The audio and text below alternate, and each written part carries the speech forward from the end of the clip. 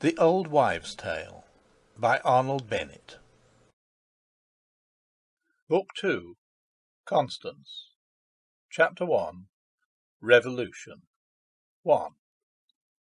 "Well," said Mr. Povey, rising from the rocking chair that in a previous age had been John Baines's, "I've got to make a start some time, so I might as well begin now." And he went from the parlour into the shop.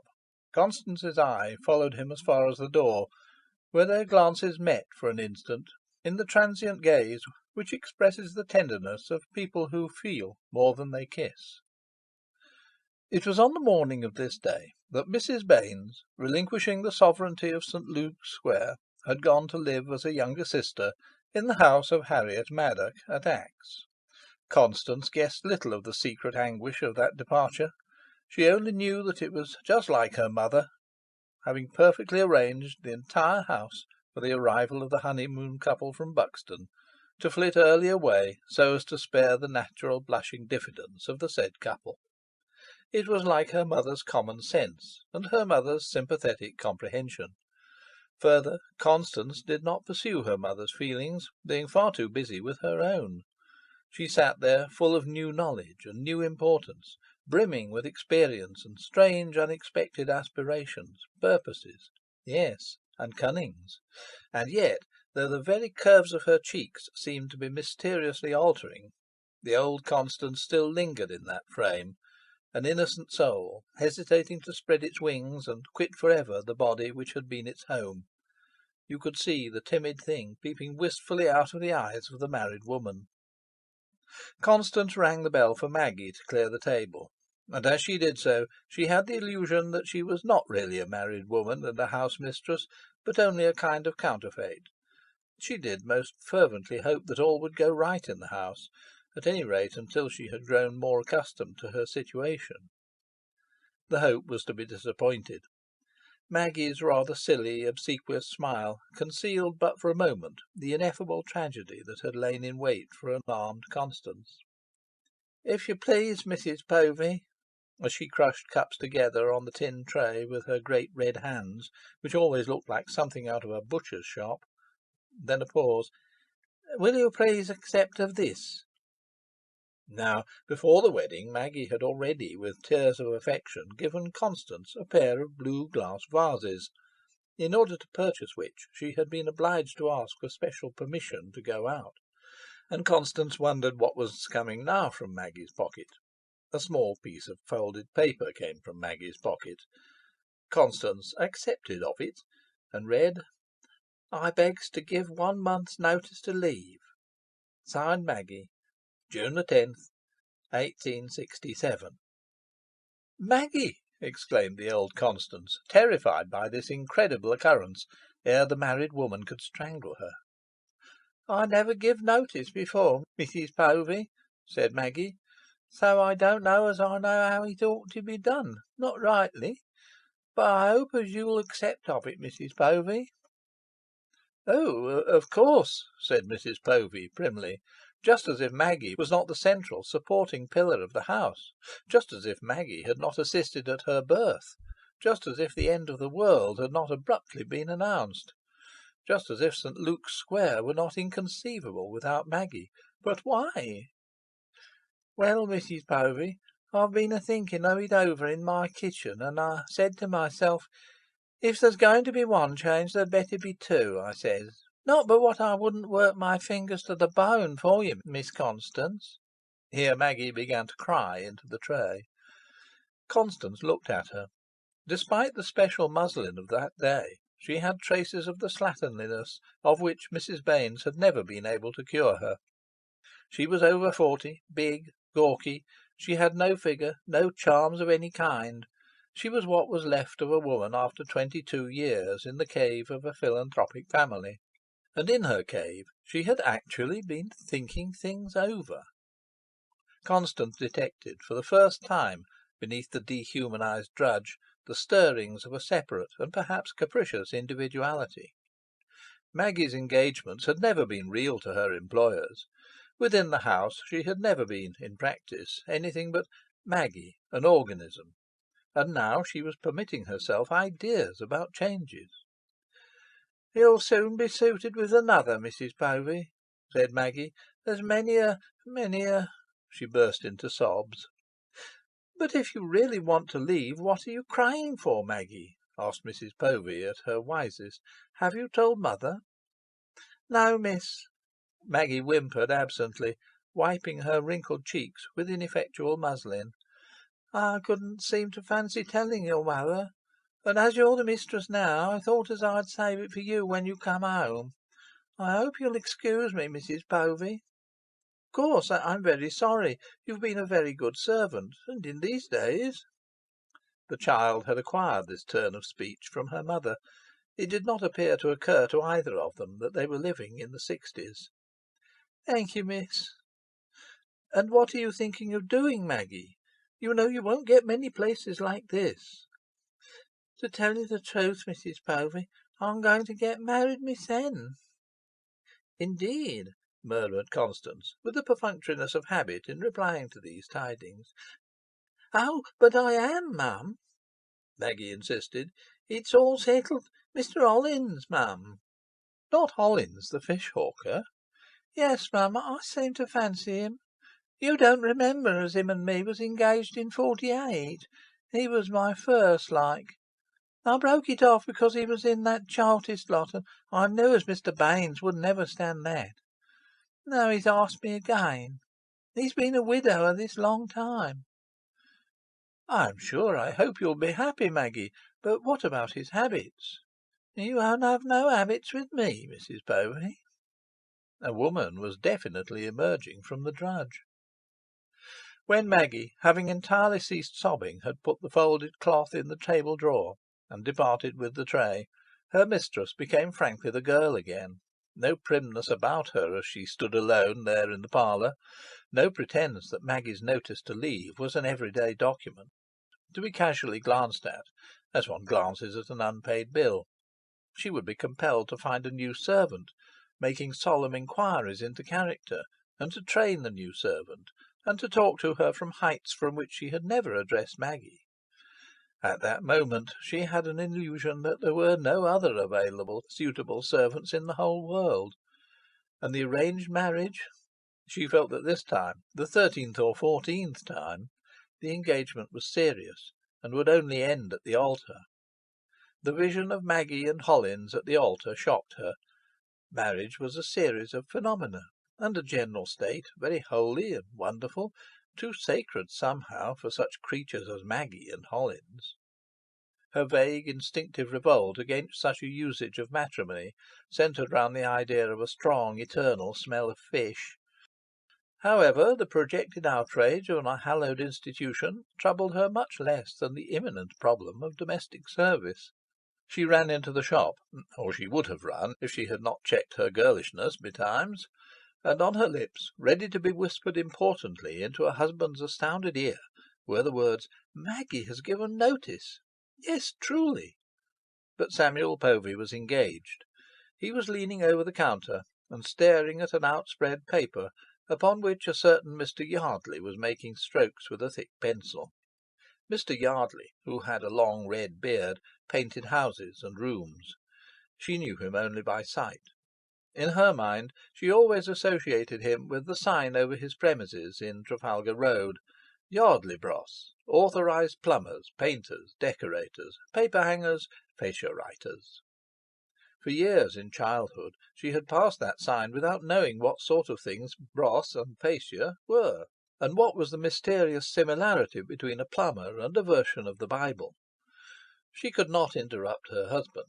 He was wholly absorbed, nor could she stay in the shop, which appeared just a little smaller than usual, for that would have meant an unsuccessful endeavour to front the young lady assistants, as though nothing in particular had happened to her. So she went sedately up the showroom stairs, and thus to the bedroom floors of the house. Her house, Mrs. Povey's house. She even climbed to Constance's old bedroom. Her mother had stripped the bed, that was all, except a slight diminution of this room, corresponding to that of the shop. Then to the drawing-room. In the recess outside the drawing-room door the black box of silver plate still lay. She had expected her mother to take it, but no, Assuredly her mother was one to do things handsomely, when she did them. In the drawing-room not a tassel of an antimacassar touched. Yes, the fire-screen, the luscious bunch of roses on an expanse of mustard, which Constance had worked for her mother years ago, was gone. That her mother should have clung to just that one souvenir, out of all the heavy opulence of the drawing-room, touched Constance intimately. She perceived that if she could not talk to her husband, she must write to her mother, and she sat down at the oval table and wrote: "Darling Mother, I am sure you will be very surprised to hear." She means it. I think she is making a serious mistake. Ought I to put an advertisement in the Signal, or will it do if... Please write by return. We are back and have enjoyed ourselves very much. Sam says he enjoys getting up late. And so on to the last inch of the fourth scalloped page. She was obliged to revisit the shop for a stamp, stamps being kept in Mr. Povey's desk in the corner, a high desk at which you stood. Mr. Povey was now in earnest converse with Mr. Yardley at the door, and twilight, which began a full hour earlier in the shop than in the square, had cast faint shadows in corners behind counters. "Will you just run out with this to the pillar, Miss Dad?" "With pleasure, Mrs. Povey." "Where are you going to?" Mr. Povey interrupted his conversation to stop the flying girl. "She's just going to the post for me," Constance called out from the region of the till. "Oh, all right." A trifle, a nothing, yet somehow, in the quiet, customerless shop, the episode, with the scarce perceptible difference in Samuel's tone at his second remark, was delicious to Constance. Somehow it was the real beginning of her wifehood. There had been about 9 other real beginnings in the past fortnight. Mr. Povey came in to supper, laden with ledgers and similar works, which Constance had never even pretended to understand. It was a sign from him that the honeymoon was over. He was proprietor now, and his ardour for ledgers most justifiable. Still, there was the question of her servant. "Never!" he exclaimed when she told him about the end of the world. "Never," which expressed extreme astonishment and the liveliest concern. But Constance had anticipated that he would have been just a little more knocked down, bowled over, staggered, stunned, flabbergasted. In a swift gleam of insight she saw that she had been in danger of forgetting her role of experienced, capable, married woman. "I shall have to set about getting a fresh one," she said hastily, with an admirable assumption of light and easy casualness. Mr. Povey seemed to think that Hollins would suit Maggie pretty well. He made no remark to the betrothed when she answered the final bell of the night. He opened his ledgers, whistling. "I think I shall go up, dear," said Constance. "I've got a lot of things to put away." "Do," said he. "Call out when you've done." II "Sam!" she cried from the top of the crooked stairs. No answer. The door at the foot was closed. "Sam!" "Hullo!" Distantly, faintly. "I've done all I'm going to do tonight." And she ran back along the corridor, a white figure in the deep gloom, and hurried into bed and drew the clothes up to her chin. In the life of a bride there are some dramatic moments. If she has married the industrious apprentice, one of those moments occurs when she first occupies the sacred bedchamber of her ancestors, and the bed on which she was born. Her parents' room had always been to Constance, if not sacred, at least invested with a certain moral solemnity. She could not enter it as she would enter another room. The course of nature, with its succession of deaths, conceptions, and births, slowly makes such a room august, with a mysterious quality which interprets the grandeur of mere existence and imposes itself on all. Constance had the strangest sensations in that bed, whose heavy dignity of ornament symbolized a past age. Sensations of sacrilege and trespass, of being a naughty girl, to whom punishment would accrue for this shocking freak. Not since she was quite tiny had she slept in that bed. One night with her mother, before her father's seizure, when he had been away. What a limitless, unfathomable bed it was then! Now it was just a bed. So she had to tell herself, like any other bed. The tiny child that, safely touching its mother, had slept in the vast expanse, seemed to her now a pathetic little thing. Its image made her feel melancholy, and her mind dwelt on sad events. The death of her father, the flight of darling Sophia, the immense grief and the exile of her mother. She esteemed that she knew what life was, and that it was grim, and she sighed. But the sigh was an affectation, meant partly to convince herself that she was grown up, and partly to keep her in countenance in the intimidating bed. This melancholy was factitious, was less than transient foam on the deep sea of her joy. Death and sorrow and sin were dim shapes to her. The ruthless egoism of happiness blew them away with a puff, and their wistful faces vanished. To see her there in the bed, framed in mahogany and tassels, lying on her side, with her young glowing cheeks and honest but not artless gaze, and the rich curve of her hip lifting the counterpane, one would have said that she had never heard of aught but love. Mr. Povey entered, the bridegroom, quickly, firmly, carrying it off rather well, but still self-conscious. After all, his shoulders were trying to say, what's the difference between this bedroom and the bedroom of a boarding-house? Indeed, ought we not to feel more at home here? Besides, confound it, we've been married a fortnight. Doesn't it give you a funny feeling, sleeping in this room? It does me, said Constance. Women, even experienced women, are so foolishly frank. They have no decency, no self-respect. Really? Replied Mr. Povey, with loftiness, as who should say, what an extraordinary thing that a reasonable creature can have such fancies. Now to me this room is exactly like any other room. And he added aloud, glancing away from the glass, where he was unfastening his necktie, it's not a bad room at all. This with the judicial air of an auctioneer. Not for an instant did he deceive Constance, who read his real sensations with accuracy. But his futile poses did not in the slightest degree lessen her respect for him. On the contrary, she admired him the more for them. They were a sort of embroidery on the solid stuff of his character. At that period he could not do wrong for her. The basis of her regard for him was, she often thought, his honesty, his industry, his genuine kindliness of act, his grasp of the business, his perseverance, his passion for doing at once that which had to be done. She had the greatest admiration for his qualities, and he was in her eyes an indivisible whole. She could not admire one part of him and frown upon another. Whatever he did was good because he did it. She knew that some people were apt to smile at certain phases of his individuality. She knew that far down in her mother's heart was a suspicion that she had married ever so little beneath her. But this knowledge did not disturb her. She had no doubt as to the correctness of her own estimate. Mr. Povey was an exceedingly methodical person, and he was also one of those persons who must always be beforehand with time. Thus, at night he would arrange his raiment so that in the morning it might be reassumed in the minimum of minutes. He was not a man, for example, to leave the changing of studs from one shirt to another till the morrow. Had it been practicable, he would have brushed his hair the night before. Constance already loved to watch his meticulous preparations.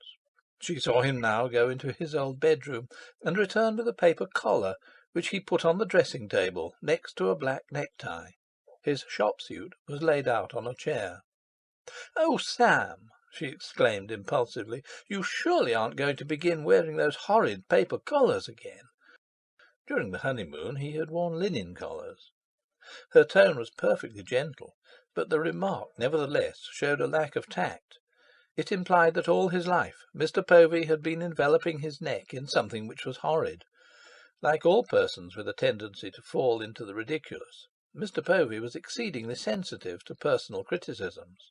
He flushed darkly. "I didn't know they were horrid," he snapped. He was hurt and angry. Anger had surprised him unawares.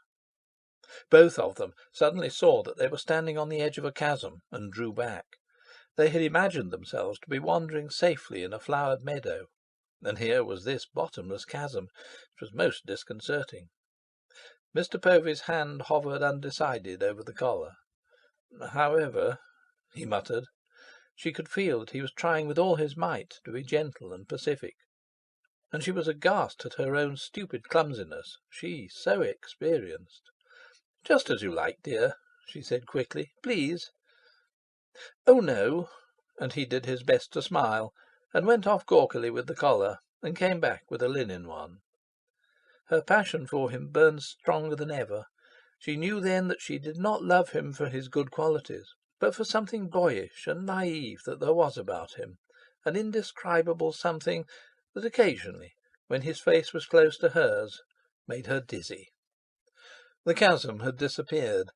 In such moments, when each must pretend not to have seen or even suspected the chasm, small talk is essential. "Wasn't that Mr. Yardley in the shop to-night?" began Constance. "Yes." "What did he want?" "I'd sent for him. He's going to paint us a signboard." Useless for Samuel to make believe that nothing in this world is more ordinary than a signboard. "Oh!" murmured Constance. She said no more, the episode of the paper collar having weakened her self-confidence. But a signboard! What with servants, chasms, and signboards, Constance considered that her life as a married woman would not be deficient in excitement. Long afterwards she fell asleep, thinking of Sophia. 3. A few days later, Constance was arranging the more precious of her wedding presents in the parlour. Some had to be wrapped in tissue and in brown paper, and then tied with string and labelled. Others had special cases of their own, leather without and velvet within. Among the latter was the resplendent egg stand, holding 12 silver-gilt egg cups and 12 chased spoons to match, presented by Aunt Harriet. In the Five Towns phrase, it must have cost money. Even if Mr. and Mrs. Povey had 10 guests or 10 children, and all the 12 of them were simultaneously gripped by a desire to eat eggs at breakfast or tea, even in this remote contingency Aunt Harriet would have been pained to see the egg stand in use. Such treasures are not designed for use. The presents, few in number, were mainly of this character, because, owing to her mother's heroic cession of the entire interior, Constance already possessed every necessary. The fewness of the presents was accounted for by the fact that the wedding had been strictly private, and had taken place at Axe. There is nothing like secrecy in marriage for discouraging the generous impulses of one's friends. It was Mrs. Baynes, abetted by both the chief parties, who had decided that the wedding should be private and secluded. Sophia's wedding had been altogether too private and secluded, but the casting of a veil over Constance's, whose union was irreproachable, somehow justified, after the event, the circumstances of Sophia's, indicating, as it did, that Mrs. Baynes believed in secret weddings on principle. In such matters, Mrs. Baynes was capable of extraordinary subtlety. And while Constance was thus taking her wedding presents with due seriousness, Maggie was cleaning the steps that led from the pavement of King Street to the side door, and the door was ajar. It was a fine June morning. Suddenly, over the sound of scouring, Constance heard a dog's low growl, and then the hoarse voice of a man. "Better in, wench?" "Happen he is, happen he isn't," came Maggie's answer. She had no fancy for being called wench. Constance went to the door, not merely from curiosity, but from a feeling that her authority and her responsibilities as housemistress extended to the pavement surrounding the house. The famous James Boone of Buck Row, the greatest dog fancier in the Five Towns, stood at the bottom of the steps, a tall, fat man, clad in stiff, stained brown, and smoking a black clay pipe less than 3 inches long. Behind him attended 2 bulldogs. "Morning, missus," cried Boone cheerfully. "I've heard tell as the mister is looking out for a dog, as you might say." "I don't stay here with them animals a sniffing at me, that I don't," observed Maggie, picking herself up. "Is he?" Constance hesitated. She knew that Samuel had vaguely referred to dogs. She had not, however, imagined that he regarded a dog as aught but a beautiful dream. No dog had ever put paw into that house, and it seemed impossible that one should ever do so. As for those beasts of prey on the pavement— "Ay," said James Boone calmly. "I'll tell him you're here," said Constance, "but I don't know if he's at liberty. He seldom is at this time of day. Maggie, you'd better come in." She went slowly to the shop, full of fear for the future. "Sam," she whispered to her husband, who was writing at his desk, "here's a man come to see you about a dog." Assuredly he was taken aback. Still he behaved with much presence of mind. "Oh, about a dog. Who is it?" "It's that Jim Boone. He says he's heard you want one." The renowned name of Jim Boone gave him pause, but he had to go through with the affair, and he went through it, though nervously. Constance followed his agitated footsteps to the side door. "Morning, Boone." "Morning, master." They began to talk dogs, Mr. Povey, for his part, with due caution. "Now there's a dog," said Boone, pointing to one of the bulldogs, a miracle of splendid ugliness. "Yes," responded Mr. Povey, insincerely, "he is a beauty.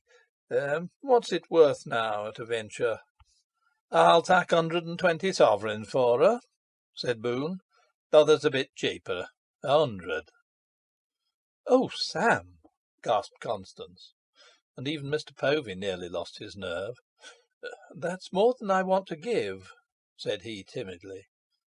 "But look at her," Boone persisted, roughly snatching up the more expensive animal and displaying her cannibal teeth. Mr. Povey shook his head. Constance glanced away. "That's not quite the sort of dog I want," said Mr. Povey. "Fox terrier?" "Yes, that's more like," Mr. Povey agreed eagerly. "What'll you run to?" "Oh," said Mr. Povey largely, "I don't know." "Will you run to a tenner?" "I thought of something cheaper."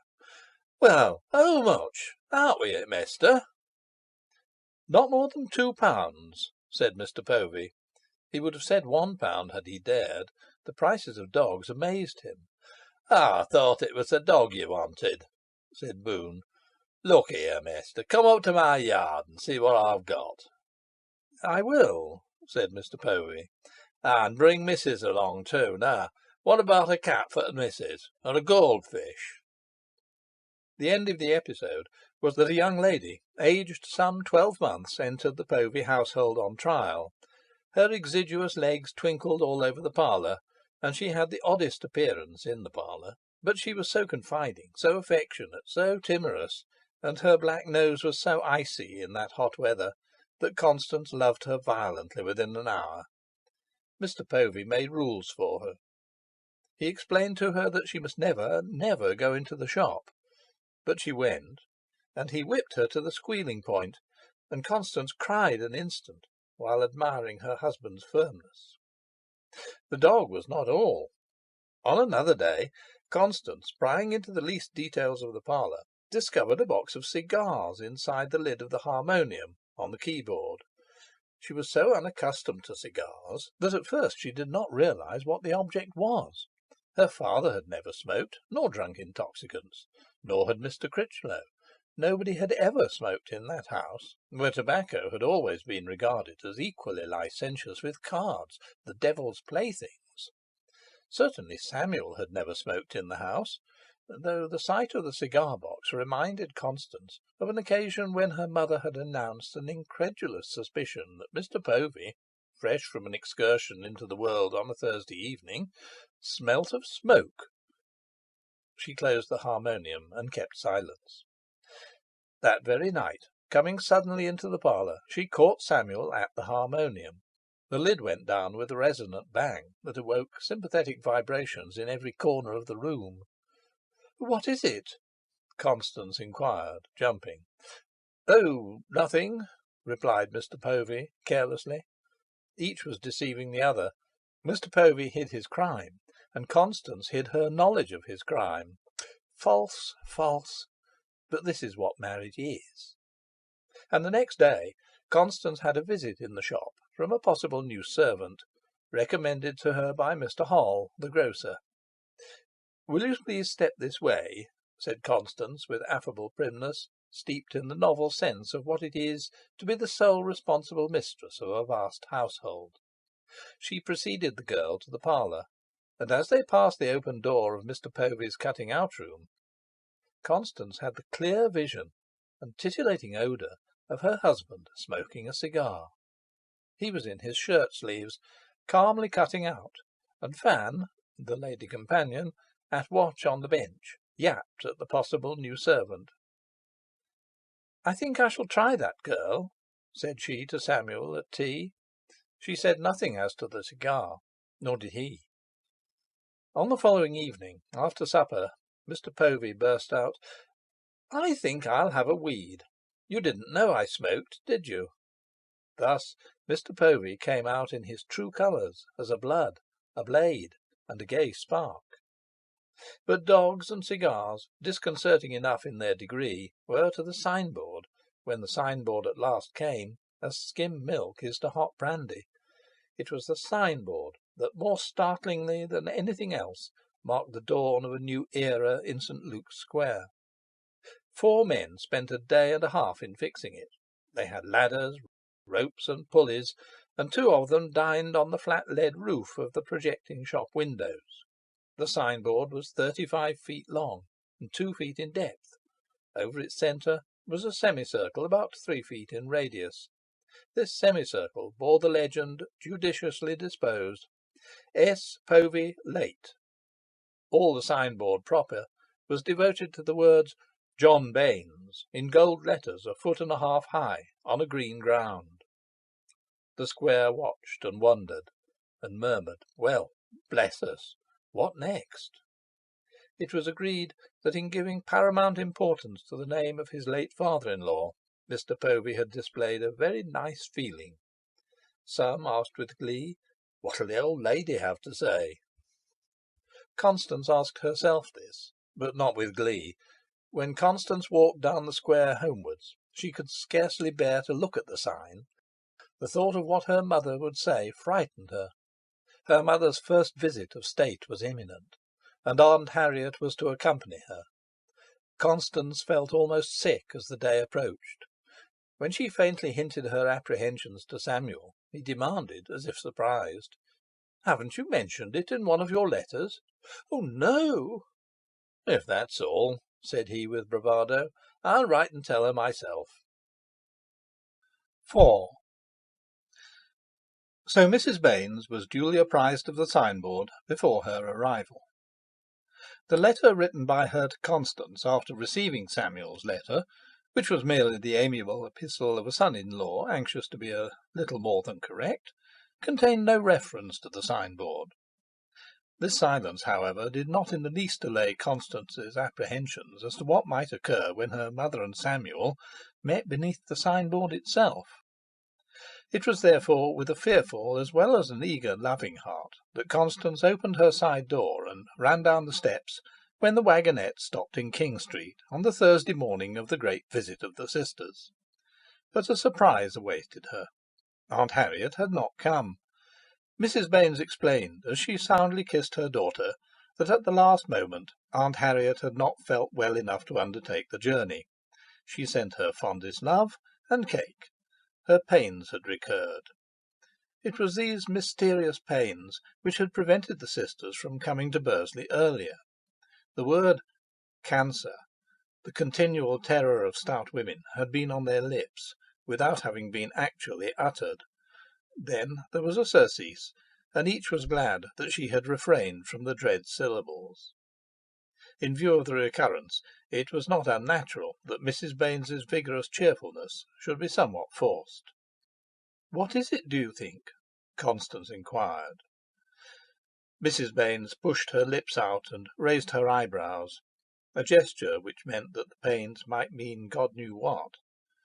"I hope she'll be all right alone," observed Constance. "Of course," said Mrs. Baynes quickly. "But you don't suppose I was going to disappoint you, do you?" she added, looking round as if to defy the fates in general. This speech and its tone gave intense pleasure to Constance, and laden with parcels they mounted the stairs together, very content with each other, very happy in the discovery that they were still mother and daughter, very intimate in an inarticulate way. Constance had imagined long, detailed, absorbing, and highly novel conversations between herself and her mother upon this, their first meeting after her marriage, but alone in the bedroom, and with a clear half hour to dinner, they neither of them seemed to have a great deal to impart. Mrs. Baynes slowly removed her light mantle, and laid it with precautions on the white damask counterpane. Then, fingering her weeds, she glanced about the chamber. Nothing was changed. Though Constance had, previous to her marriage, envisaged certain alterations, she had determined to postpone them, feeling that one revolutionist in the house was enough.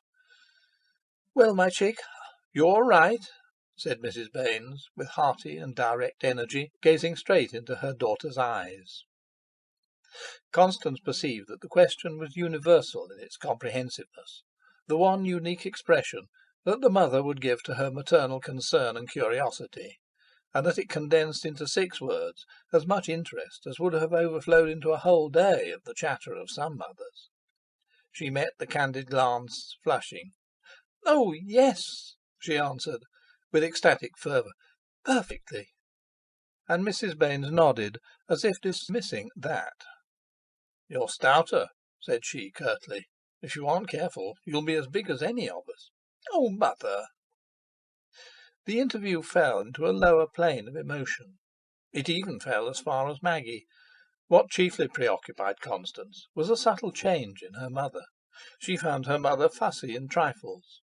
Her manner of laying down her mantle, of smoothing out her gloves, and her anxiety that her bonnet should not come to harm, were rather trying, were perhaps in the very slightest degree pitiable.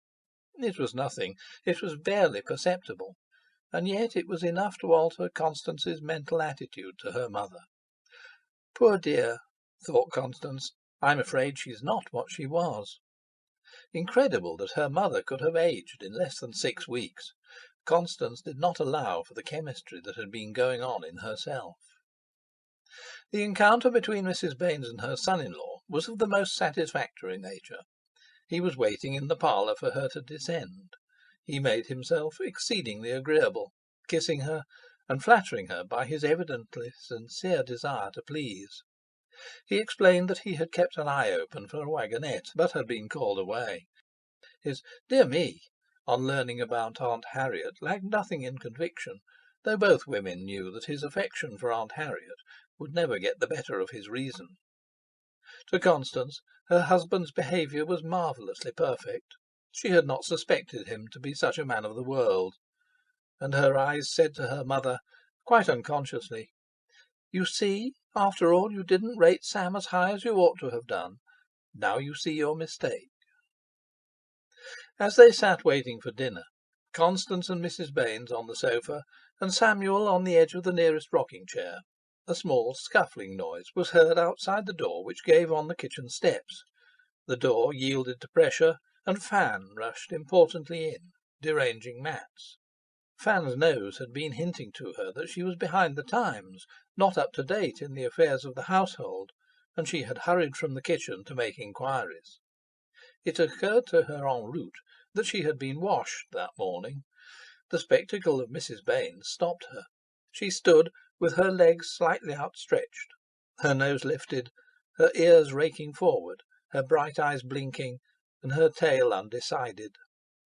"I was sure I'd never smelt anything like that before," she was saying to herself, as she stared at Mrs. Baynes. And Mrs. Baynes, staring at Fan, had a similar, though not the same, sentiment. The silence was terrible. Constance took on the mien of a culprit, and Sam had obviously lost his easy bearing of a man of the world. Mrs. Baynes was merely thunderstruck. A dog! Suddenly Fan's tail began to wag more quickly, and then, having looked in vain for encouragement to her master and mistress, she gave one mighty spring and alighted in Mrs. Baynes's lap. It was an aim she could not have missed. Constance emitted an "Oh, Fan!" of shocked terror, and Samuel betrayed his nervous tension by an involuntary movement. but Fan had settled down into that titanic lap as into heaven. It was a greater flattery than Mr. Povy's. "So your name's Fan," murmured Mrs. Baynes, stroking the animal. "Oh, you are a dear." "Yes, isn't she?" said Constance, with inconceivable rapidity. The danger was past. Thus, without any explanation, Fan became an accepted fact. The next moment Maggie served the Yorkshire pudding. "Well, Maggie," said Mrs. Baynes, "so you're going to get married this time. When is it?" "Sunday, ma'am." "And you leave here on Saturday?" "Yes, ma'am." "Well, I must have a talk with you before I go." During the dinner, not a word as to the signboard.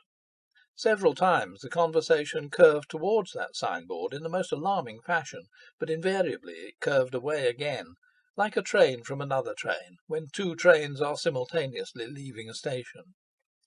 Constance had frights so serious as to destroy her anxiety about the cookery.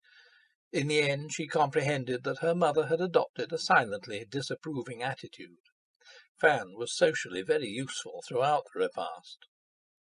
After dinner, Constance was on pins lest Samuel should light a cigar.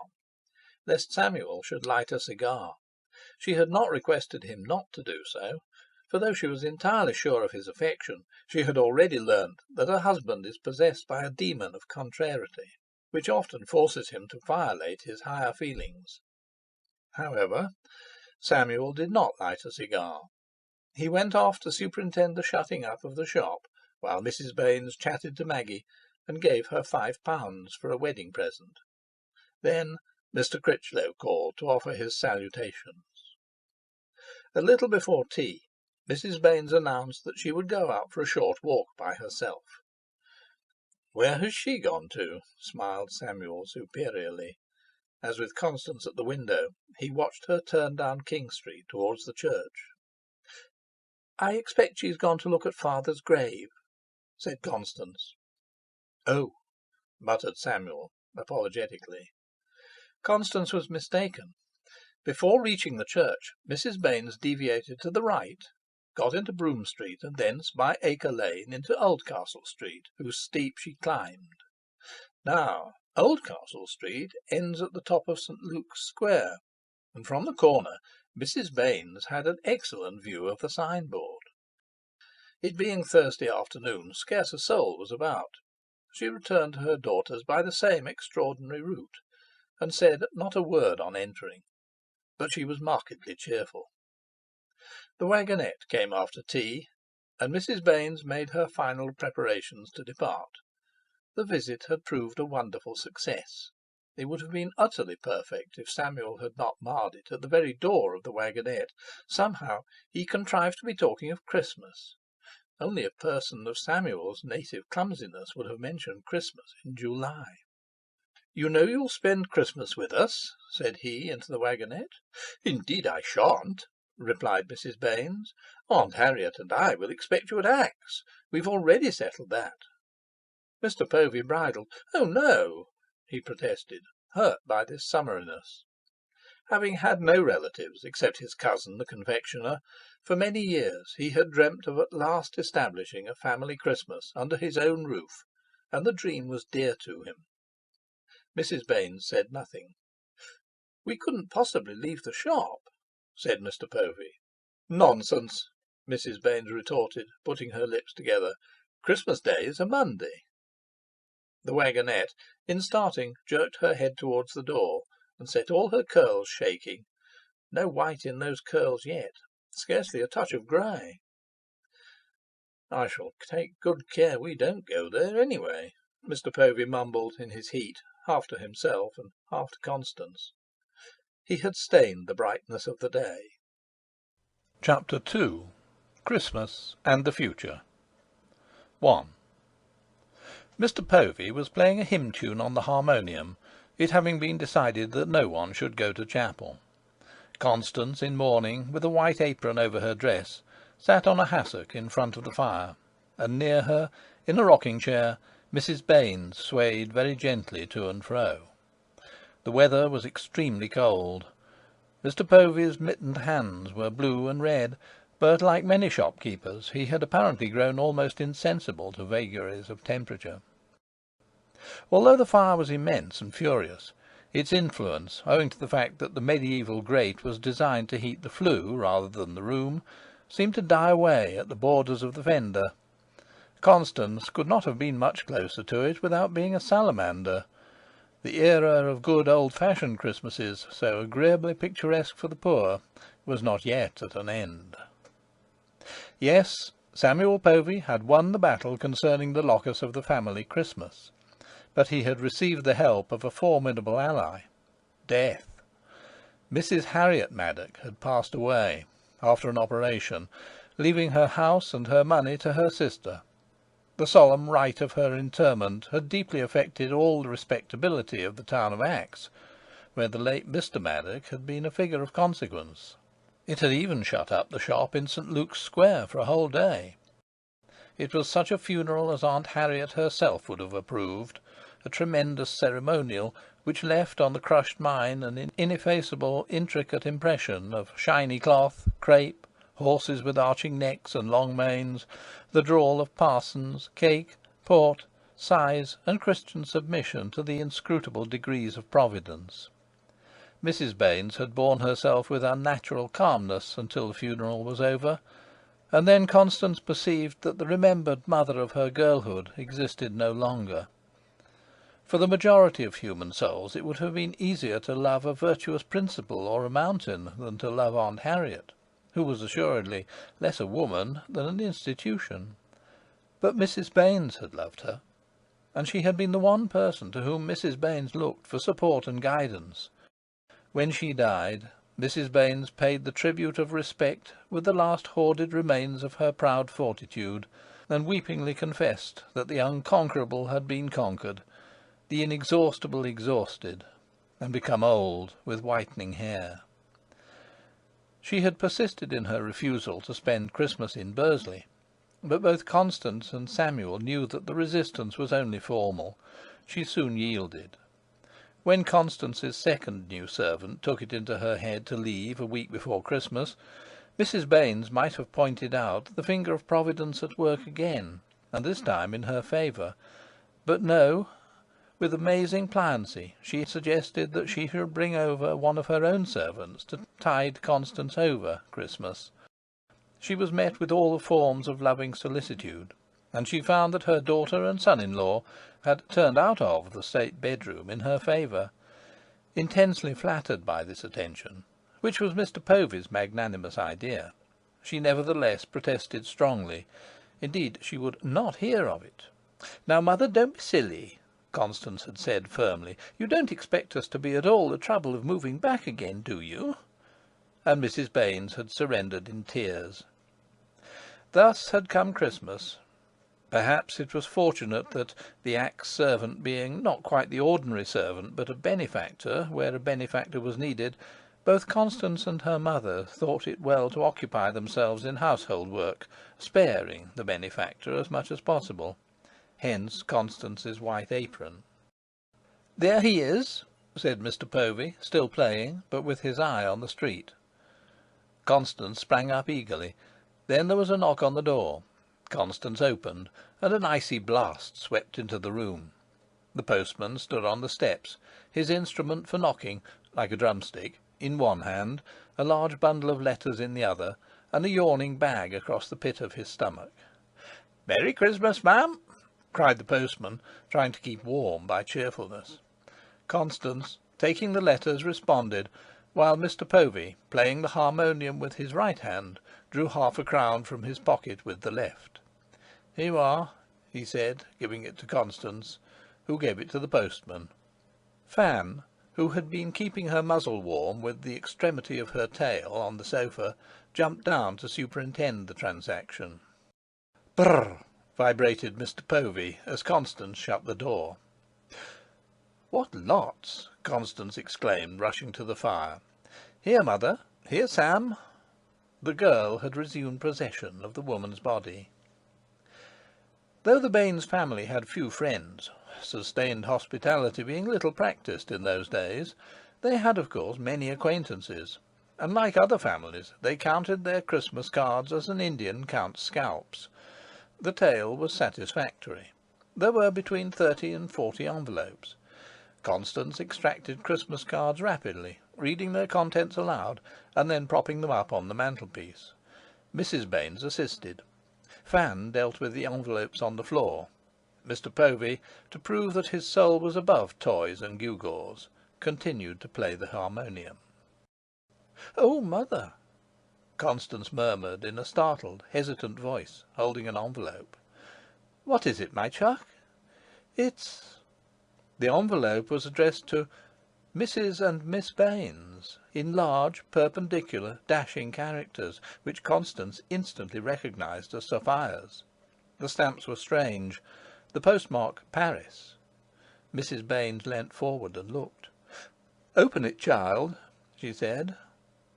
The envelope contained an English Christmas card of a common type, a spray of holly with greetings, and on it was written: "I do hope this will reach you on Christmas morning.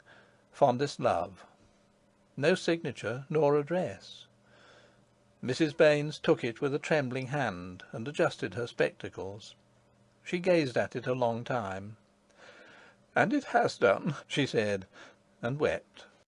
She tried to speak again, but not being able to command herself, held forth the card to Constance, and jerked her head in the direction of Mr. Povey. Constance rose, and put the card on the keyboard of the harmonium. "Sophia," she whispered. Mr. Povey stopped playing. "Dear, dear," he muttered. Fan, perceiving that nobody was interested in her feats, suddenly stood still. Mrs. Baynes tried once more to speak, but could not.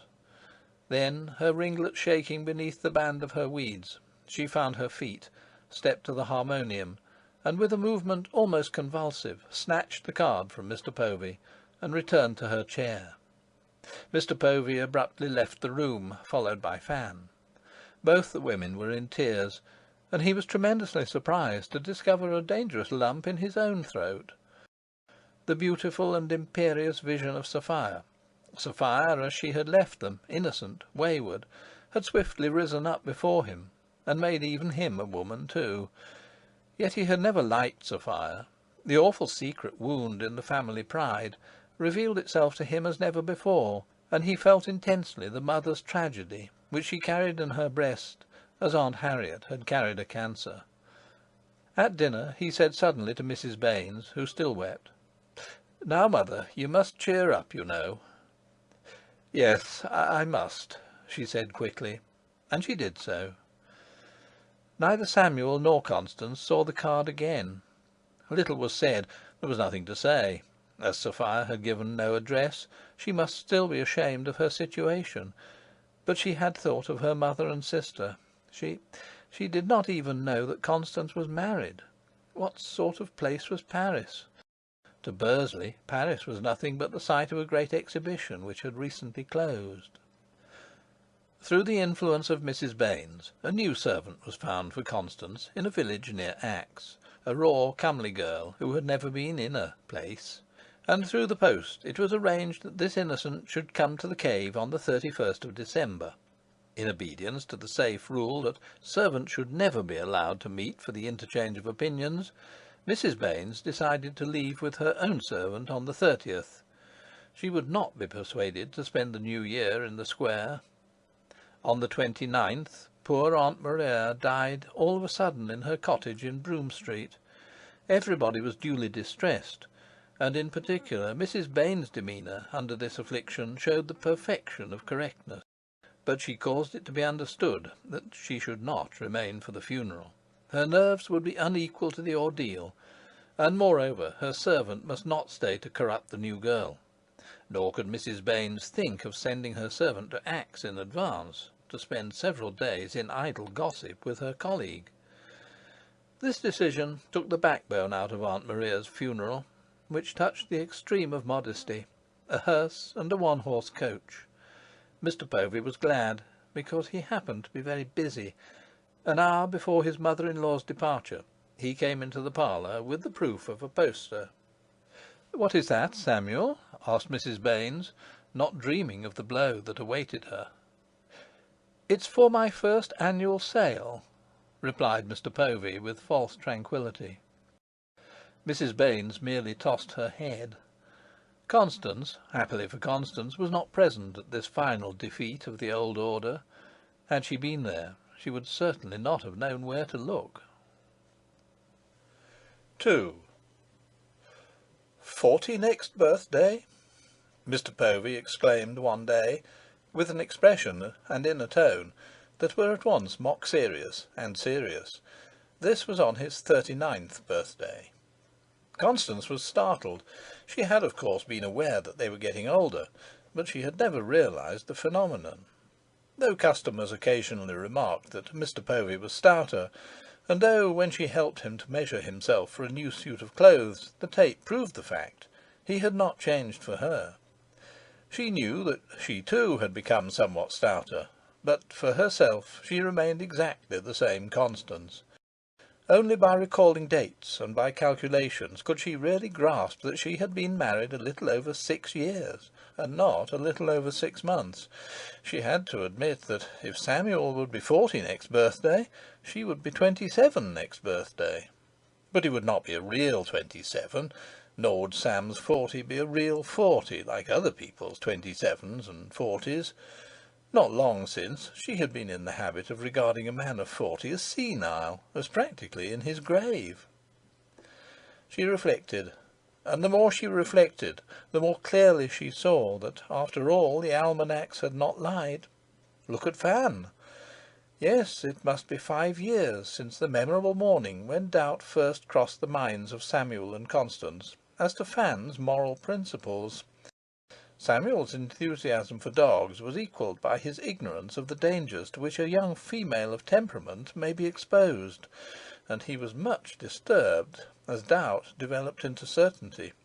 Fan, indeed, was the one being who did not suffer from shock, and who had no fears as to the results.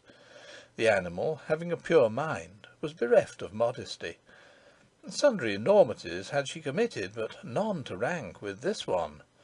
The result was 4 quadrupeds, recognisable as fox terriers.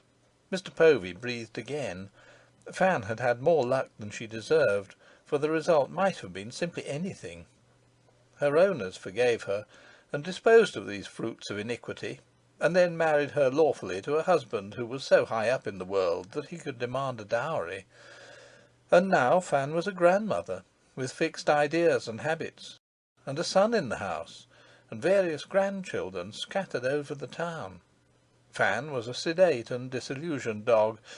She knew the world as it was, and in learning it she had taught her owners above a bit. Then there was Maggie Hollins. Constance could still vividly recall the self-consciousness with which she had one day received Maggie and the heir of the Hollinses, but it was a long time ago. After staggering half the town by the production of this infant, of which she nearly died, Maggie allowed the angels to waft it away to heaven, and everybody said that she ought to be very thankful at her age. Old women dug up out of their minds forgotten histories of the eccentricities of the goddess Lucina. Mrs. Baynes was most curiously interested. She talked freely to Constance, and Constance began to see what an incredible town Bursley had always been, and she never suspected it. Maggie was now the mother of other children, and the draggled lame mistress of a drunken home, and looked 60. Despite her prophecy, her husband had conserved his habits. The Poveys ate all the fish they could, and sometimes more than they enjoyed, because on his sober days Hollins invariably started his round at the shop, and Constance had to buy for Maggie's sake. The worst of the worthless husband was that he seldom failed to be cheery and polite. He never missed asking after the health of Mrs. Baynes, and when Constance replied that her mother was pretty well considering, but that she would not come over to Bursley again until the Axe railway was opened, as she could not stand the drive, he would shake his grey head and be sympathetically gloomy for an instant. All these changes in 6 years. The almanacs were in the right of it. But nothing had happened to her. Gradually she had obtained a sure ascendancy over her mother, yet without seeking it. merely as the outcome of time's influences on her and on her mother respectively. Gradually she had gained skill and use in the management of her household and her share of the shop, so that these machines ran smoothly and effectively, and a sudden contretemps no longer frightened her. Gradually she had constructed a chart of Samuel's individuality, with the submerged rocks and perilous currents all carefully marked, so that she could now voyage unalarmed in those seas. But nothing happened, unless their visits to Buxton could be called happenings. Decidedly the visit to Buxton was the one little hill that rose out of the level plain of the year. They had formed the annual habit of going to Buxton for 10 days.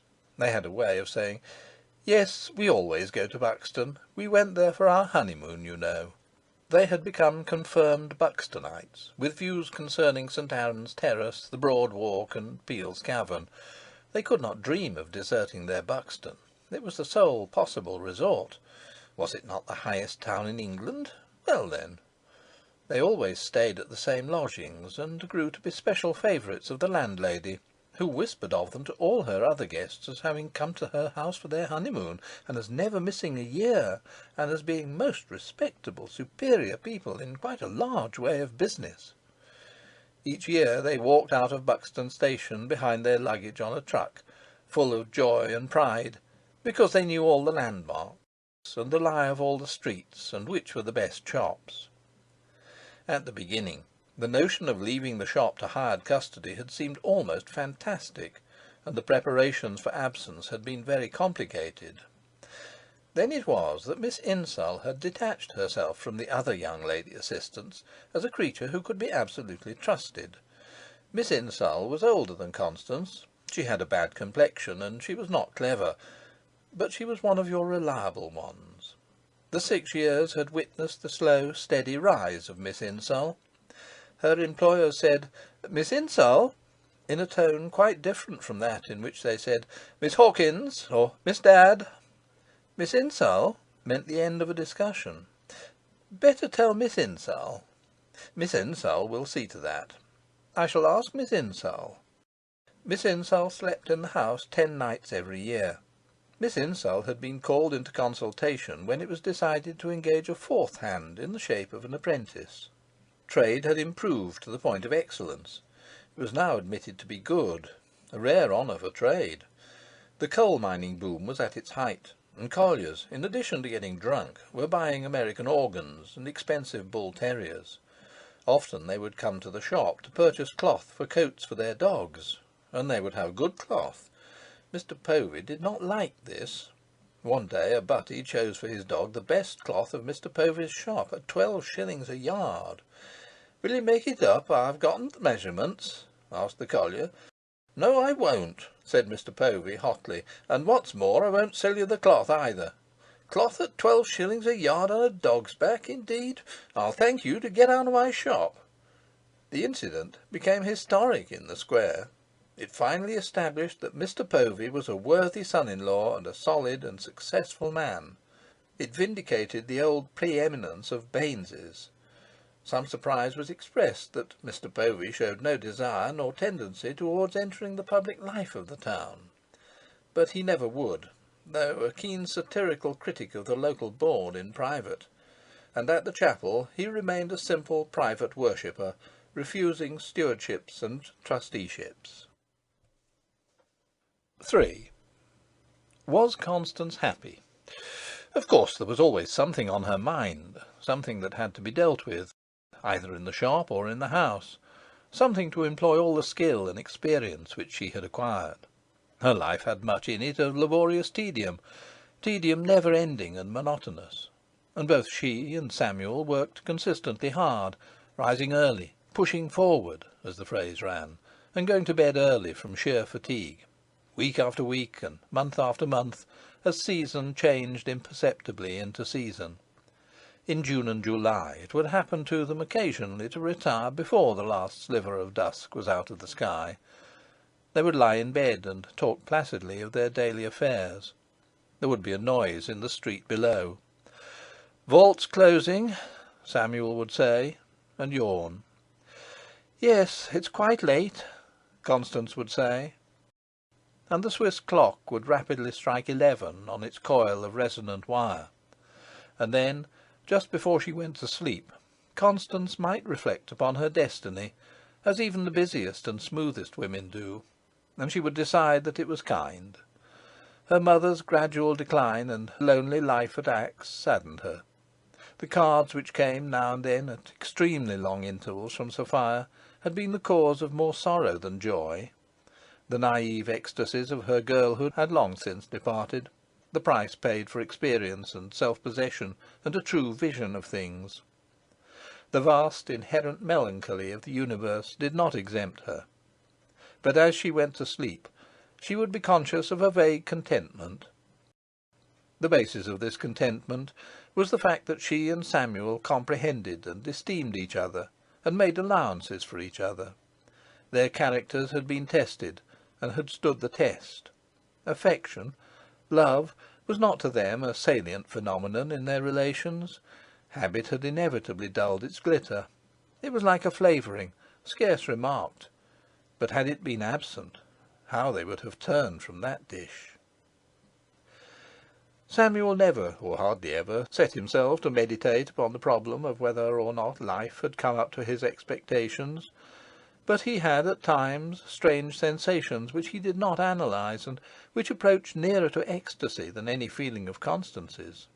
Thus, when he was in one of his dark furies, molten within and black without, the sudden thought of his wife's unalterable benignant calm, which nothing could overthrow, might strike him into a wondering cold. For him she was astoundingly feminine. She would put flowers on the mantelpiece, and then, hours afterwards, in the middle of a meal, ask him unexpectedly what he thought of her garden. And he gradually divined that a perfunctory reply left her unsatisfied. She wanted a genuine opinion. A genuine opinion mattered to her. Fancy calling flowers on a mantelpiece a garden!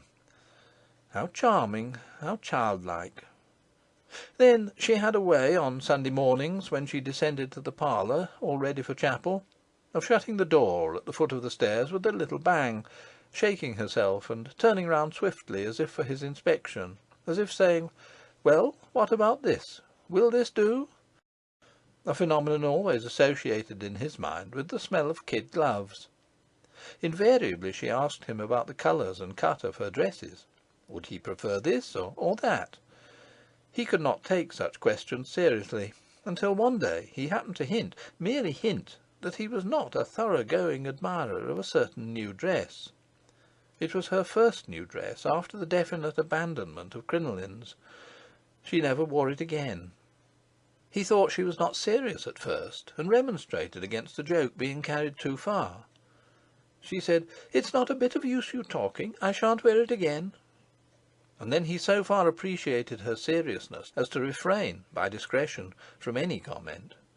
The incident affected him for days. It flattered him, it thrilled him, but it baffled him. Strange that a woman subject to such caprices should be so sagacious, capable, and utterly reliable as Constance was. For the practical and common sense side of her eternally compelled his admiration. The first example of it, her insistence that the simultaneous absence of both of them from the shop for half an hour or an hour twice a day would not mean the immediate downfall of the business, had remained in his mind ever since. Had she not been obstinate, in her benevolent way, against the old superstition which he had acquired from his employers, they might have been eating separately to that day. Then her handling of her mother, during the months of the siege of Paris, when Mrs. Baynes was convinced that her sinful daughter was in hourly danger of death, had been extraordinarily fine, he considered. And the sequel, a card for Constance's birthday, had completely justified her attitude. Sometimes some blundering fool would jovially exclaim to them, "What about that baby?" Or a woman would remark quietly, "I often feel sorry you've no children." And they would answer that really they did not know what they would do if there was a baby, what with the shop and one thing and another. And they were quite sincere. 4. It is remarkable what a little thing will draw even the most regular and serious people from the deep groove of their habits. One morning in March, a bone shaker, an affair on two equal wooden wheels, joined by a bar of iron, in the middle of which was a wooden saddle, disturbed the gravity of St. Luke's Square. True, it was probably the first bone shaker that had ever attacked the gravity of St. Luke's Square. It came out of the shop of Daniel Povey, the confectioner and baker, and Samuel Povey's celebrated cousin, in Bolton Terrace. Bolton Terrace formed nearly a right angle with the Baines premises, and at the corner of the angle Wedgwood Street and King Street left the square. The bone shaker was brought forth by Dick Povey, the only son of Daniel, now aged 11 years, under the superintendence of his father, and the square soon perceived that Dick had a natural talent for breaking in an untrained bone shaker. After a few attempts he could remain on the back of the machine for at least 10 yards, and his feats had the effect of endowing St. Luke's Square with the attractiveness of a circus. Samuel Povey watched with candid interest from the ambush of his door, while the unfortunate lady assistants, though aware of the performance that was going on, dared not stare from the stove. Samuel was tremendously tempted to sally out boldly and chat with his cousin about the toy. He had surely a better right to do so than any other tradesman in the square, since he was of the family, but his diffidence prevented him from moving. Presently Daniel Povey and Dick went to the top of the square with the machine, opposite Hall's, and Dick, being carefully installed in the saddle, essayed to descend the gentle paven slopes of the square. He failed time after time. The machine had an astonishing way of turning round, running uphill, and then lying calmly on its side. At this point of Dick's life history, every shop door in the square was occupied by an audience. At last the bone shaker displayed less unwillingness to obey, and lo, in a moment Dick was riding down the square, and the spectators held their breath as if he had been Blondin crossing Niagara. Every second he ought to have fallen off, but he contrived to keep upright. Already he had accomplished 20 yards, 30 yards. It was a miracle that he was performing. The transit continued, and seemed to occupy hours, and then a faint hope rose in the breast of the watchers that the prodigy might arrive at the bottom of the square. His speed was increasing with his knack, but the square was enormous, boundless. Samuel Povey gazed at the approaching phenomenon as a bird at a serpent, with bulging, beady eyes. The child's speed went on increasing, and his path grew straighter. Yes, he would arrive, he would do it. Samuel Povey involuntarily lifted one leg in his nervous tension. And now the hope that Dick would arrive became a fear, as his pace grew still more rapid. Everybody lifted one leg and gaped, and the intrepid child surged on, and finally, victorious, crashed into the pavement in front of Samuel at the rate of quite 6 miles an hour. Samuel picked him up unscathed, and somehow this picking up of Dick invested Samuel with importance, gave him a share in the glory of the feat itself. Daniel Povey came running and joyous. "Not bad for a start, eh?" exclaimed the great Daniel. Though by no means a simple man, his pride in his offspring sometimes made him a little naive. Father and son explained the machine to Samuel, Dick incessantly repeating the exceedingly strange truth that if you felt you were falling to your right, you must turn to your right, and vice versa. Samuel found himself suddenly admitted, as it were, to the inner fellowship of the bone shaker, exalted above the rest of the square. In another adventure more thrilling events occurred. The fair-haired Dick was one of those dangerous, frenzied madcaps who are born without fear. The secret of the machine had been revealed to him in his recent transit, and he was silently determining to surpass himself. Precariously balanced, he descended the square again, frowning hard, his teeth set, and actually managed to swerve into King Street. Constance, in the parlour, saw an incomprehensible winged thing fly past the window. The cousins Povey sounded an alarm and protest, and ran in pursuit, for the gradient of King Street is, in the strict sense, steep. Halfway down King Street, Dick was travelling at 20 miles an hour, and heading straight for the church, as though he meant to disestablish it and perish. The main gate of the churchyard was open, and that affrighting child with a lunatic's luck whizzed safely through the portals into God's acre. The cousins Povey discovered him lying in a green grave, clothed in pride. His first words were, "Dad, did you pick my cap up?" The symbolism of the amazing ride did not escape the square. Indeed, it was much discussed. This incident led to a friendship between the cousins. They formed the habit of meeting in the square for a chat. The meetings were the subject of comment, for Samuel's relations with the greater Daniel had always been of the most distant. It was understood that Samuel disapproved of Mrs. Daniel Povey even more than the majority of people disapproved of her. Mrs. Daniel Povey, however, was away from home. Probably, had she not been, Samuel would not even have gone to the length of joining Daniel on the neutral ground of the open square. But having once broken the ice, Samuel was glad to be on terms of growing intimacy with his cousin. The friendship flattered him, for Daniel, despite his wife, was a figure in a world larger than Samuel's. Moreover, it consecrated his position as the equal of no matter what tradesman, apprentice though he had been. And also, he genuinely liked and admired Daniel, rather to his own astonishment. Everyone liked Daniel Povey. He was a favourite among all ranks. The leading confectioner, a member of the local board, and a sidesman at St. Luke's, he was, and had been for 25 years, very prominent in the town. He was a tall, handsome man, with a trimmed greying beard, a jolly smile, and a flashing dark eye. His good humour seemed to be permanent. He had dignity without the slightest stiffness. He was welcomed by his equals, and frankly adored by his inferiors.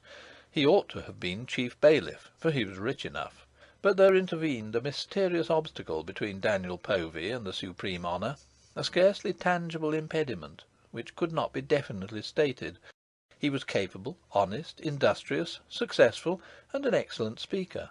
And if he did not belong to the austerer section of society, if, for example, he thought nothing of dropping into the Tiger for a glass of beer, or of using an oath occasionally, or of telling a facetious story, well, in a busy, broad-minded town of 30,000 inhabitants, such proclivities are no bar whatever to perfect esteem. But how is one to phrase it without wronging Daniel Povey? He was entirely moral. His views were unexceptionable. The truth is that for the ruling classes of Bursley, Daniel Povey was just a little too fanatical a worshipper of the god Pan. He was one of the remnant who had kept alive the great Pan tradition from the days of the Regency through the vast, arid, Victorian expanse of years. The flighty character of his wife was regarded by many as a judgment upon him for the robust Rabelaisianism of his more private conversation, for his frank interest in, and his eternal preoccupation with, aspects of life and human activity which, though essential to the divine purpose, are not openly recognised as such, even by Daniel Poveys. It was not a question of his conduct, it was a question of the cast of his mind.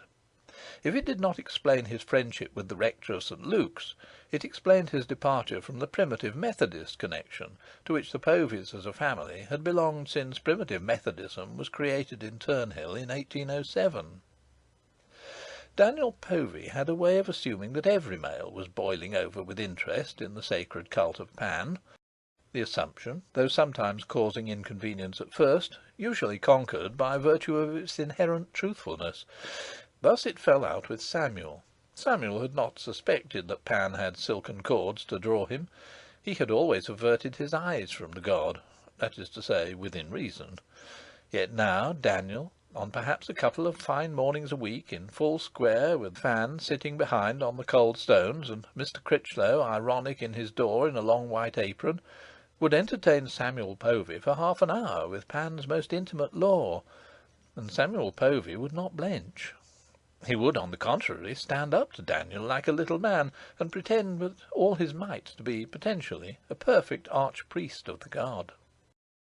Daniel taught him a lot, turned over the page of life for him, as it were, and showing the reverse side, seemed to say, "You were missing all that."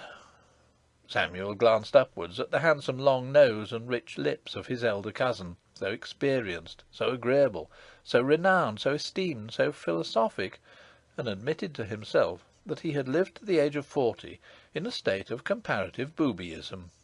And then he would gaze downwards at the faint patch of flour on Daniel's right leg, and conceive that life was, and must be, life. Not many weeks after his initiation into the cult, he was startled by Constance's preoccupied face one evening. Now, a husband of 6 years' standing, to whom it has not happened to become a father, is not easily startled by such a face as Constance wore. Years ago he had frequently been startled, had frequently lived in suspense for a few days, but he had long since grown impervious to these alarms. And now he was startled again, but as a man may be startled who is not altogether surprised at being startled.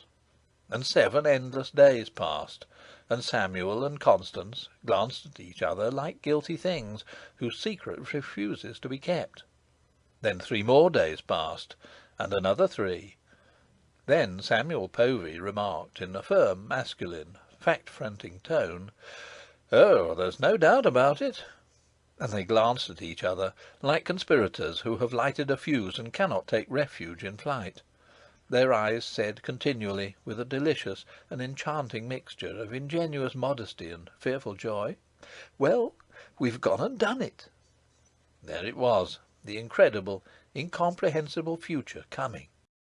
Samuel had never correctly imagined the manner of its heralding. He had imagined, in his early simplicity, that one day Constance, blushing, might put her mouth to his ear and whisper something positive. It had not occurred in the least like that. But things are so obstinately, so incurably unsentimental.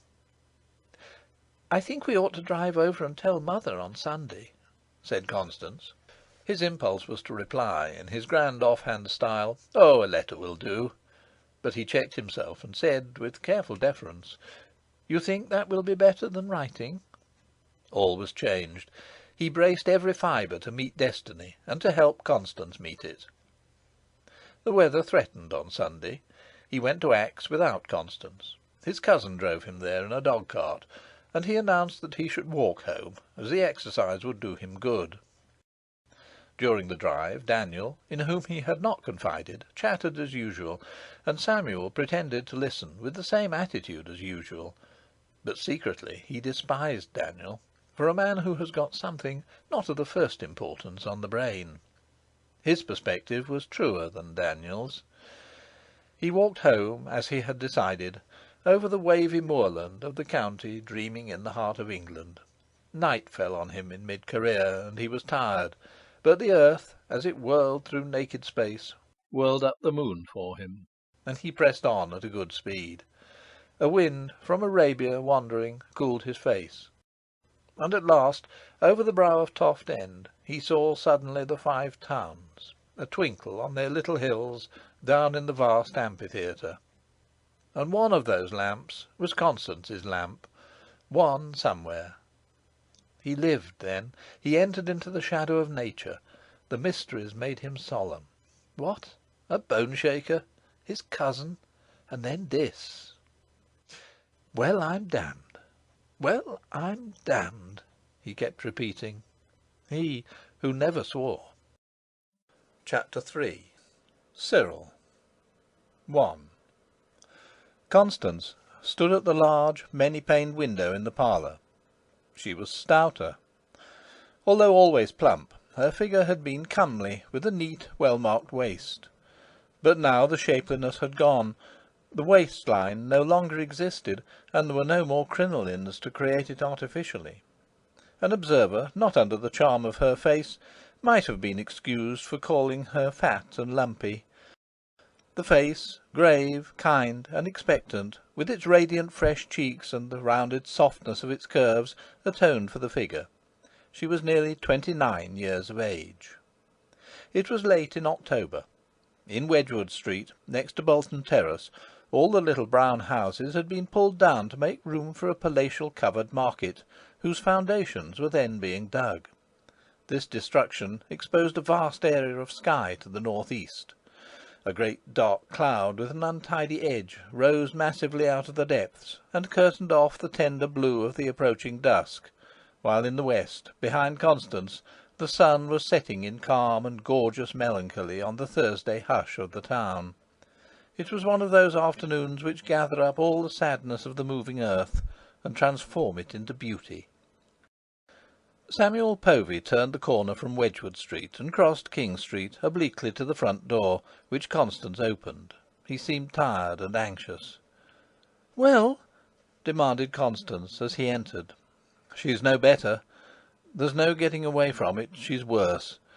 I should have stayed, only I knew you'd be worrying, so I caught the 3:50. How is that Mrs. Gilchrist shaping as a nurse?" "She's very good," said Samuel with conviction. "Very good." "What a blessing! I suppose you didn't happen to see the doctor?" "Yes, I did." "What did he say to you?" Samuel gave a deprecating gesture. "Didn't say anything particular.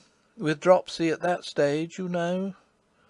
Constance had returned to the window, her expectancy apparently unappeased. "I don't like the look of that cloud," she murmured. "What, are they out still?" Samuel inquired, taking off his overcoat. "Here they are!" cried Constance. Her features suddenly transfigured, she sprang to the door, pulled it open, and descended the steps. A perambulator was being rapidly pushed up the slope by a breathless girl. "Amy," Constance gently protested, "I told you not to venture far." "I hurried all I could, mum, soon as I seed that cloud," the girl puffed, with the air of one who is seriously thankful to have escaped a great disaster. Constance dived into the recesses of the perambulator and extracted from its cocoon the centre of the universe, and scrutinized him with quiet passion, and then rushed with him into the house, though not a drop of rain had yet fallen. "Precious!" exclaimed Amy in ecstasy, her young virginal eyes following him till he disappeared. Then she wheeled away the perambulator, which now had no more value nor interest than an eggshell. It was necessary to take it right round to the Brougham Street yard entrance, past the front of the closed shop. Constance sat down on the horsehair sofa and hugged and kissed her prize before removing his bonnet. "Here's Daddy," she said to him, as if imparting strange and rapturous tidings. "Here's Daddy come back from hanging up his coat in the passage. Daddy rubbing his hands." And then, with a swift transition of voices and features, "Do look at him, Sam." Samuel, preoccupied, stooped forward. "Oh, you little scoundrel! Oh, you little scoundrel!" he greeted the baby, advancing his finger towards the baby's nose. The baby, who had hitherto maintained a passive indifference to external phenomena, lifted elbows and toes, blew bubbles from his tiny mouth, and stared at the finger with the most ravishing roguish smile, as though saying, "I know that great sticking out limb, and there is a joke about it which no one but me can see, and which is my secret joy that you shall never share." "Tea ready?" Samuel asked, resuming his gravity and his ordinary pose. "You must give the girl time to take her things off," said Constance. "We'll have the table drawn away from the fire, and baby can lie on his shawl on the hearthrug while we're having tea." And then to the baby in rapture, "And play with his toys, all his nice, nice toys." "You know Miss Insull is staying for tea?" Constance, her head bent over the baby, who formed a white patch on her comfortable brown frock, nodded without speaking. Samuel Povey, walking to and fro, began to enter into the details of his hasty journey to Axe. Old Mrs. Baynes, having beheld her grandson, was preparing to quit this world. Never again would she exclaim, in her brusque tone of genial ruthlessness, "Fiddlesticks!" The situation was very difficult and distressing, for Constance could not leave her baby, and she would not, until the last urgency, run the risks of a journey with him to Axe. He was being weaned. In any case, Constance could not have undertaken the nursing of her mother. A nurse had to be found. Mr. Povey had discovered one in the person of Mrs. Gilchrist, the second wife of a farmer at Malpas in Cheshire, whose first wife had been a sister of the late John Baynes. All the credit of Mrs. Gilchrist was due to Samuel Povey. Mrs. Baynes fretted seriously about Sophia, who had given no sign of life for a very long time. Mr. Povey went to Manchester, and ascertained definitely from the relatives of Scales that nothing was known of the pair. He did not go to Manchester especially on this errand. About once in 3 weeks, on Tuesdays, he had to visit the Manchester warehouses, But the tracking of Scales' relative cost him so much trouble and time that, curiously, he came to believe he had gone to Manchester one Tuesday for no other end. Although he was very busy indeed in the shop, he flew over to Axe and back whenever he possibly could, to the neglect of his affairs. He was glad to do all that was in his power. Even if he had not done it graciously, his sensitive, tyrannic conscience would have forced him to do it. But nevertheless he felt rather virtuous, and worry and fatigue and loss of sleep intensified this sense of virtue. "So that if there's any sudden change they will telegraph," he finished to Constance. She raised her head. The words, clinching what had led up to them, drew her from her dream, and she saw for the moment her mother in an agony. "But you surely don't mean—" she began, trying to disperse the painful vision as unjustified by the facts. "My dear girl," said Samuel, with his head singing and hot eyes, and a consciousness of high tension in every nerve of his body, "I simply mean that if there's any sudden change they will telegraph." While they had tea, Samuel sitting opposite to his wife, and Miss Insull nearly against the wall, owing to the moving of the table, the baby rolled about on the hearthrug, which had been covered with a large soft woollen shawl, originally the property of his great-grandmother. He had no cares, no responsibilities. The shawl was so vast that he could not clearly distinguish objects beyond its confines. On it lay an india-rubber ball, an india-rubber doll, a rattle and fan. He vaguely recollected all four items with their respective properties. The fire was also an old friend. He had occasionally tried to touch it, but a high bright fence always came in between. For 10 months he had never spent a day without making experiments on this shifting universe in which he alone remained firm and stationary. The experiments were chiefly conducted out of idle amusement, but he was serious on the subject of food. Lately the behaviour of the universe in respect to his food had somewhat perplexed him, had indeed annoyed him. However, he was of a forgetful, happy disposition, and so long as the universe continued to fulfil its sole end as a machinery for the satisfaction, somehow, of his imperious desires, he was not inclined to remonstrate. He gazed at the flames and laughed because he had laughed. He pushed the ball away and wriggled after it, and captured it with the assurance of practice. He tried to swallow the doll, and it was not until he had tried several times to swallow it that he remembered the failure of previous efforts, and philosophically desisted. He rolled with a fearful shock, arms and legs in air, against the mountainous flank of that mammoth fan, and clutched at Fan's ear. The whole mass of Fan upheaved and vanished from his view, and was instantly forgotten by him. He seized the doll and tried to swallow it, and repeated the exhibition of his skill with the ball. Then he saw the fire again and laughed. And so he existed for centuries. No responsibilities, no appetites, and the shawl was vast. Terrific operations went on over his head. Giants moved to and fro.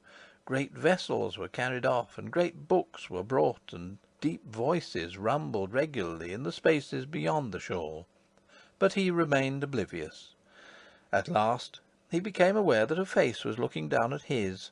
He recognized it, and immediately an uncomfortable sensation in his stomach disturbed him. He tolerated it for 50 years or so, and then he gave a little cry. Life had resumed its seriousness. "Black alpaca, B quality, width 20, TA 22 yards," Miss Insull read out of a great book. She and Mr. Povey were checking stock. And Mr. Povey responded: "Black alpaca, B quality, width 20, TA 20 yards. It wants 10 minutes yet." He glanced at the clock. "Does it?" said Constance, well knowing that it wanted 10 minutes. The baby did not guess that a high invisible god named Samuel Povey, whom nothing escaped and who could do everything at once, was controlling his universe from an inconceivable distance. On the contrary, the baby was crying to himself, "There is no God!"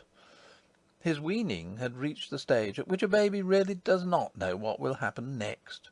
The annoyance had begun exactly 3 months after his first tooth, such being the rule of the gods, and it had grown more and more disconcerting.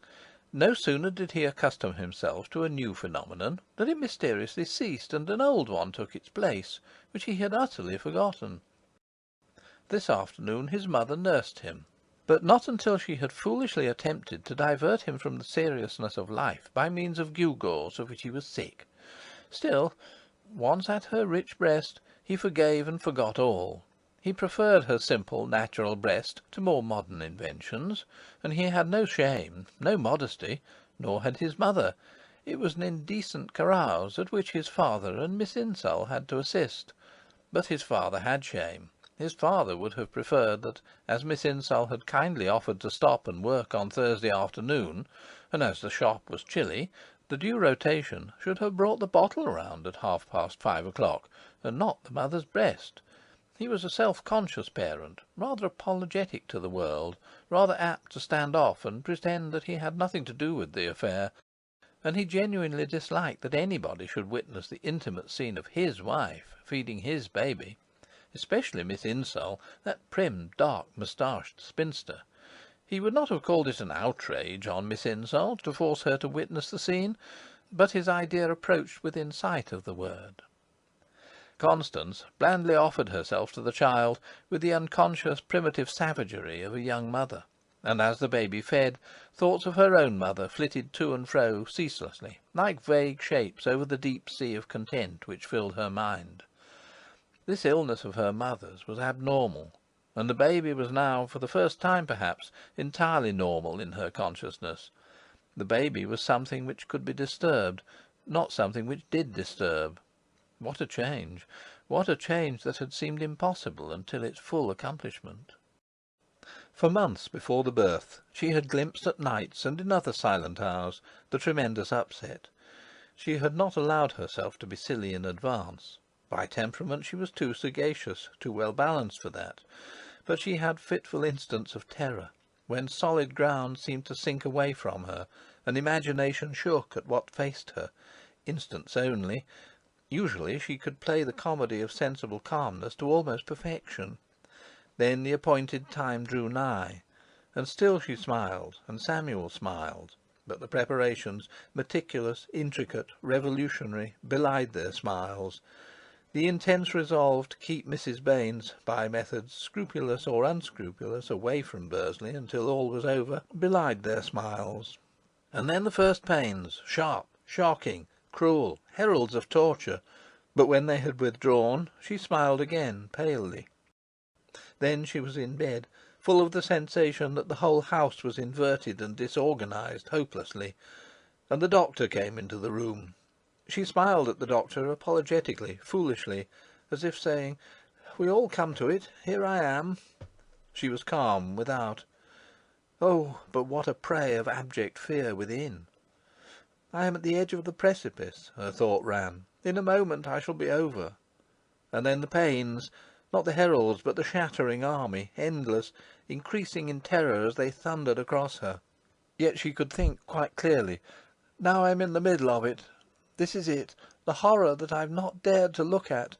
My life's in the balance. I may never get up again. All has at last come to pass. It seemed as if it would never come, as if this thing could not happen to me. But at last it has come to pass." Ah! Someone put the twisted end of a towel into her hand again. She had loosed it, and she pulled enough to break cables, and then she shrieked. It was for pity. It was for someone to help her, at any rate to take notice of her. She was dying, her soul was leaving her, and she was alone, panic-stricken, in the midst of a cataclysm 1,000 times surpassing all that she had imagined of sickening horror. "I cannot endure this," she thought passionately. "It is impossible that I should be asked to endure this." And then she wept, beaten, terrorized, smashed and riven. No common sense now, no wise calmness now, no self-respect now. Why, not even a woman now. Nothing but a kind of animalized victim. And then the supreme endless spasm, during which she gave up the ghost and bade good-bye to her very self. She was lying quite comfortable in the soft bed, idle, silly, happiness forming like a thin crust over the lava of her anguish and her fright, and by her side was the soul that had fought its way out of her ruthlessly, the secret disturber revealed to the light of morning. Curious to look at, not like any baby that she had ever seen, red, creased, brutish. But, for some reason that she did not examine, she folded it in an immense tenderness. Sam was by the bed, away from her eyes. She was so comfortable and silly that she could not move her head, nor even ask him to come round to her eyes. She had to wait till he came. In the afternoon the doctor returned, and astounded her by saying that hers had been an ideal confinement. She was too weary to rebuke him for a senseless, blind, callous old man, but she knew what she knew. No one will ever guess, she thought. No one can guess what I've been through. Talk as you like. I know now. Gradually she had resumed cognizance of her household, perceiving that it was demoralised from top to bottom, and that when the time came to begin upon it, she would not be able to settle where to begin, even supposing that the baby were not there to monopolise her attention. The task appalled her. Then she wanted to get up. Then she got up. What a blow to self-confidence! She went back to bed like a little scared rabbit to its hole, glad to be on the soft pillows again. She said, "Yet the time must come when I shall be downstairs, and walking about and meeting people, and cooking, and superintending the millinery." Well, it did come, except that she had to renounce the millinery to Miss Insull. But it was not the same. No, different. The baby pushed everything else on to another plane. He was a terrific intruder. Not 1 minute of her old daily life was left. He made no compromise whatever. If she turned away her gaze from him, he might pop off into eternity and leave her. And now she was calmly and sensibly giving him suck in presence of Miss Insull. She was used to his importance, to the fragility of his organism, to waking twice every night, to being fat. She was strong again. The convulsive twitching that for 6 months had worried her repose had quite disappeared. The state of being a mother was normal, and the baby was so normal that she could not conceive the house without him. All in 10 months. When the baby was installed in his cot for the night, she came downstairs and found Miss Insull and Samuel still working, and harder than ever, but at addition sums now. She sat down, leaving the door open at the foot of the stairs. She had embroidery in hand, a cap, and while Miss Insull and Samuel combined pounds, shillings, and pence, whispering at great speed, she bent over the delicate, intimate, wasteful handiwork, drawing the needle with slow exactitude. Then she would raise her head and listen. "Excuse me," said Miss Insull, "I think I hear baby crying." "And 2 are 8, and 3 are 11. He must cry," said Mr. Povey rapidly, without looking up. The baby's parents did not make a practice of discussing their domestic existence, even with Miss Insull, but Constance had to justify herself as a mother. "I've made perfectly sure he's comfortable," said Constance. "He's only crying because he fancies he's neglected, and we think he can't begin too early to learn." "How right you are," said Miss Insull. 2 and carry 3. That distant, feeble, querulous, pitiful cry continued obstinately. It continued for 30 minutes. Constance could not proceed with her work. The cry disintegrated her will, dissolved her hard sagacity. Without a word she crept upstairs, having carefully deposed the cap on her rocking-chair. Mr. Povey hesitated a moment, and then bounded up after her, startling Fan. He shut the door on Miss Insull, but Fan was too quick for him. He saw Constance with her hand on the bedroom door. "My dear girl," he protested, holding himself in, "now what are you going to do?" "I'm just listening," said Constance. "Do be reasonable and come downstairs."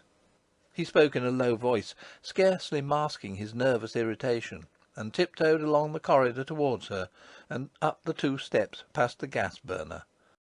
Fan followed, wagging her tail, expectant. "Suppose he's not well?" Constance suggested. "Pshaw!" Mr. Povey exclaimed contemptuously. "You remember what happened last night, and what you said." They argued, subduing their tones to the false semblance of goodwill. There, in the closeness of the corridor, Fan, deceived, ceased to wag her tail, and then trotted away. The baby's cry behind the door rose to a mysterious, despairing howl, which had such an effect on Constance's heart that she should have walked through fire to reach the baby. But Mr. Povey's will held her, and she rebelled, angry, hurt, resentful. Common sense, the ideal of mutual forbearance, had winged away from that excited pair. It would have assuredly ended in a quarrel, with Samuel glaring at her in black fury from the other side of a bottomless chasm, had not Miss Insull most surprisingly burst up the stairs. Mr. Povey turned to face her, swallowing his emotion. "A telegram," said Miss Insull. "The postmaster brought it down himself." "What, Mr. Derry?" asked Samuel, opening the telegram with an affectation of majesty. "Yes. He said it was too late for delivery by rights, but as it seemed very important—" Samuel scanned it, and nodded gravely, then gave it to his wife. Tears came into her eyes. "I'll get Cousin Daniel to drive me over at once," said Samuel, master of himself and of the situation. "Wouldn't it be better to hire?" Constance suggested. She had a prejudice against Daniel. Mr. Povey shook his head. "He offered," he replied. "I can't refuse his offer." "Put your thick overcoat on, dear," said Constance in a dream, descending with him. "I hope it isn't—" Miss Insull stopped. "Yes, it is, Miss Insull," said Samuel deliberately. In less than a minute he was gone. Constance ran upstairs, but the cry had ceased. She turned the doorknob softly, slowly, and crept into the chamber. A nightlight made large shadows among the heavy mahogany and the crimson tasselled rep in the close curtained room, and between the bed and the ottoman, on which lay Samuel's newly bought family Bible, the cot loomed in the shadows. She picked up the nightlight and stole round the bed. Yes, he had decided to fall asleep. The hazard of death afar off had just defeated his devilish obstinacy. Fate had bested him. How marvellously soft and delicate that tear-stained cheek! How frail that tiny, tiny clenched hand! In Constance, grief and joy were mystically united. 2. The drawing-room was full of visitors in frocks of ceremony. The old drawing-room, but newly and massively arranged with the finest Victorian furniture from dead Aunt Harriet's house at Axe. 2 Canterburys, a large bookcase, a splendid scintillant table, solid beyond lifting, intricately tortured chairs and armchairs. The original furniture of the drawing-room was now down in the parlour, making it grand. All the house breathed opulence. It was gorged with quiet, restrained expensiveness. The least considerable objects in the most modest corners were what Mrs. Baynes would have termed "good." Constance and Samuel had half of all Aunt Harriet's money and half of Mrs. Baynes's. The other half was accumulating for a hypothetical Sophia, Mr. Critchlow being the trustee. The business continued to flourish. People knew that Samuel Povey was buying houses. Yet Samuel and Constance had not made friends. They had not, in the Five Towns phrase, branched out socially, though they had very meekly branched out on subscription lists. They kept themselves to themselves, emphasizing the preposition. These guests were not their guests. They were the guests of Cyril. He had been named Samuel because Constance would have him named after his father, and Cyril because his father secretly despised the name of Samuel, and he was called Cyril.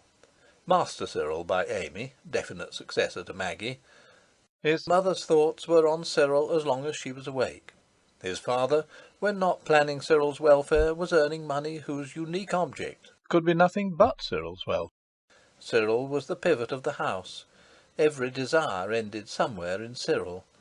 The shop existed now solely for him, and those houses that Samuel bought by private treaty or with a shamefaced air at auctions, somehow they were aimed at Cyril. Samuel and Constance had ceased to be self-justifying beings. They never thought of themselves save as the parents of Cyril. They realised this by no means fully. Had they been accused of monomania, they would have smiled the smile of people confident in their common sense and their mental balance. Nevertheless, they were monomaniacs. Instinctively they concealed the fact as much as possible. They never admitted it even to themselves. Samuel, indeed, would often say, "That child is not everybody. That child must be kept in his place." Constance was always teaching him consideration for his father as the most important person in the household. Samuel was always teaching him consideration for his mother as the most important person in the household.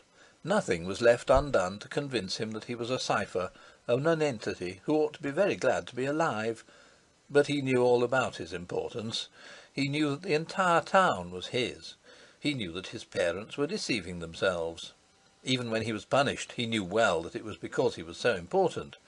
He never imparted any portion of this knowledge to his parents. A primeval wisdom prompted him to retain it strictly in his own bosom. He was 4½ years old, dark like his father, handsome like his aunt, and tall for his age.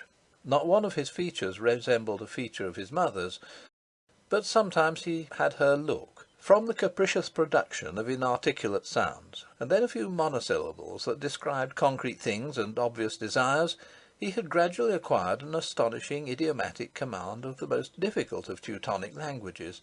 There was nothing he could not say. He could walk and run, was full of exact knowledge about God, and entertained no doubt concerning the special partiality of a minor deity called Jesus towards himself. Now, this party was his mother's invention and scheme. His father, after flouting it, had said that if it was to be done at all, it should be done well, and had brought to the doing all his organising skill. Cyril had accepted it at first, merely accepted it, but as the day approached, and the preparations increased in magnitude, he had come to look on it with favour, then with enthusiasm.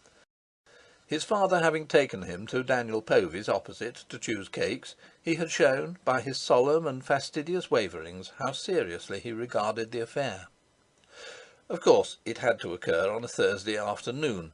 The season was summer, suitable for pale and fragile toilettes, and the 8 children who sat round Aunt Harriet's great table glittered like the sun. Not Constance's specially provided napkins could hide that wealth and profusion of white lace and stitchery.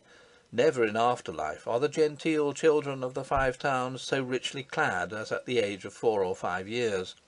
Weeks of labour, thousands of cubic feet of gas, whole nights stolen from repose, eyesight, and general health, will disappear into the manufacture of a single frock that accidental jam may ruin in 10 seconds. Thus it was in those old days, and thus it is today. Cyril's guests ranged in years from 4 to 6. They were chiefly older than their host. This was a pity. It impaired his importance. But up to 4 years a child's sense of propriety, even of common decency, is altogether too unreliable for a respectable party. Round about the outskirts of the table were the elders, ladies the majority. They also in their best, for they had to meet each other. Constance displayed a new dress of crimson silk.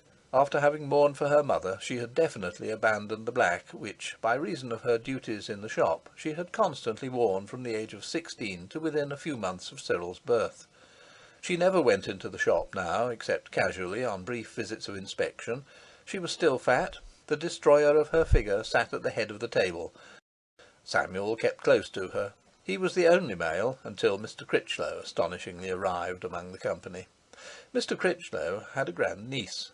Samuel, if not in his best, was certainly not in his everyday suit. With his large frilled shirt front and small black tie, and his little black beard and dark face over that, he looked very nervous and self-conscious. He had not the habit of entertaining, nor had Constance, but her benevolence, ever bubbling up to the calm surface of her personality, made self-consciousness impossible for her. Miss Insull was also present, in shop black, to help. Lastly, there was Amy, now, as the years passed, slowly assuming the character of a faithful retainer, though she was only 23. An ugly, abrupt, downright girl, with convenient notions of pleasure, for she would rise early and retire late, in order to contrive an hour to go out with Master Cyril, and to be allowed to put Master Cyril to bed, was really her highest bliss. All these elders were continually inserting arms into the fringe of fluffy children that surrounded the heaped table, removing dangerous spoons out of cups into saucers, replacing plates, passing cakes, spreading jam, whispering consolations, explanations, and sage counsel. Mr. Critchlow, snow white now but unbent, remarked that there was a pretty cackle, and he sniffed. Although the window was slightly open, the air was heavy with the natural human odour which young children transpire. More than one mother, pressing her nose into a lacy mass to whisper, inhaled that pleasant perfume with a voluptuous thrill. Cyril, while attending steadily to the demands of his body, was in a mood which approached the ideal. Proud and radiant, he combined urbanity with a certain fine condescension. His bright eyes and his manner of scraping up jam with a spoon said, "I am the king of this party.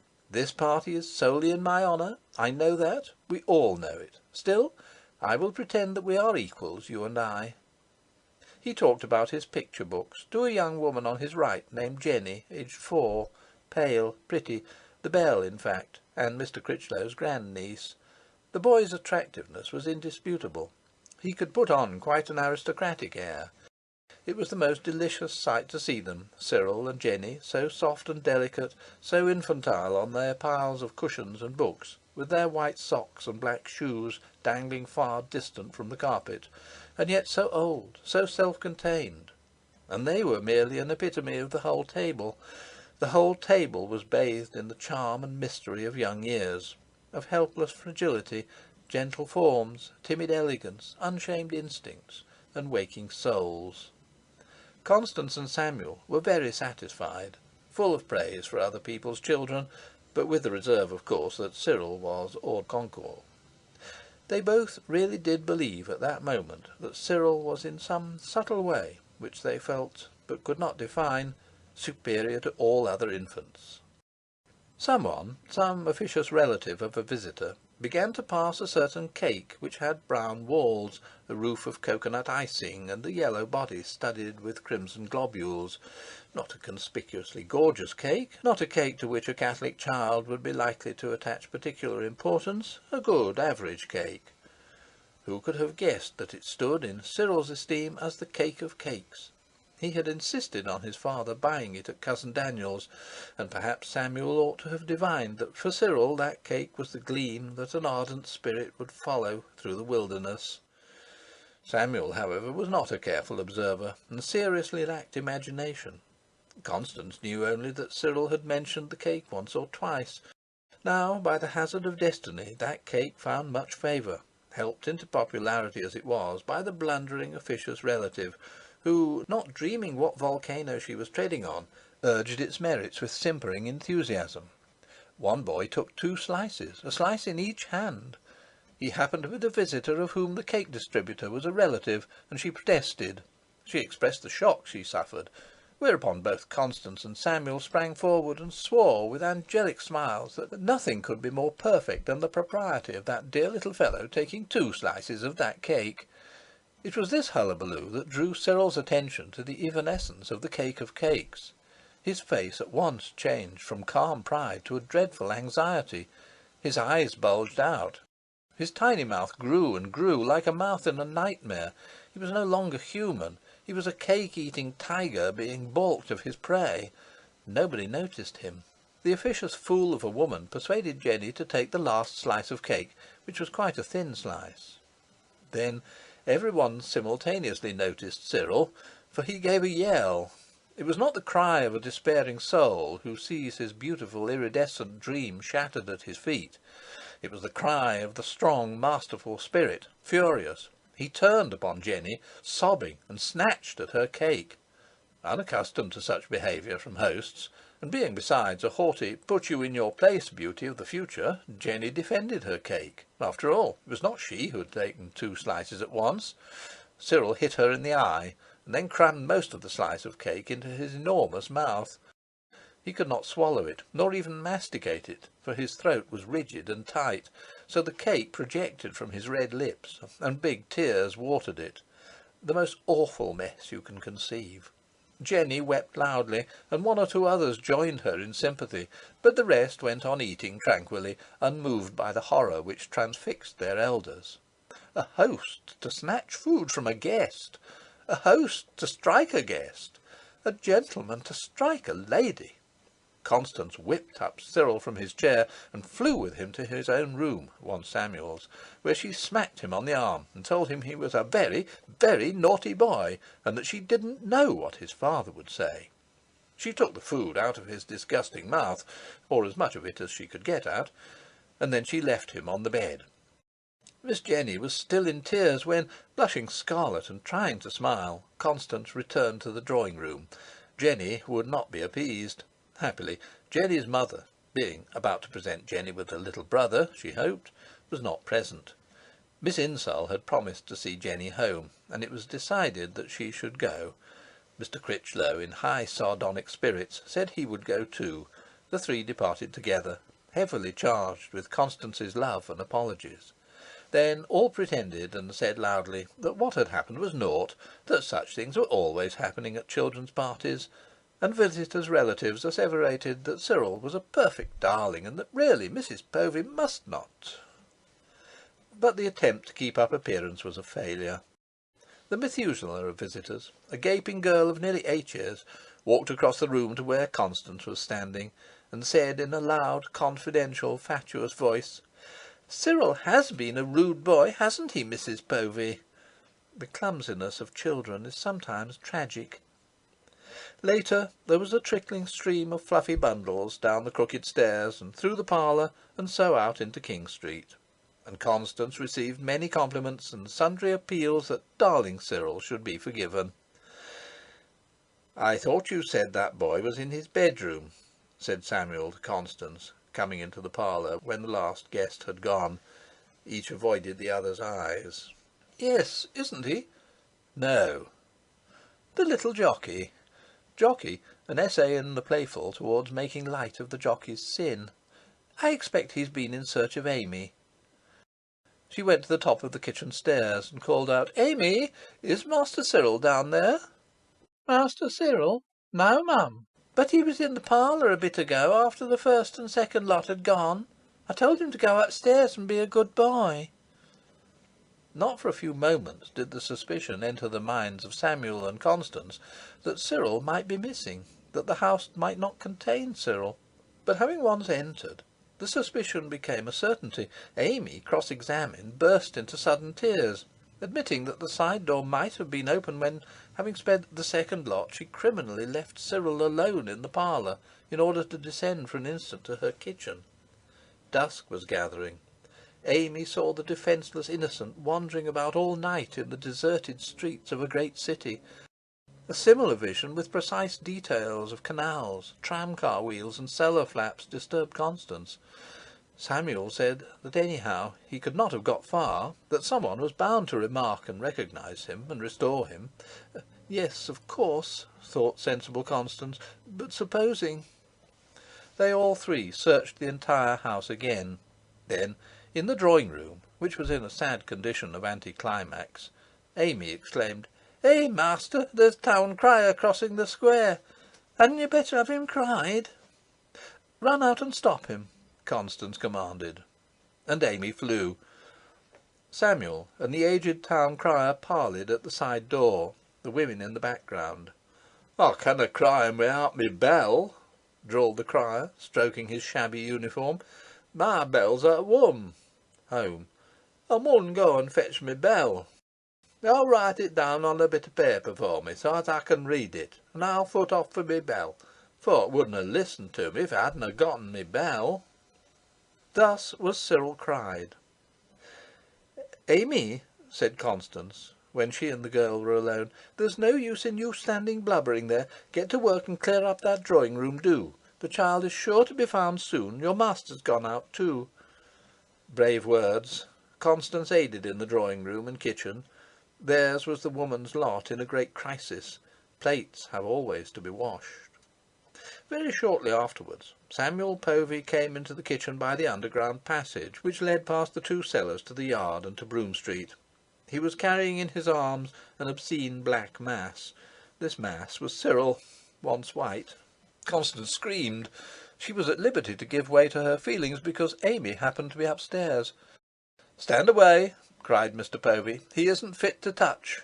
And Mr. Povey made as if to pass directly onward, ignoring the mother. "Wherever did you find him?" "I found him in the far cellar," said Mr. Povey, compelled to stop after all. "He was down there with me yesterday, and it just occurred to me that he might have gone there again." "What, all in the dark?" "He'd lighted a candle, if you please. I'd left a candlestick and box of matches handy, because I hadn't finished that shelving." "Well," Constance murmured, "I can't think how ever he dared to go there all alone." "Can't you?" said Mr. Povey cynically. "I can. He simply did it to frighten us." "Oh, Cyril!" Constance admonished the child. "Cyril!" The child showed no emotion. His face was an enigma.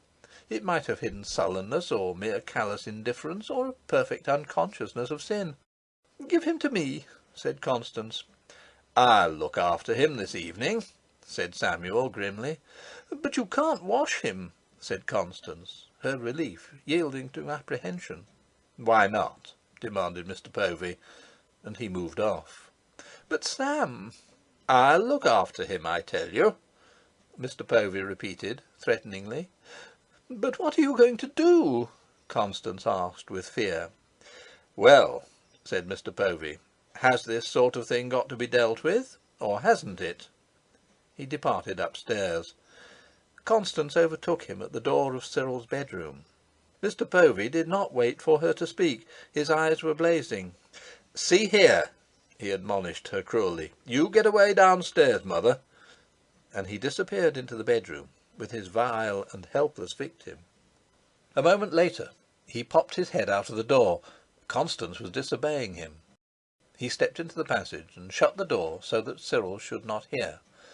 "Now, please do as I tell you," he hissed at his wife. "Don't let's have a scene, please."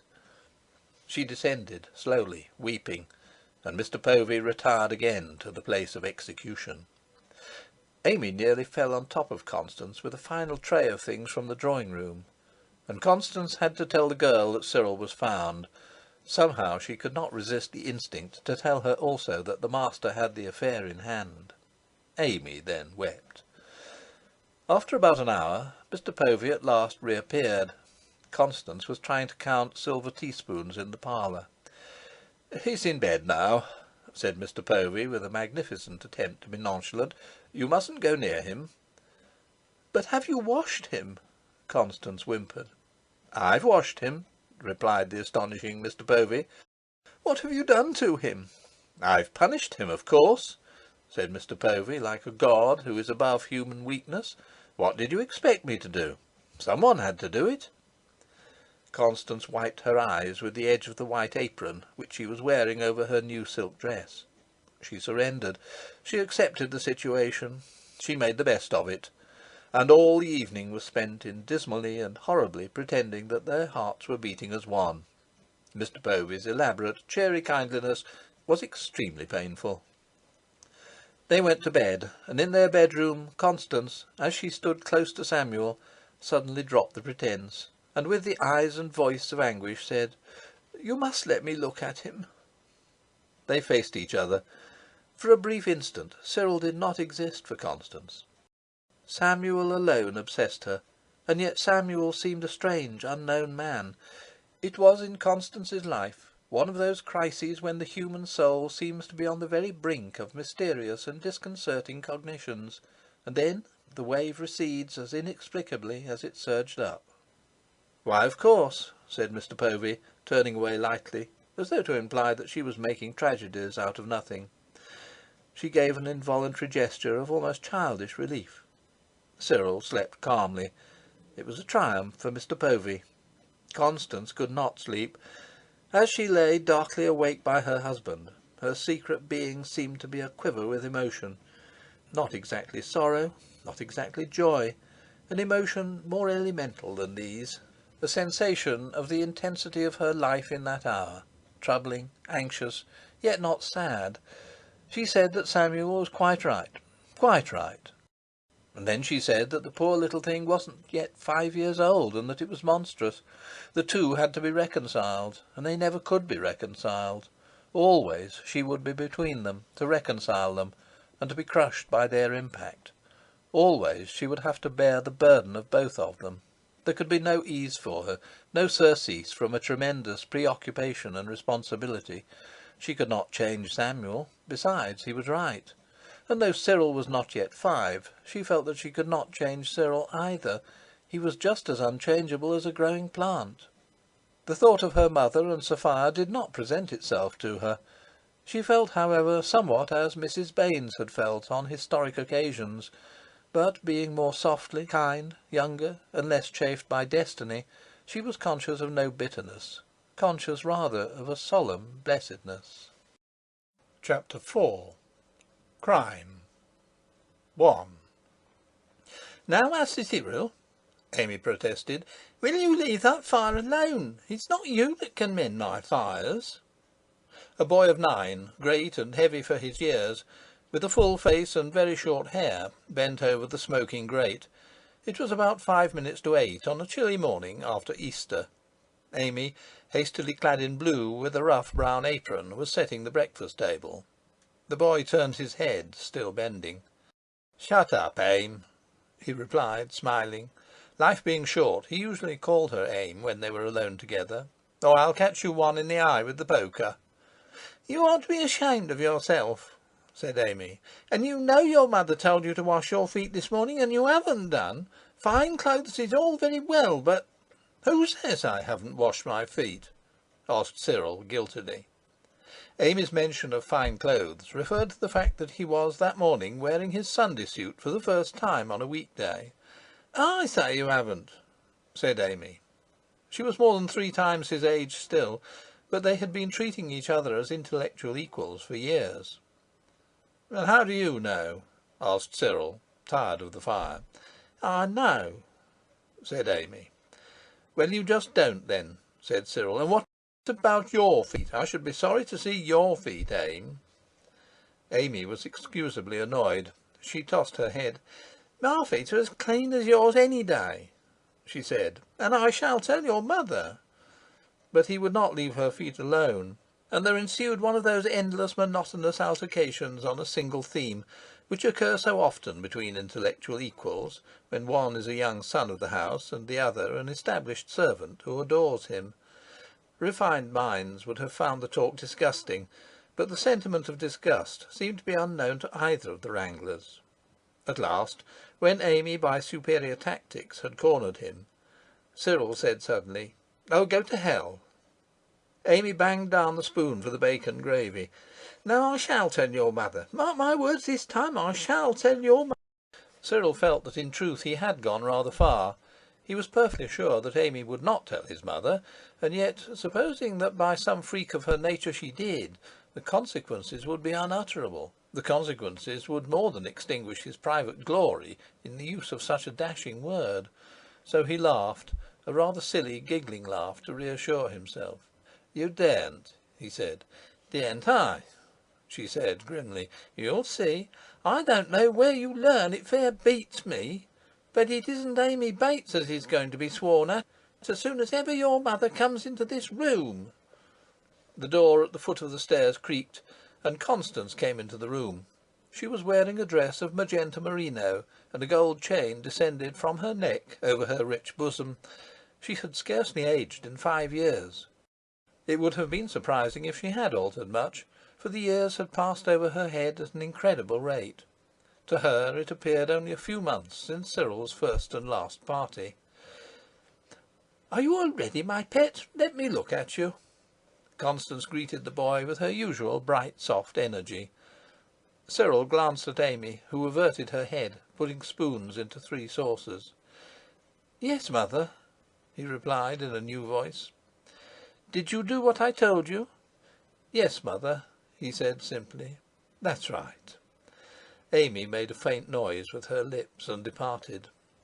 He was saved once more. He said to himself that never again would he permit his soul to be disturbed by any threat of old Ames.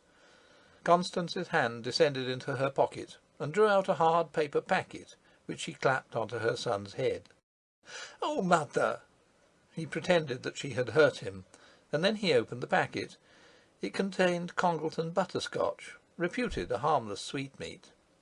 "Good!" he cried. "Oh, good! Oh, thanks, mother. Now don't begin eating them at once." "Just one, mother." "No! And how often have I told you to keep your feet off that fender? See how it's bent. And it's nobody but you." "Sorry." "It's no use being sorry if you persist in doing it." "Oh, mother, I had such a funny dream." They chatted until Amy came up the stairs with tea and bacon.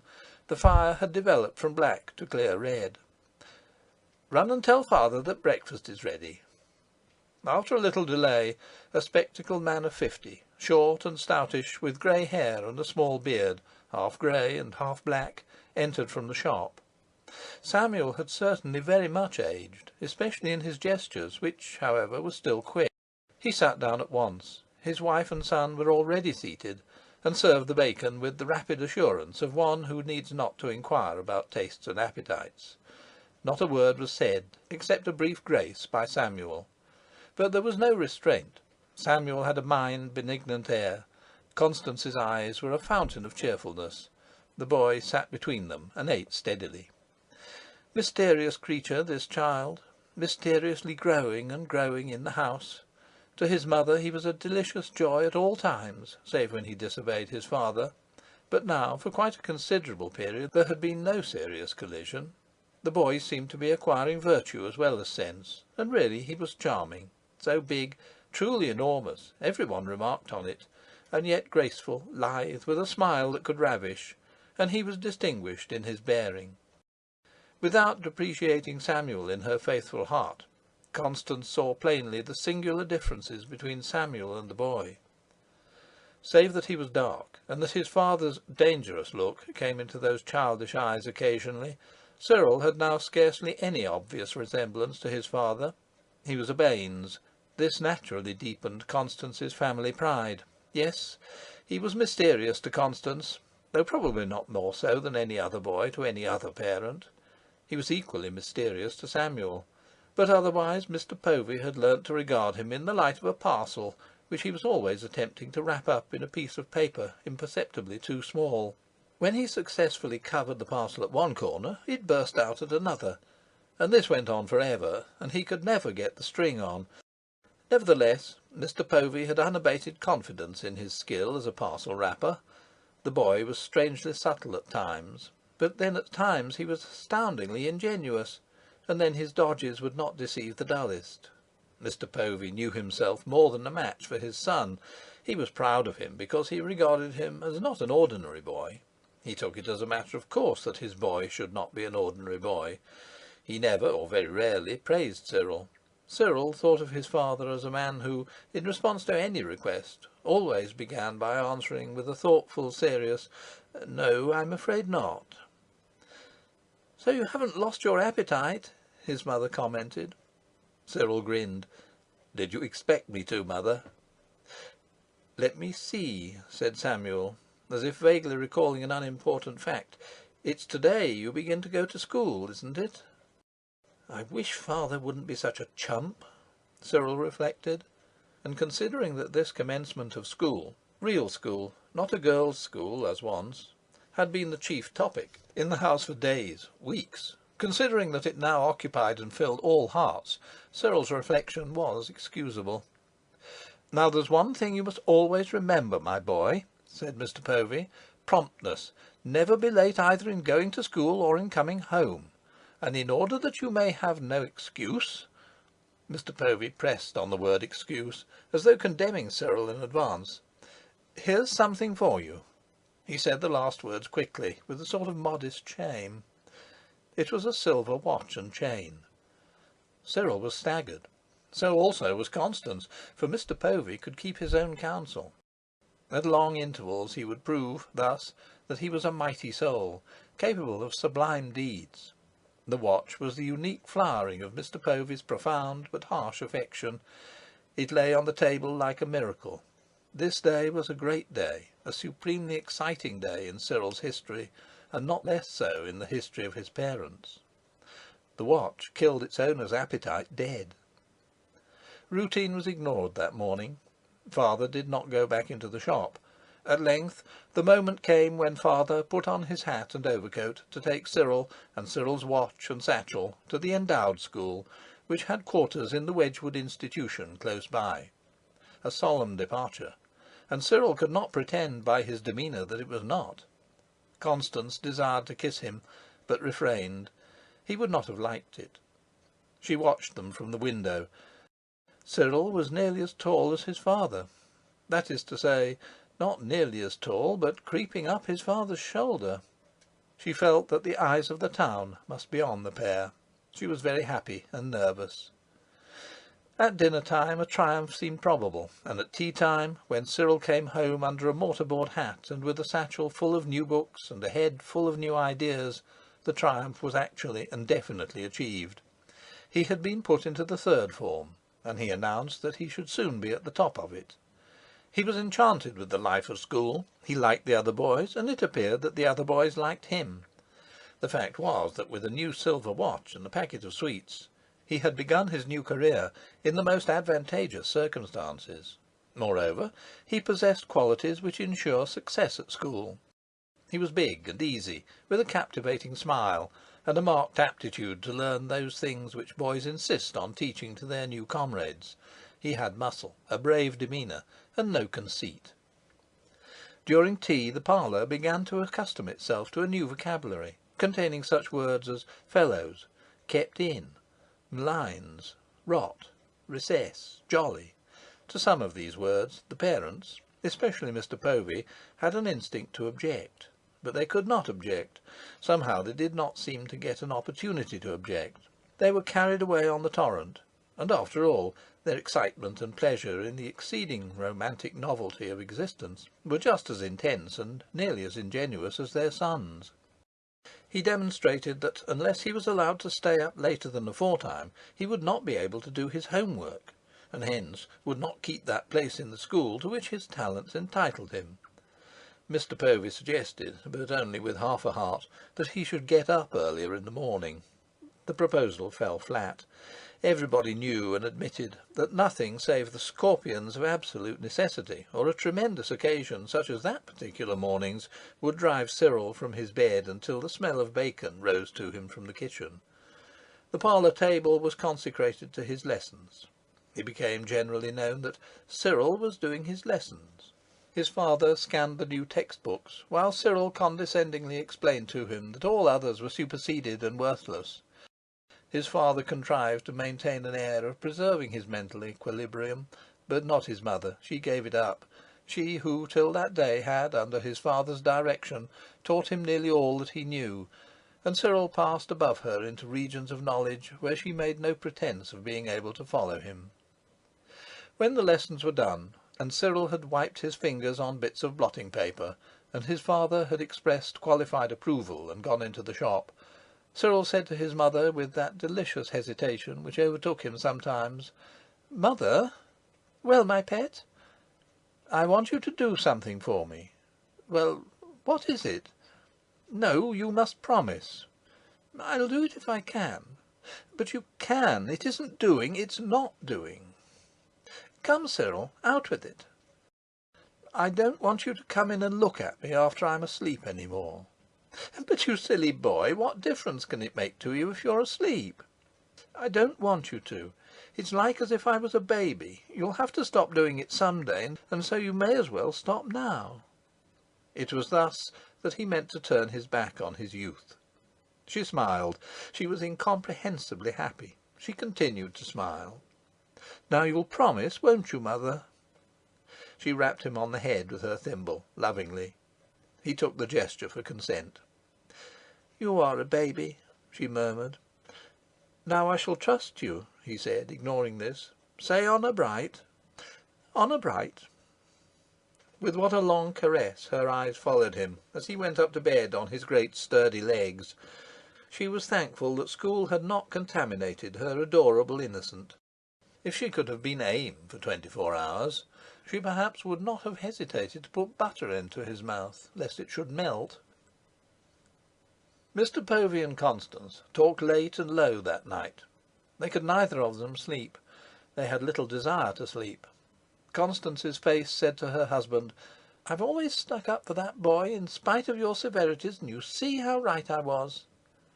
And Mr. Povey's face said, "You see now the brilliant success of my system. You see how my educational theories have justified themselves. Never been to school before, except that wretched little dame's school, and he goes practically straight to the top of the third form at 9 years of age." They discussed his future. There could be no sign of lunacy in discussing his future up to a certain point. but each felt that to discuss the ultimate career of a child 9 years old would not be the act of a sensible parent. Only foolish parents would be so fond. Yet each was dying to discuss his ultimate career. Constance yielded first to the temptation, as became her. Mr. Povey scoffed, and then, to humour Constance, yielded also. The matter was fairly soon on the carpet. Constance was relieved to find that Mr. Povey had no thought whatever of putting Cyril in the shop. No, Mr. Povey did not desire to chop wood with a razor. Their son must and would ascend. Doctor, solicitor, barrister. Not barrister. Barrister was fantastic. When they had argued for about half an hour, Mr. Povey intimated suddenly that the conversation was unworthy of their practical common sense, and went to sleep. 2. Nobody really thought that this almost ideal condition of things would persist. An enterprise commenced in such glory must surely traverse periods of difficulty and even of temporary disaster. But no, Cyril seemed to be made specially for school. Before Mr. Povey and Constance had quite accustomed themselves to being the parents of a great lad, before Cyril had broken the glass of his miraculous watch more than once, the summer term had come to an end, and there arrived the excitations of the prize-giving, as it was called, for at that epoch the smaller schools had not found the effrontery to dub the breaking-up ceremony a speech day. This prize-giving furnished a particular joy to Mr. and Mrs. Povey. Although the prizes were notoriously few in number, partly to add to their significance, and partly to diminish their cost, the foundation was poor. Cyril won a prize, a box of geometrical instruments of precision. Also, he reached the top of his form, and was marked for promotion to the formidable fourth. Samuel and Constance were bidden to the large hall of the Wedgwood Institution of a summer afternoon, and they saw the whole Board of Governors raised on a rostrum, and in the middle, in front of what he referred to, in his aristocratic London accent, as a beggarly array of rewards, the aged and celebrated Sir Thomas Wilbraham, ex-MP, last respectable member of his ancient line. And Sir Thomas gave the box of instruments to Cyril, and shook hands with him, and everybody was very well dressed. Samuel, who had never attended anything but a national school, recalled the simple rigours of his own boyhood, and swelled. For certainly, of all the parents present, he was among the richest. When, in the informal promiscuities which followed the prize distribution, Cyril joined his father and mother sheepishly, they duly did their best to make light of his achievements, and failed. The walls of the hall were covered with specimens of the pupils' skill, and the headmaster was observed to direct the attention of the mighty to a map done by Cyril. Of course it was a map of Ireland, Ireland being the map chosen by every map-drawing schoolboy who is free to choose. For a third-form boy it was considered a masterpiece. In the shading of mountains Cyril was already a prodigy. Never, it was said, had the McGillicuddy reeks been indicated by a member of that school with a more amazing subtle refinement than by the young Povey. From a proper pride in themselves, from a proper fear lest they should be secretly accused of ostentation by the other parents, Samuel and Constance did not go near that map. For the rest, they had lived with it for weeks, and Samuel, who after all was determined not to be dirt under his son's feet, had scratched a blot from it with a completeness that defied inquisitive examination. The fame of this map, added to the box of compasses and Cyril's own desire, pointed to an artistic career. Cyril had always drawn and daubed, and the drawing master of the endowed school, who was also headmaster of the art school, had suggested that the youth should attend the art school one night a week. Samuel, however, would not listen to the idea. Cyril was too young. It is true that Cyril was too young, but Samuel's real objection was to Cyril's going out alone in the evening. On that he was adamant. The governors had recently made the discovery that a sports department was necessary to a good school, and had rented a field for cricket, football, and rounders up at Bleakridge, an innovation which demonstrated that the town was moving with the rapid times.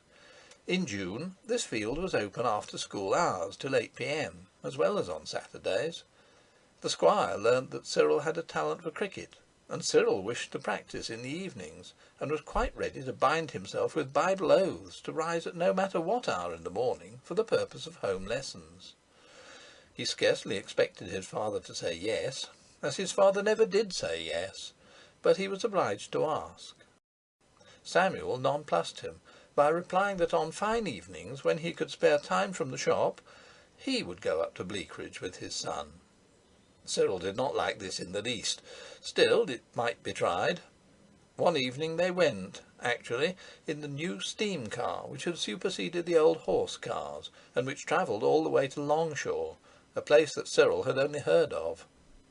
Samuel talked of the games played in the Five Towns in his day, of the titanic sport of prison bars, when the team of one bank went forth to the challenge of another bank, preceded by the drum and fife band, and when, in the heat of the chase, a man might jump into the canal to escape his pursuer. Samuel had never played at cricket. Samuel, with a very young grandson of Fan, deceased, sat in dignity on the grass and watched his cricketer for an hour and a half, while Constance kept an eye on the shop and superintended its closing. Samuel then conducted Cyril home again. 2 days later, the father of his own accord offered to repeat the experience. Cyril refused. Disagreeable insinuations that he was a baby in arms had been made at school in the meantime. Nevertheless, in other directions, Cyril sometimes surprisingly conquered. For instance, he came home one day with the information that a dog that was not a bull terrier was not worth calling a dog. Fan's grandson had been carried off in earliest prime by a chicken bone that had pierced his vitals, and Cyril did indeed persuade his father to buy a bull terrier. The animal was a superlative of forbidding ugliness, but father and son vied with each other in stern critical praise of his surpassing beauty, and Constance, from good nature, joined in the pretence. He was called Lion, and the shop, after 1 or 2 untoward episodes, was absolutely closed to him. But the most striking of Cyril's successes had to do with the question of the annual holiday. He spoke of the sea soon after becoming a schoolboy.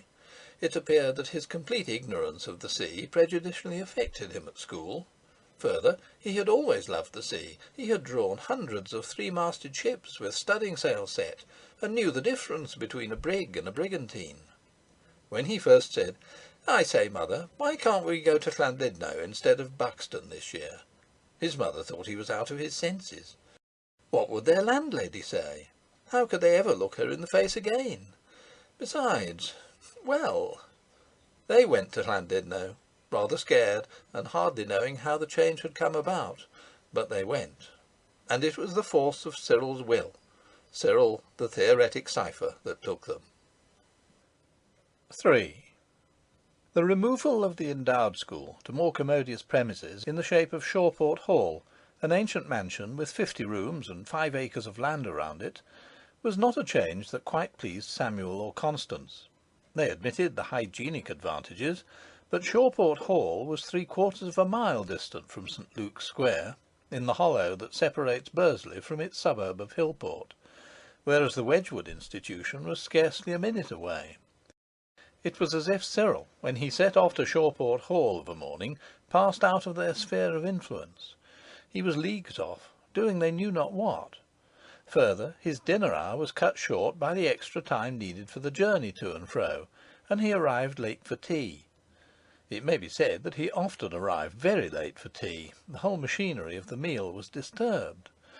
These matters seemed to Samuel and Constance to be of tremendous import, seemed to threaten the very foundations of existence.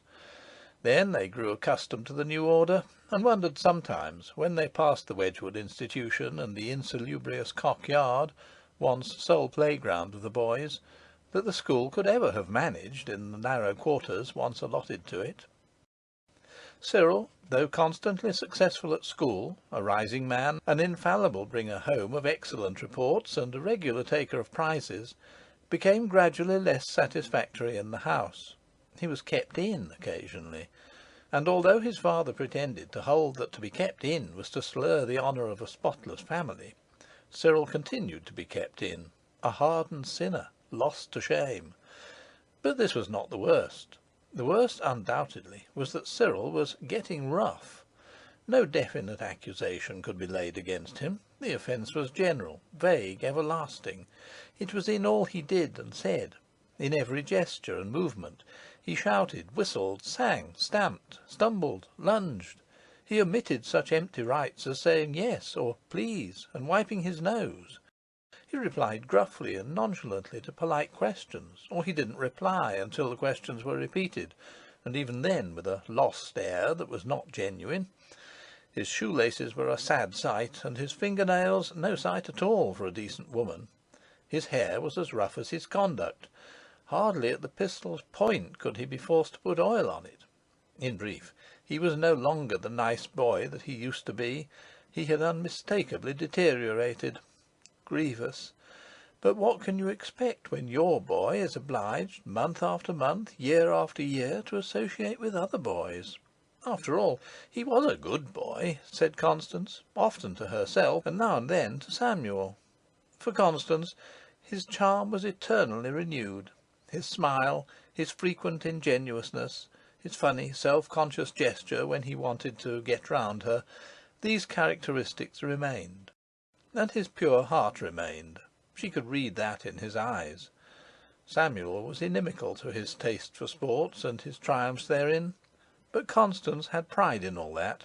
She liked to feel him, and to gaze at him, and to smell that faint uncleanly odour of sweat that hung in his clothes.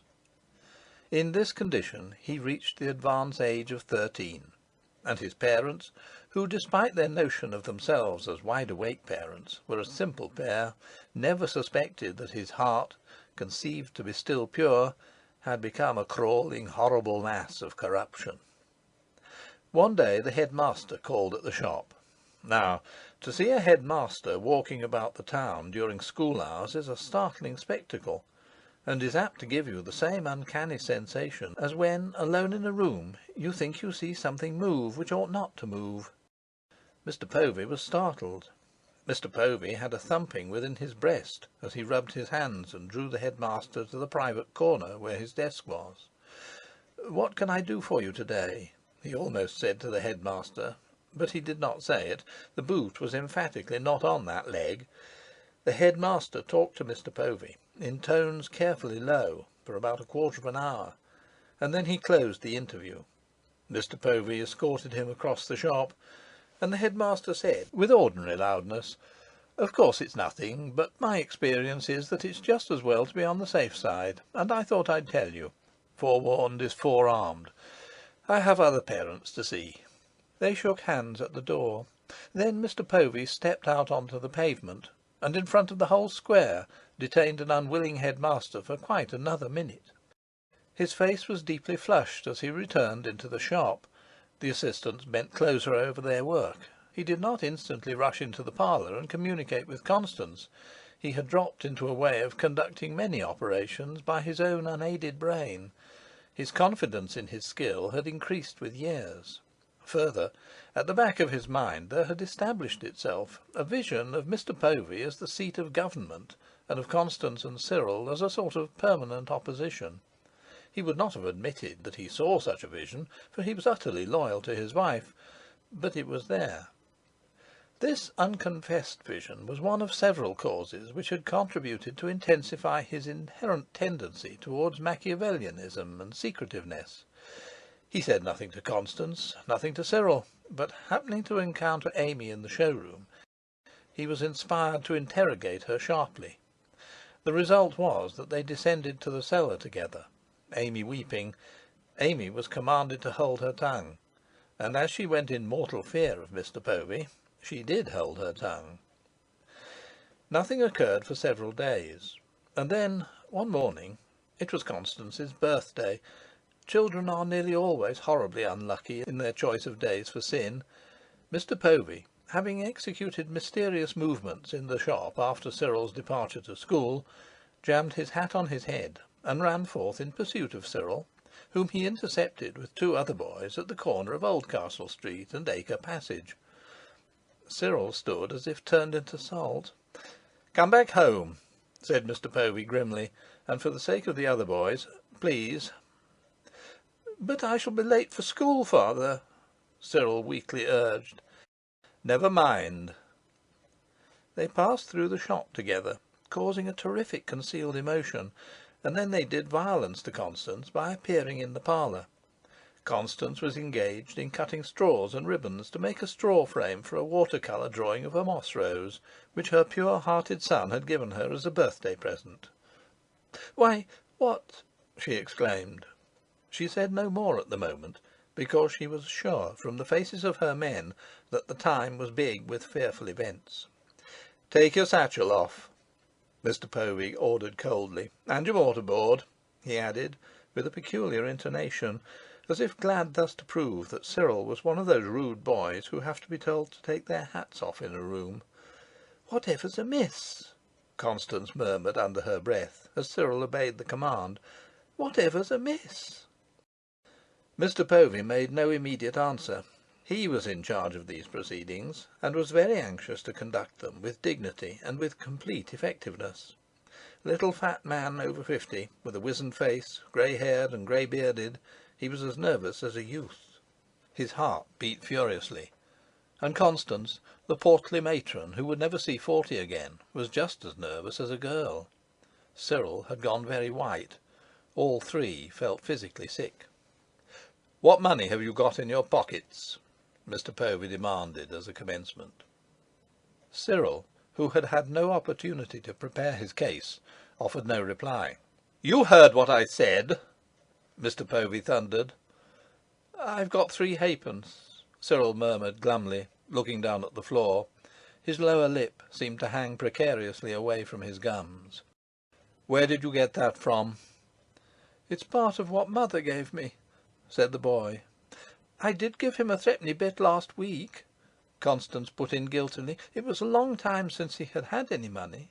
"If you gave it him, that's enough," said Mr. Povey quickly, and to the boy, "That's all you've got?" "Yes, father," said the boy. "You're sure?" "Yes, father." Cyril was playing a hazardous game for the highest stakes, and under grave disadvantages, and he acted for the best. He guarded his own interests as well as he could. Mr. Povey found himself obliged to take a serious risk. "Empty your pockets, then." Cyril, perceiving that he had lost that particular game, emptied his pockets. "Cyril," said Constance, "how often have I told you to change your handkerchiefs oftener? Just look at this." Astonishing creature! She was in the 7th hell of sick apprehension, and yet she said that. After the handkerchief emerged the common schoolboy stock of articles, useful and magic, and then last a silver florin. Mr. Povey felt relief. "Oh, Cyril!" whimpered Constance. "Give it to your mother," said Mr. Povey. The boy stepped forward awkwardly, and Constance, weeping, took the coin. "Please look at it, mother," said Mr. Povey, "and tell me if there's a cross marked on it." Constance's tears blurred the coin. She had to wipe her eyes. "Yes," she whispered faintly, "there's something on it." "I thought so," said Mr. Povey. "Where did you steal it from?" he demanded. "Out of the till," answered Cyril. "Have you ever stolen anything out of the till before?" "Yes." "Yes, what?" "Yes, father." "Take your hands out of your pockets and stand up straight, if you can. How often?" I don't know, father." "I blame myself," said Mr. Povey frankly. "I blame myself. The till ought always to be locked. All tills ought always to be locked. But we felt we could trust the assistants. If anybody had told me that I ought not to trust you, if anybody had told me that my own son would be the thief, I should have... well, I don't know what I should have said." Mr. Povey was quite justified in blaming himself. The fact was that the functioning of that till was a patriarchal survival which he ought to have revolutionised, but which it had never occurred to him to revolutionise. So accustomed to it was he. In the time of John Baynes, the till, with its 3 bowls, 2 for silver and 1 for copper (gold had never been put into it), was invariably unlocked. The person in charge of the shop took change from it for the assistants, or temporarily authorised an assistant to do so. Gold was kept in a small linen bag in a locked drawer of the desk. The contents of the till were never checked by any system of bookkeeping, as there was no system of bookkeeping when all transactions, whether in payment or receipt, are in cash. The Baineses never owed a penny, save the quarterly wholesale accounts, which were discharged instantly to the travellers. A system of bookkeeping is not indispensable. The till was situate immediately at the entrance to the shop from the house. It was in the darkest part of the shop, and the unfortunate Cyril had to pass it every day on his way to school. The thing was a perfect device for the manufacture of young criminals. "And how have you been spending this money?" Mr. Povey inquired. Cyril's hands slipped into his pockets again. Then, noticing the lapse, he dragged them out. "Sweets," said he. "Anything else? Sweets and things." "Oh," said Mr. Povey. "Well, now, you can go down into the cinder cellar and bring up here all the things that are in that little box in the corner. Off you go." And off went Cyril. He had to swagger through the kitchen. "What did I tell you, Master Cyril?" Amy unwisely asked of him. "You've copped it finely this time." "Copped" was a word which he had learnt from Cyril. "Go on, you old bitch," Cyril growled. As he returned from the cellar, Amy said angrily: "I told you I should tell your father the next time you called me that, and I shall. You mark my words." "Can't, can't," he retorted. "Do you think I don't know who's been canting? Can't, can't." Upstairs in the parlour, Samuel was explaining the matter to his wife. There had been a perfect epidemic of smoking in the school. The headmaster had discovered it, and, he hoped, stamped it out. What had disturbed the headmaster far more than the smoking was the fact that a few boys had been found to possess somewhat costly pipes, cigar holders, or cigarette holders. The headmaster, Wiley, had not confiscated these articles. He had merely informed the parents concerned. In his opinion, the articles came from one single source, a generous thief. He left the parents to ascertain which of them had brought a thief into the world. Further information Mr. Povey had culled from Amy, and there could remain no doubt that Cyril had been providing his chums with the utensils of smoking, the till supplying the means. He had told Amy that the things which he secreted in the cellar had been presented to him by blood brothers, but Mr. Povey did not believe that. Anyhow, he had marked every silver coin in the till for 3 nights, and had watched the till in the mornings from behind the merino pile, and the florin on the parlour table spoke of his success as a detective. Constance felt guilty on behalf of Cyril. As Mr. Povey outlined his case, she could not free herself from an entirely irrational sensation of sin, at any rate of special responsibility. Cyril seemed to be her boy, and not Samuel's boy at all. She avoided her husband's glance. This was very odd. Then Cyril returned, and his parents composed their faces, and he deposited, next to the florin, a sham meerschaum pipe in a case, a tobacco pouch, a cigar of which one end had been charred but the other not cut, and a half-empty packet of cigarettes without a label. Nothing could be hid from Mr. Povey. The details were distressing. "So Cyril is a liar and a thief, to say nothing of the smoking," Mr. Povey concluded. He spoke as if Cyril had invented strange and monstrous sins, but deep down in his heart a little voice was telling him, as regards the smoking, that he had set the example. Mr. Baynes had never smoked. Mr. Critchlow never smoked. Only men like Daniel smoked. Thus far, Mr. Povey had conducted the proceedings to his own satisfaction. He had proved the crime. He had made Cyril confess. The whole affair lay revealed. Well, what next? Cyril ought to have dissolved in repentance. Something dramatic ought to have occurred. But Cyril simply stood with hanging, sulky head, and gave no sign of proper feeling. Mr. Povey considered that until something did happen, he must improve the occasion. "Here we have trade getting worse every day," said he, it was true, "and you are robbing your parents to make a beast of yourself, and corrupting your companions. I wonder your mother never smelt you." "I never dreamt of such a thing," said Constance grievously. Besides, a young man clever enough to rob a till is usually clever enough to find out that the secret of safety in smoking is to use cashews, and not to keep the stuff in your pockets a minute later than you can help. "There's no knowing how much money you have stolen," said Mr. Povey. "A thief." If Cyril had stolen cakes, jam, strings, cigars, Mr. Povey would never have said thief as he did say it. But money was different, and a till was not a cupboard or a larder. A till was a till. Cyril had struck at the very basis of society. "And on your mother's birthday," Mr. Povey said further. "There's one thing I can do," he said. "I can burn all this, built on lies. How dared you?" And he pitched into the fire, not the apparatus of crime, but the water-colour drawing of a moss rose, and the straws, and the blue ribbon for bows at the corners. "How dared you?" he repeated. "You never gave me any money," Cyril muttered. He thought the marking of coins a mean trick, and the dragging in of bad trade and his mother's birthday roused a familiar devil that usually slept quietly in his breast. "What's that you say?" Mr. Povey almost shouted. "You never gave me any money," the devil repeated in a louder tone than Cyril had employed.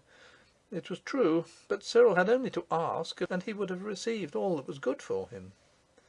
Mr. Povey sprang up. Mr. Povey also had a devil. The two devils gazed at each other for an instant, and then, noticing that Cyril's head was above Mr. Povey's, the elder devil controlled itself. Mr. Povey had suddenly had as much drama as he wanted. "Get away to bed," said he with dignity. Cyril went defiantly. "He's to have nothing but bread and water, mother," Mr. Povey finished. He was, on the whole, pleased with himself. Later in the day, Constance reported tearfully that she had been up to Cyril, and that Cyril had wept, which was to Cyril's credit, but all felt that life could never be the same again. During the remainder of existence, this unspeakable horror would lift its obscene form between them. Constance had never been so unhappy. Occasionally, when by herself, she would rebel for a brief moment, as one rebels in secret against a mummery which one is obliged to treat seriously. "After all," she would whisper, "suppose he has taken a few shillings out of the till? What then? What does it matter?" But these moods of moral insurrection against society and Mr. Povey were very transitory. They were come and gone in a flash. Chapter 5. Another Crime. Part 1. One night, it was late in the afternoon of the same year, about 6 months after the tragedy of the florin, Samuel Povey was wakened up by a hand on his shoulder and a voice that whispered, "Father!" The thief and the liar was standing in his nightshirt by the bed. Samuel's sleepy eyes could just descry him in the thick gloom. "What? Questioned the father, gradually coming to consciousness. "What are you doing there?" "I didn't want to wake mother up," the boy whispered. "There's someone been throwing dirt or something at our windows, and has been for a long time." "Eh? What?" Samuel stared at the dim form of the thief and liar.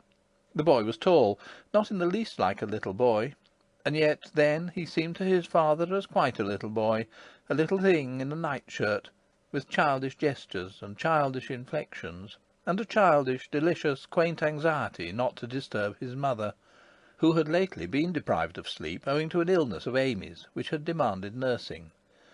His father had not so perceived him for years.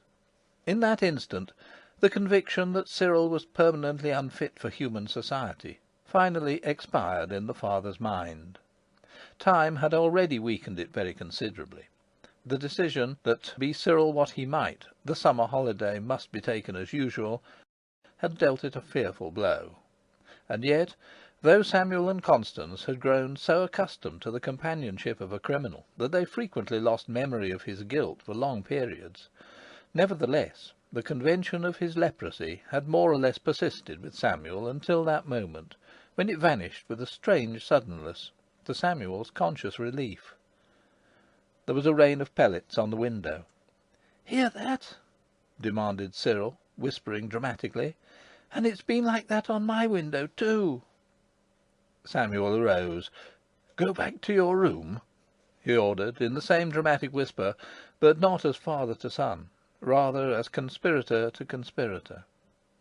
Constance slept. They could hear her regular breathing. Barefooted, the elderly gowned figure followed the younger, and one after the other they creaked down the 2 steps which separated Cyril's room from his parents'. "Shut the door quietly," said Samuel. Cyril obeyed. And then, having lighted Cyril's gas, Samuel drew the blind, unfastened the catch of the window, and began to open it, with many precautions of silence. All the sashes in that house were difficult to manage.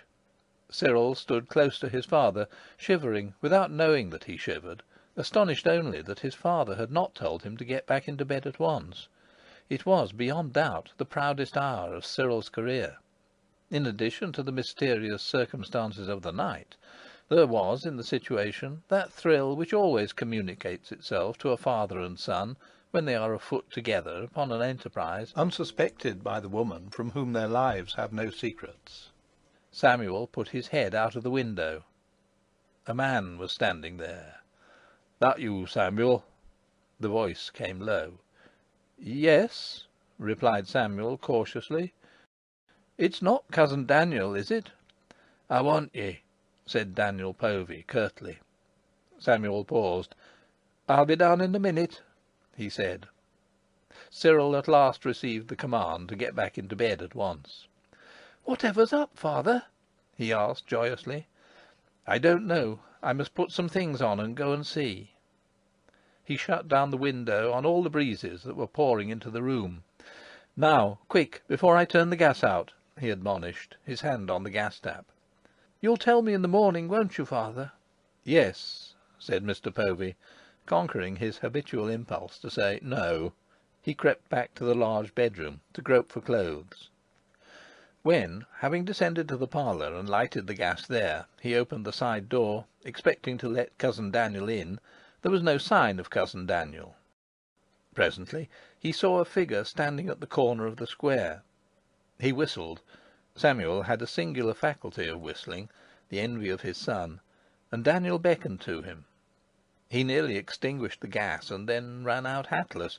He was wearing most of his clothes, except his linen collar and necktie, and the collar of his coat was turned up. Daniel advanced before him without waiting into the confectioner's shop opposite. Being part of the most modern building in the square, Daniel's shop was provided with the new roll-down iron shutter, by means of which you closed your establishment with a motion similar to the winding of a large clock, instead of putting up 20 separate shutters one by one as in the 16th century. The little portal in the vast sheet of armour was ajar, and Daniel had passed into the gloom beyond. At the same moment a policeman came along on his beat, cutting off Mr. Povey from Daniel. "Good night, officer." "Brrr!" said Mr. Povey, gathering his dignity about him and holding himself as though it were part of his normal habit to take exercise, bareheaded and collarless, in St. Luke's Square on cold November nights. He behaved so because, if Daniel had desired the service of a policeman, Daniel would, of course, have spoken to this one. "Good night, sir," said the policeman, after recognizing him. "What time is it?" asked Samuel, bold.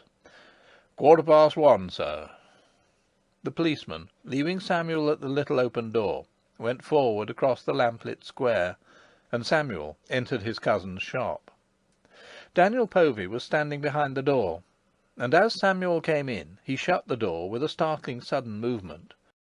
Save for the twinkle of gas, the shop was in darkness. It had the empty appearance which a well-managed confectioner's and baker's always has at night.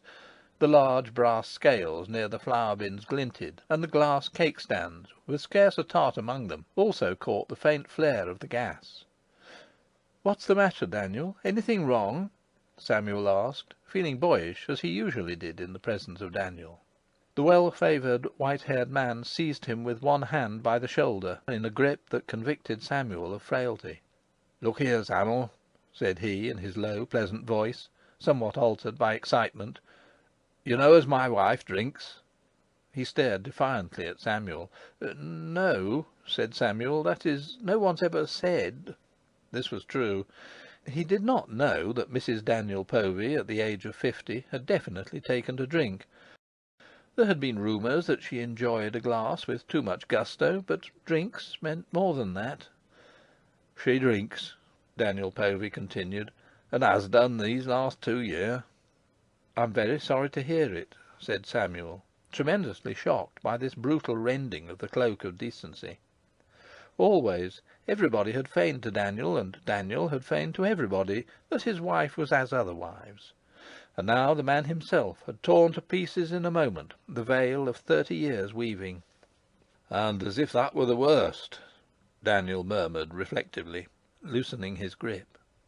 Samuel was excessively disturbed.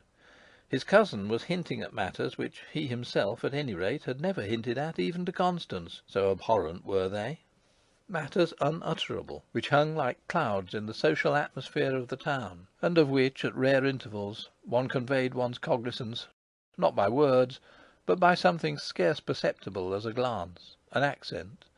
Not often is a town such as Bursley starred with such a woman as Mrs. Daniel Povey. "But what's wrong?" Samuel asked, trying to be firm. And what is wrong? He asked himself. What does all this mean, at after 1 o'clock in the morning? "Look here, Samuel," Daniel recommenced, seizing his shoulder again. "I went to Liverpool Corn Market to day, and missed the last train, so I came by mail from Crewe, and what do I find? I find Dick sitting on the stairs in the dark, pretty high naked." "Sitting on the stairs? Dick?" "Ay, this is what I come home to. But, hold on, he's been in bed for a couple of days with a feverish cold, caught through lying in damp sheets as his mother forgot to air. She brings him no supper to-night. He calls out. No answer. Then he gets up and goes downstairs to see what's happened, and he slips on the stairs and breaks his knee, or puts it out, or summat. Sat there hours, seemingly. Couldn't walk neither up nor down." "And was your wife, was Mrs. "Dead drunk in the parlour, Samuel." "But the servant?" "Servant!" Daniel Povey laughed. "We can't keep servants. They won't stay. You know that." He did. Mrs. Daniel Povey's domestic methods and idiosyncrasies could at any rate be freely discussed, and they were. "And what have you done?" "Done? Why, I picked him up in my arms and carried him upstairs again. And a fine job I had too. Here, come here." Daniel strode impulsively across the shop, the counterflap was up, and opened a door at the back. Samuel followed. Never before had he penetrated so far into his cousin's secret. On the left, within the doorway, were the stairs, dark; on the right, a shut door; and in front, an open door, giving on to a yard.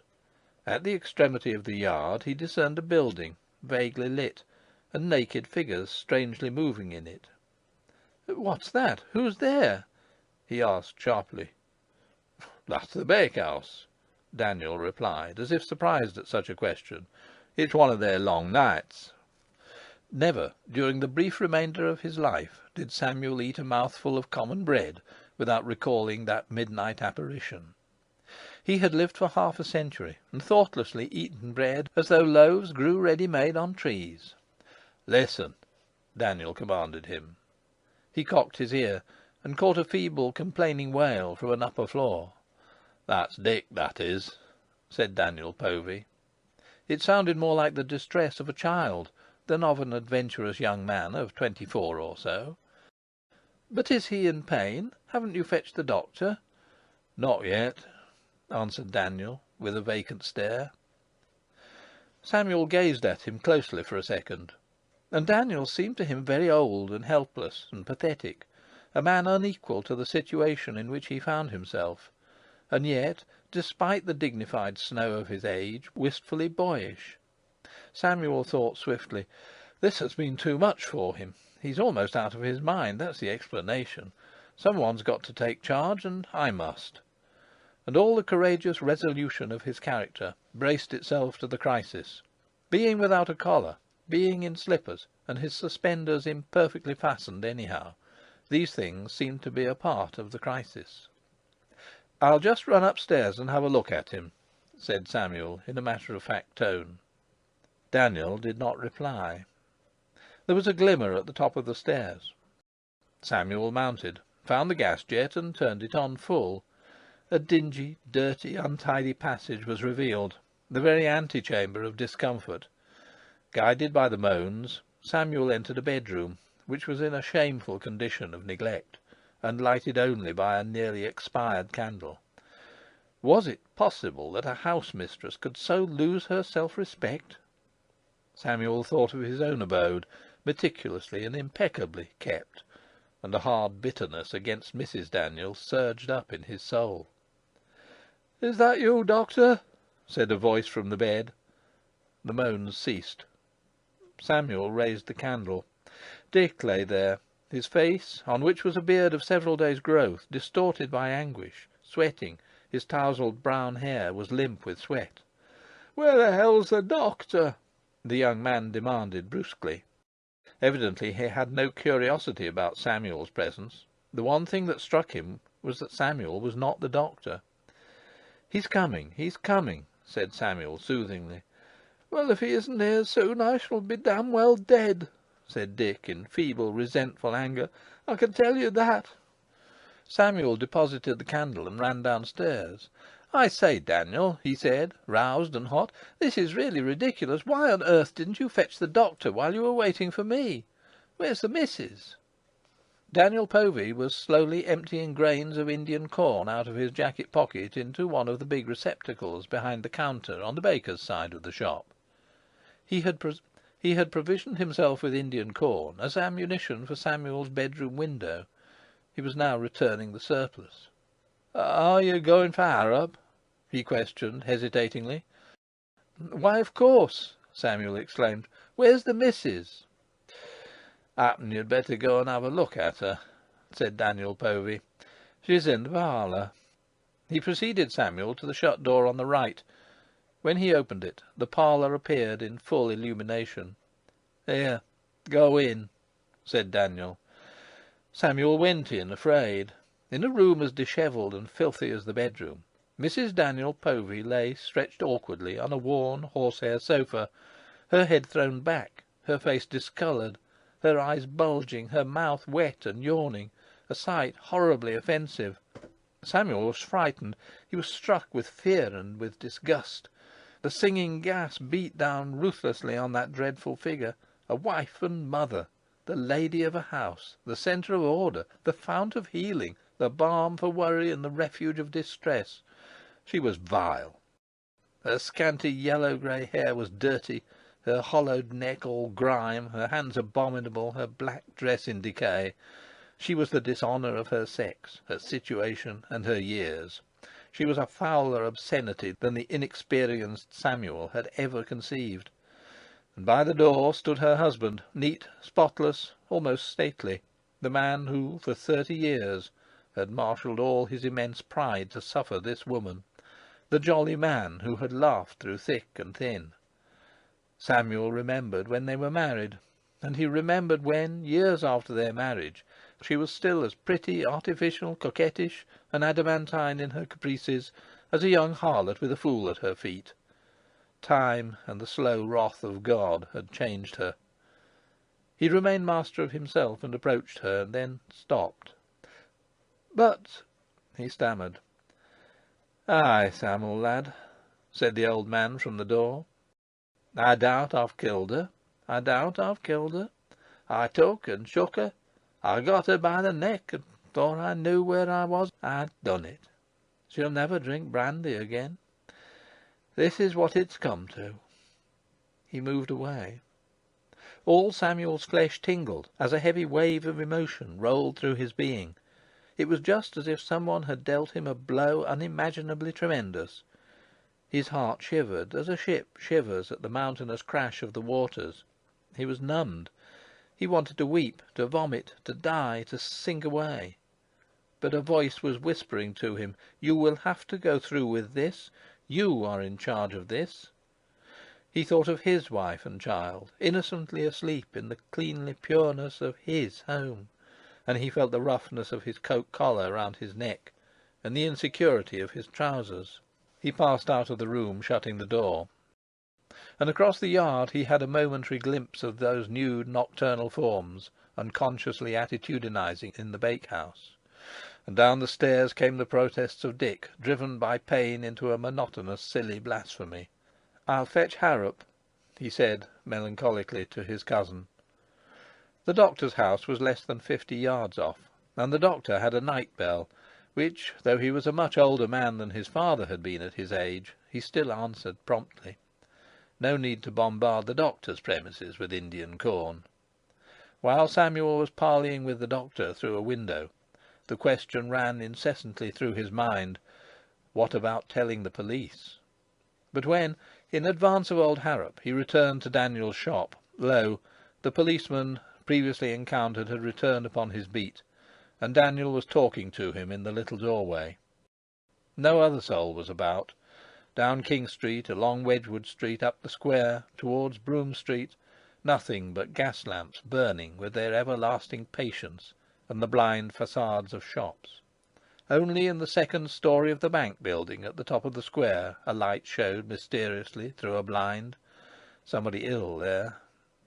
The policeman was in a high state of nervous excitement. That had happened to him which had never happened to him before. Of the 60 policemen in Bursley, just he had been chosen by fate to fill the socket of destiny. He was startled. "What's this, Mr. Povey?" He turned hastily to Samuel. "What's this as Mr. Councillor Povey is a-telling me?"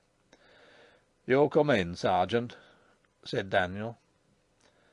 "If I come in," said the policeman to Samuel, "you mun go along Wedgwood Bank, Mr. Povey, and bring my mate. He should be on Duck Bank by rights." It was astonishing, when once the stone had begun to roll, how quickly it ran. In half an hour Samuel had actually parted from Daniel at the police office behind the Shambles, and was hurrying to rouse his wife, so that she could look after Dick Povey until he might be taken off to Pire Hill Infirmary, as old Harrop had instantly, on seeing him, decreed. Ah, he reflected in the turmoil of his soul, God is not mocked. That was his basic idea. God is not mocked. Daniel was a good fellow, honourable, brilliant, a figure in the world. But what of his licentious tongue? What of his frequenting of bars? How had he come to miss that train from Liverpool? How? For many years he, Samuel, had seen in Daniel a living refutation of the authenticity of the old Hebrew menaces. But he had been wrong after all. God is not mocked. And Samuel was aware of a revulsion in himself towards that strict codified godliness, from which, in thought, he had perhaps been slipping away. And with it all he felt too a certain officious self-importance, as he woke his wife and essayed to break the news to her in a manner tactfully calm. He had assisted at the most overwhelming event ever known in the history of the town. 2. "Your muffler. I'll get it," said Constance. "Cyril, run upstairs and get father's muffler. You know the drawer." Cyril ran. It behoved everybody that morning to be prompt and efficient.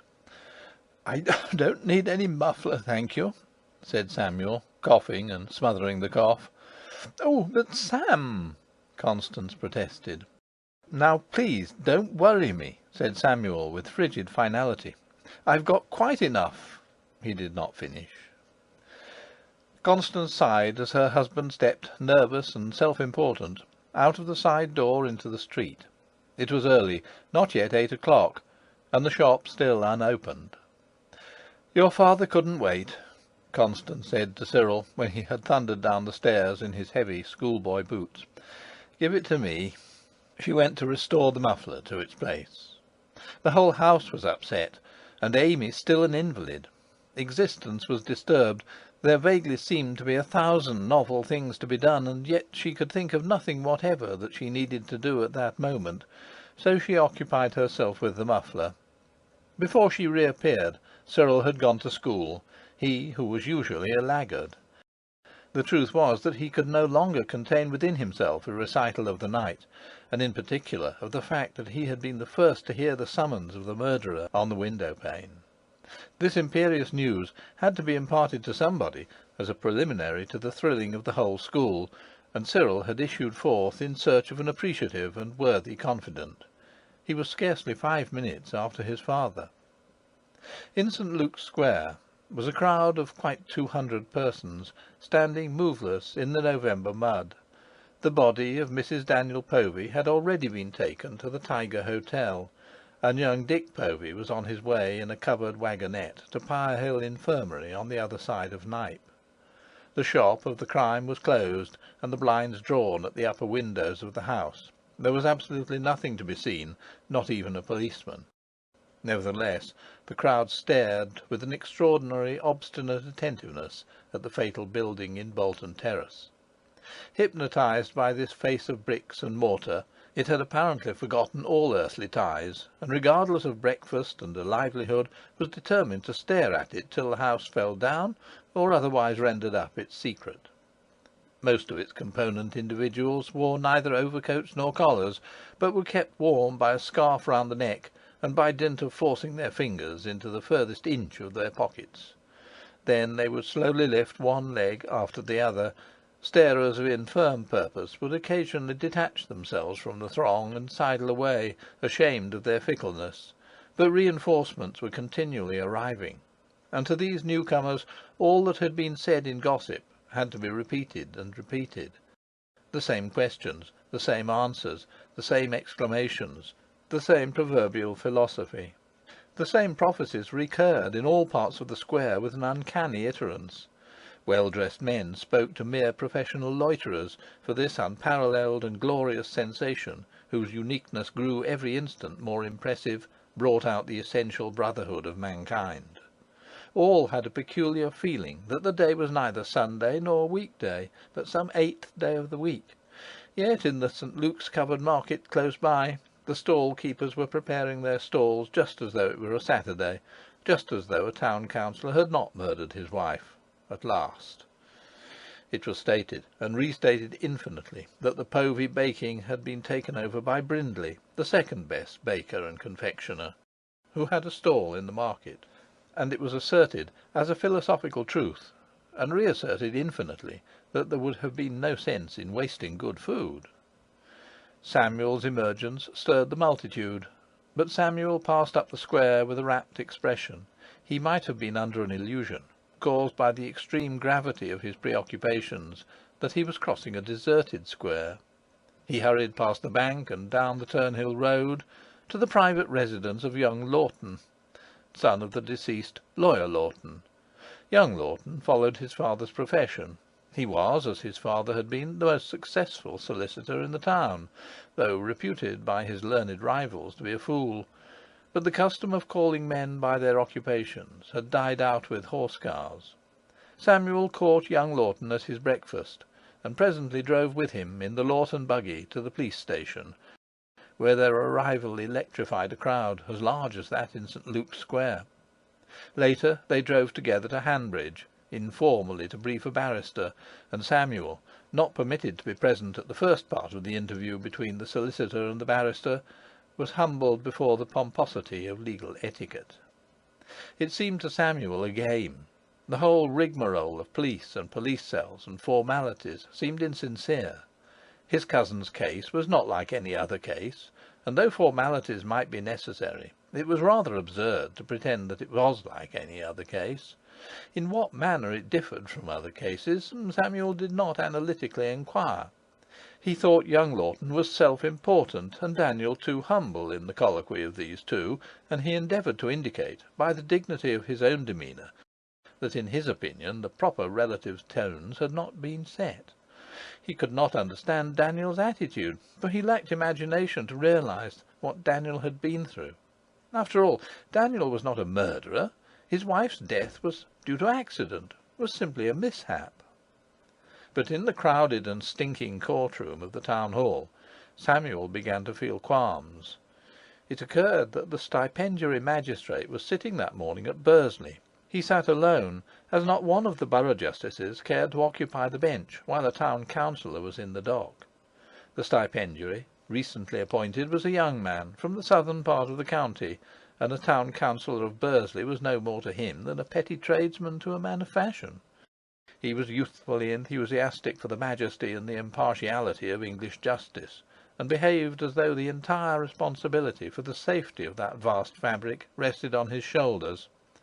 He and the barrister from Hanbridge had a historic quarrel at Cambridge, and their behaviour to each other was a lesson to the vulgar in the art of chill and consummate politeness. Young Lawton, having been to Oxford, secretly scorned the pair of them, but as he had engaged counsel, he of course was precluded from adding to the eloquence which chagrined him. These three were the aristocracy of the courtroom. They knew it. Samuel Povey knew it. Everybody knew it and felt it. The barrister brought an unexceptionable zeal to the performance of his duties. He referred in suitable terms to Daniel's character and high position in the town, but nothing could hide the fact that for him too his client was a petty tradesman accused of simple murder.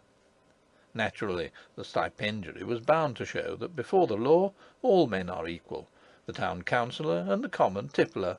He succeeded. The policeman gave his evidence, and the inspector swore to what Daniel Povey had said when charged. The hearing proceeded so smoothly and quickly that it seemed naught but an empty rite, with Daniel as a lay figure in it. The stipendiary achieved marvellously the illusion that to him a murder by a town councillor in St. Luke's Square was quite an everyday matter. Bail was inconceivable, and the barrister, being unable to suggest any reason why the stipendiary should grant a remand, indeed there was no reason, Daniel Povey was committed to the Stafford Assizes for trial. The stipendiary instantly turned to the consideration of an alleged offence against the Factory Acts by a large local firm of potters. The young magistrate had mistaken his vocation. With his steely calm, with his imperturbable detachment from weak humanity, he ought to have been a general of the order of Jesuits. Daniel was removed. He did not go, he was removed by two bareheaded constables.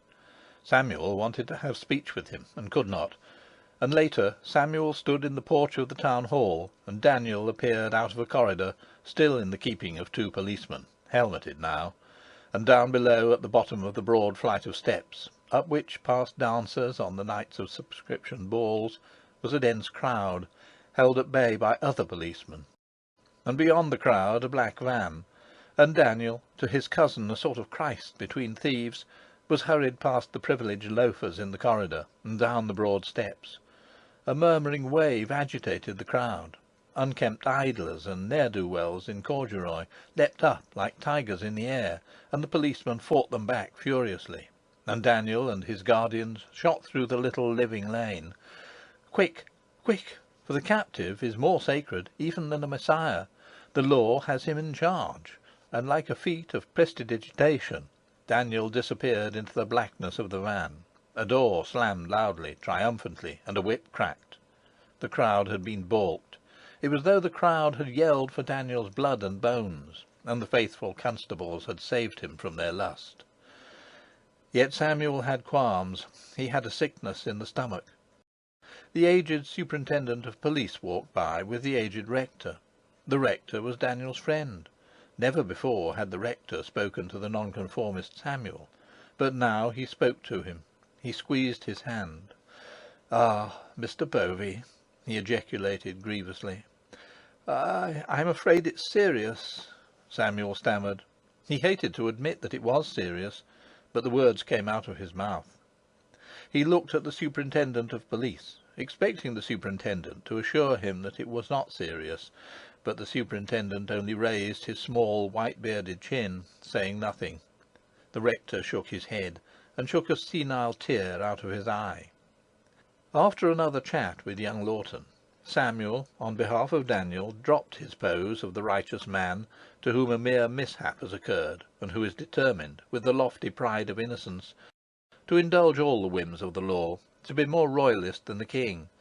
He perceived that the law must be fought with its own weapons, that no advantage must be surrendered, and every possible advantage seized. He was truly astonished at himself that such a pose had ever been adopted. His eyes were opened. He saw things as they were. He returned home through a square that was more interested than ever in the façade of his cousin's house. People were beginning to come from Hanbridge, Knype, Longshaw, Turnhill, and villages such as Moorthorne to gaze at that façade. and the fourth edition of the Signal, containing a full report of what the stipendiary and the barrister had said to each other, was being cried.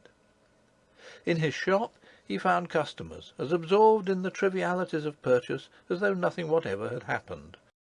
He was shocked, he resented their callousness. "I'm too busy now," he said curtly to one who accosted him. "Sam!" his wife called him in a low voice. She was standing behind the till. "What is it?" He was ready to crush, and especially to crush indiscreet babble in his shop. He thought she was going to vent her womanly curiosity at once. "Mr. Huntbatch is waiting for you in the parlour," said Constance. "Mr. Huntbatch?" "Yes, from Longshaw," she whispered. "It's Mrs. Povey's cousin. He's come to see about the funeral and so on. The inquest, I suppose." Samuel paused. "Oh, has he?" said he defiantly. "Well, I'll see him. If he wants to see me, I'll see him." That evening Constance learned all that was in his mind of bitterness against the memory of the dead woman whose failings had brought Daniel Povey to Stafford Gaol and Dick to the Pirehill Infirmary. Again and again in the ensuing days he referred to the state of foul discomfort which he had discovered in Daniel's house. He nursed a feud against all her relatives, and when, after the inquest at which he gave evidence, full of resentment, she was buried, he vented an angry sigh of relief and said, "Well, she's out of the way." Thenceforward he had a mission, religious in its solemn intensity, to defend and save Daniel. He took the enterprise upon himself, spending the whole of himself upon it, to the neglect of his business and the scorn of his health. He lived solely for Daniel's trial, pouring out money in preparation for it. He thought and spoke of nothing else. The affair was his one preoccupation, and as the weeks passed by he became more and more sure of success, more and more sure that he would return with Daniel to Bursley in triumph after the assize. He was convinced of the impossibility that anything should happen to Daniel. The circumstances were too clear, too overwhelmingly in Daniel's favour. When Brindley, the second best baker and confectioner, made an offer for Daniel's business as a going concern, he was indignant at first. Then Constance and the lawyer and Daniel, whom he saw on every permitted occasion, between them persuaded him that if some arrangement was not made, and made quickly, the business would lose all its value, and he consented, on Daniel's behalf, to a temporary agreement, under which Brindley should reopen the shop and manage it on certain terms, until Daniel regained his freedom towards the end of January. He would not listen to Daniel's plaintive insistence that he would never care to be seen in Bursley again. He pooh-poohed it. He protested furiously that the whole town was seething with sympathy for Daniel, and this was true. He became Daniel's defending angel, rescuing Daniel from Daniel's own weakness and apathy. He became, indeed, Daniel. One morning the shop shutter was wound up, and Brindley, inflated with the importance of controlling two establishments, strutted in and out under the sign of Daniel Povey, and traffic in bread and cakes and flour was resumed. Apparently the sea of time had risen and covered Daniel and all that was his, for his wife was under earth, and Dick lingered at Pirehill, unable to stand, and Daniel was locked away. Apparently, in the regular flow of life of the square, Daniel was forgotten. But not in Samuel Povey's heart was he forgotten. There, before an altar erected to the martyr, the sacred flame of a new faith burned with fierce consistency. Samuel, in his greying middle age, had inherited the eternal youth of the apostle. 3. On the dark winter morning, when Samuel set off to the Grand Assize, Constance did not ask his views as to what protection he would adopt against the weather. She silently ranged special underclothing, and by the warmth of the fire, which for days she had kept ablaze in the bedroom, Samuel silently donned the special underclothing. Over that, with particular fastidious care, he put his best suit. Not a word was spoken. Constance and he were not estranged, but the relations between them were in a state of feverish excitation. Samuel had had a cold on his flat chest for weeks, and nothing that Constance could invent would move it. A few days in bed, or even in one room at a uniform temperature, would surely have worked the cure. Samuel, however, would not stay in one room. He would not stay in the house, nor yet in Bursley. He would take his lacerating cough on chilly trains to Stafford. He had no ears for reason. He simply could not listen. He was in a dream. After Christmas a crisis came. Constance grew desperate. It was a battle between her will and his that occurred one night, when Constance, marshalling all her forces, suddenly insisted that he must go out no more until he was cured. In the fight Constance was scarcely recognisable. She deliberately gave way to hysteria. She was no longer soft and gentle. She flung bitterness at him like vitriol. She shrieked like a common shrew. It seems almost incredible that Constance should have gone so far, but she did. She accused him, amid sobs, of putting his cousin before his wife and son, of not caring whether or not she was left a widow as a result of this obstinacy. And she ended by crying passionately that she might as well talk to a post. She might just as well have talked to a post. Samuel answered, quietly and coldly. He told her that it was useless for her to put herself about, as he should act as he thought fit. It was a most extraordinary scene, and quite unique in their annals.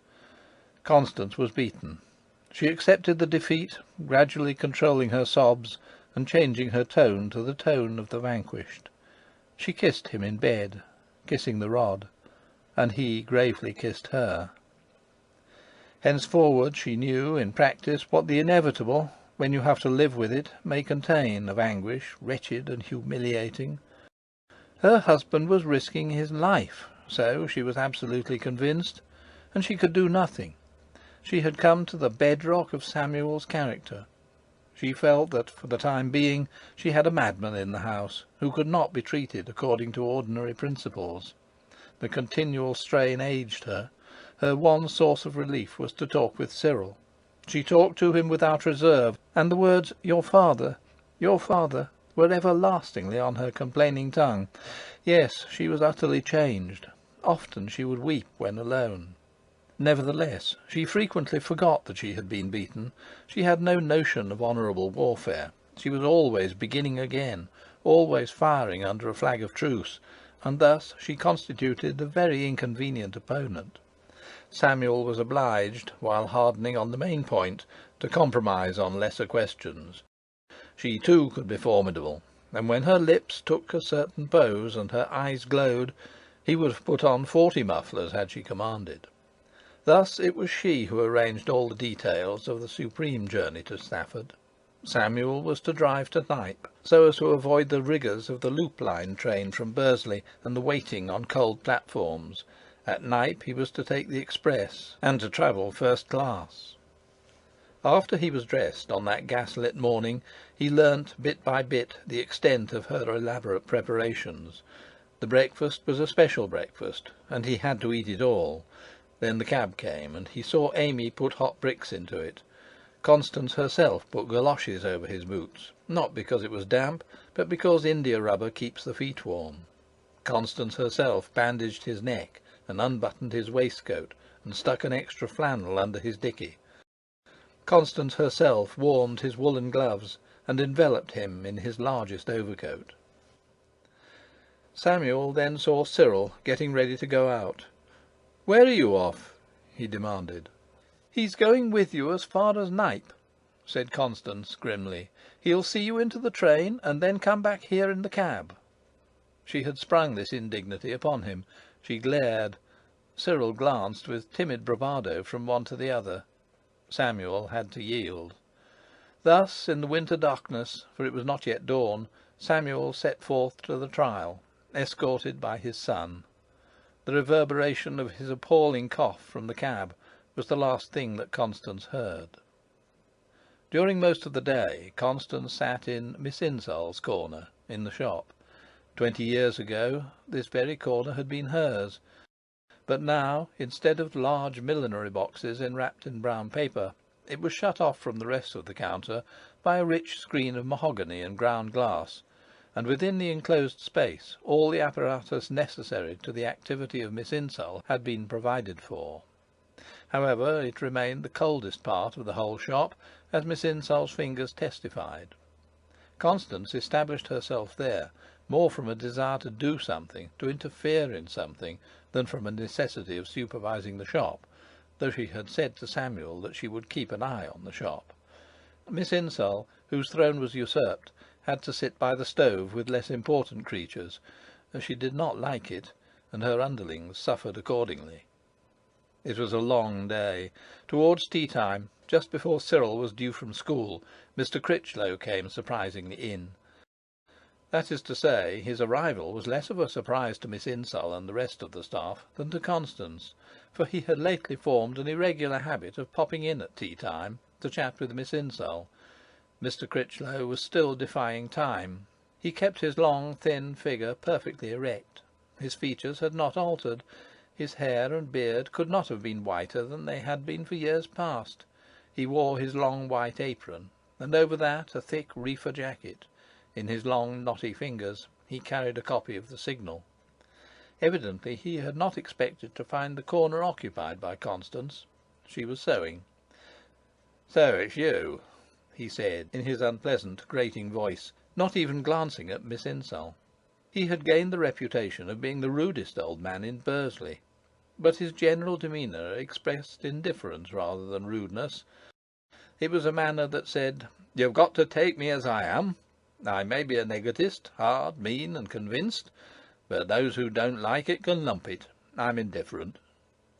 He put one elbow on the top of the screen, showing the Signal. "Mr. Critchlow," said Constance primly. She had acquired Samuel's dislike of him. "It's begun," he observed with mysterious glee. "Has it?" Constance said eagerly. "Is it in the paper already?"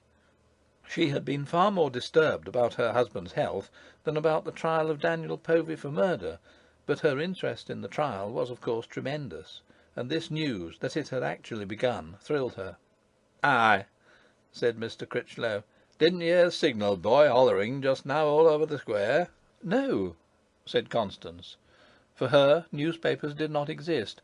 She never had the idea of opening one, never felt any curiosity which she could not satisfy, if she could satisfy it at all, without the powerful aid of the press. And even on this day it had not occurred to her that the Signal might be worth opening. "Aye," repeated Mr. Critchlow. "Seemingly it began at 2 o'clock, or thereabouts." He gave a moment of his attention to a noisy gas jet, which he carefully lowered. "What does it say?" "Nothing yet," said Mr. Critchlow, and they read the few brief sentences under their big heading, which described the formal commencement of the trial of Daniel Povey for the murder of his wife. "There was some as said," he remarked, pushing up his spectacles, "that grand jury would alter the charge or summat." He laughed, grimly tolerant of the extreme absurdity. "Ah," he added contemplatively, turning his head to see if the assistants were listening. They were. It would have been too much on such a day to expect a strict adherence to the etiquette of the shop. Constance had been hearing a good deal lately of grand juries, but she had understood nothing, nor had she sought to understand. "I'm very glad it's come on so soon," she said. "In a sense, that is. I was afraid Sam might be kept at Stafford for days. Do you think it will last long?" "Not it," said Mr. Critchlow positively. "There's naught in it to spin out." Then a silence, punctuated by the sound of stitching. Constance would really have preferred not to converse with the old man, but the desire for reassurance, for the calming of her own fears, forced her to speak, though she knew well that Mr. Critchlow was precisely the last man in town to give moral assistance if he thought it was wanted. "I do hope everything will be all right," she murmured. "Everything'll be all right," he said gaily. "Everything'll be all right. Only it'll be all wrong for Dan." "Whatever do you mean, Mr. Critchlow?" she protested. Nothing, she reflected, could arouse pity in that heart, not even a tragedy like Daniel's. She bit her lip for having spoken.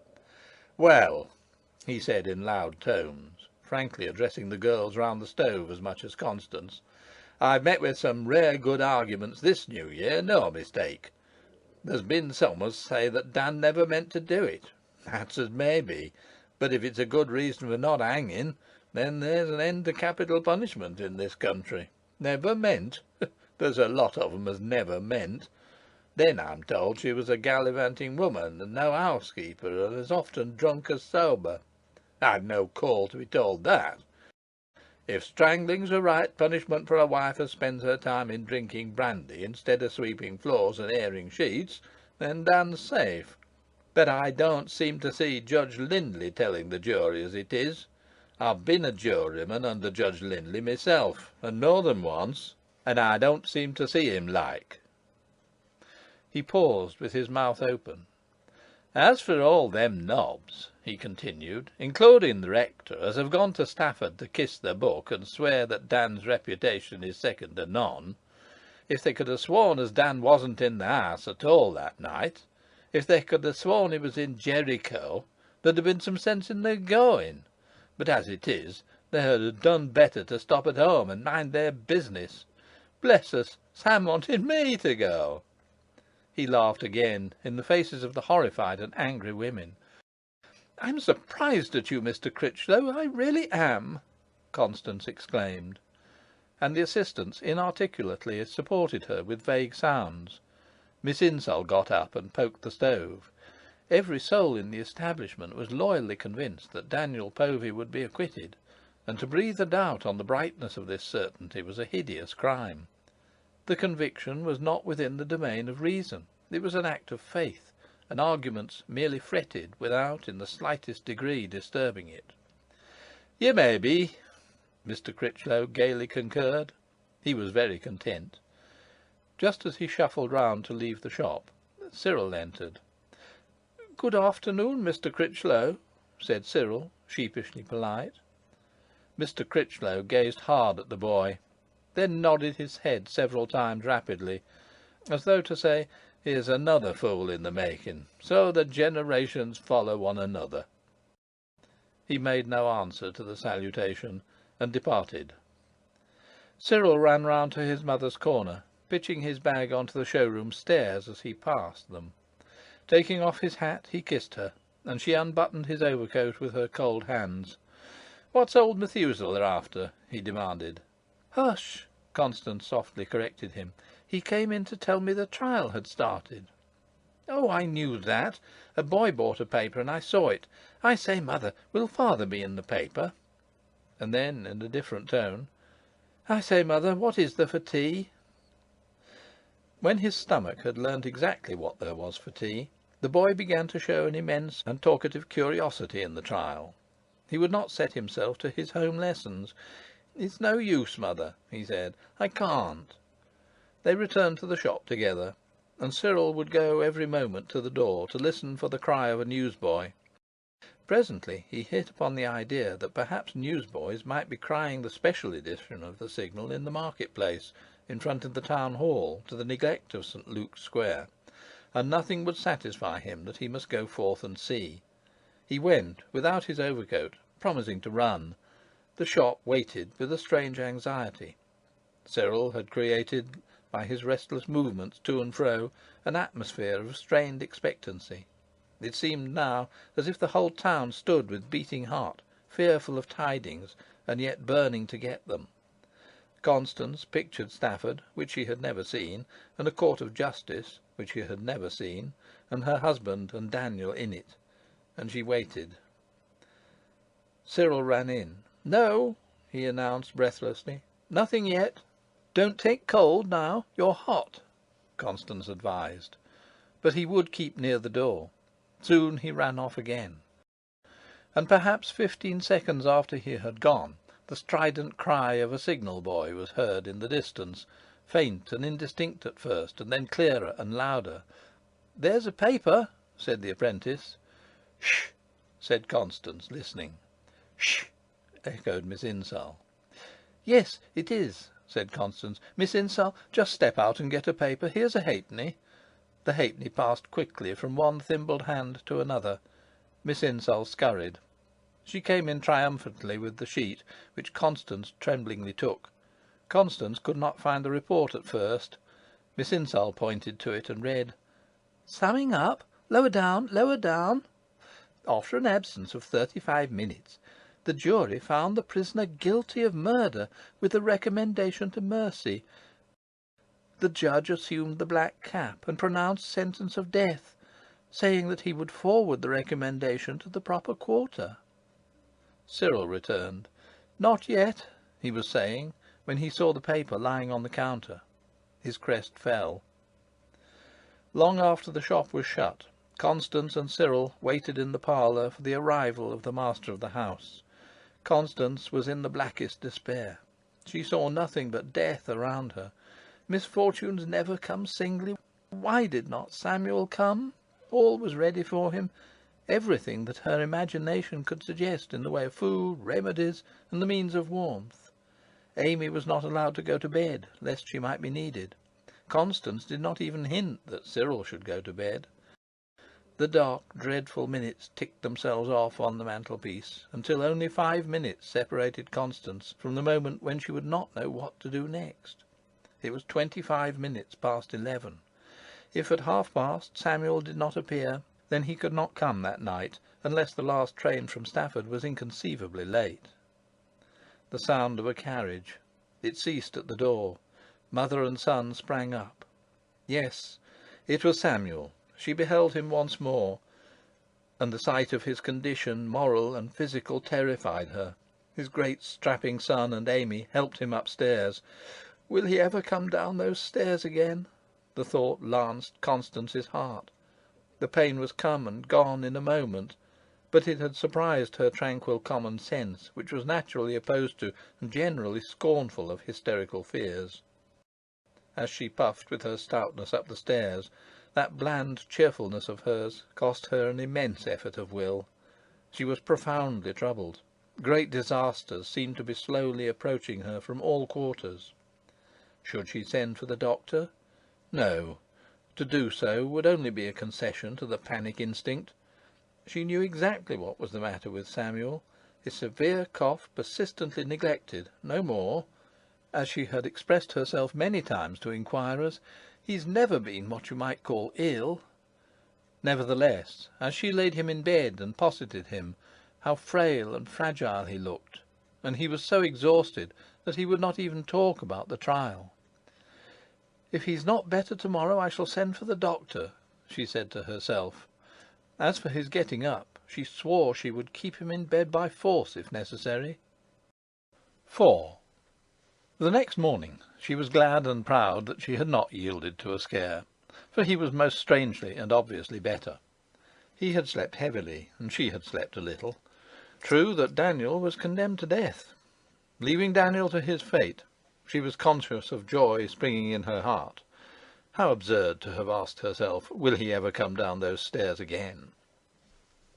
A message reached her from the forgotten shop during the morning that Mr. Lawton had called to see Mr. Povey. Already Samuel had wanted to arise, but she had forbidden it, in the tone of a woman who is dangerous, and Samuel had been very reasonable. He now said that Mr. Lawton must be asked up. She glanced round the bedroom. It was done. It was faultlessly correct as a sick chamber. She agreed to the introduction into it of the man from another sphere, and after a preliminary minute she left the two to talk together. This visit of young Lawton's was a dramatic proof of Samuel's importance, and of the importance of the matter in hand. The august occasion demanded etiquette, and etiquette said that a wife should depart from her husband when he had to transact affairs beyond the grasp of a wife.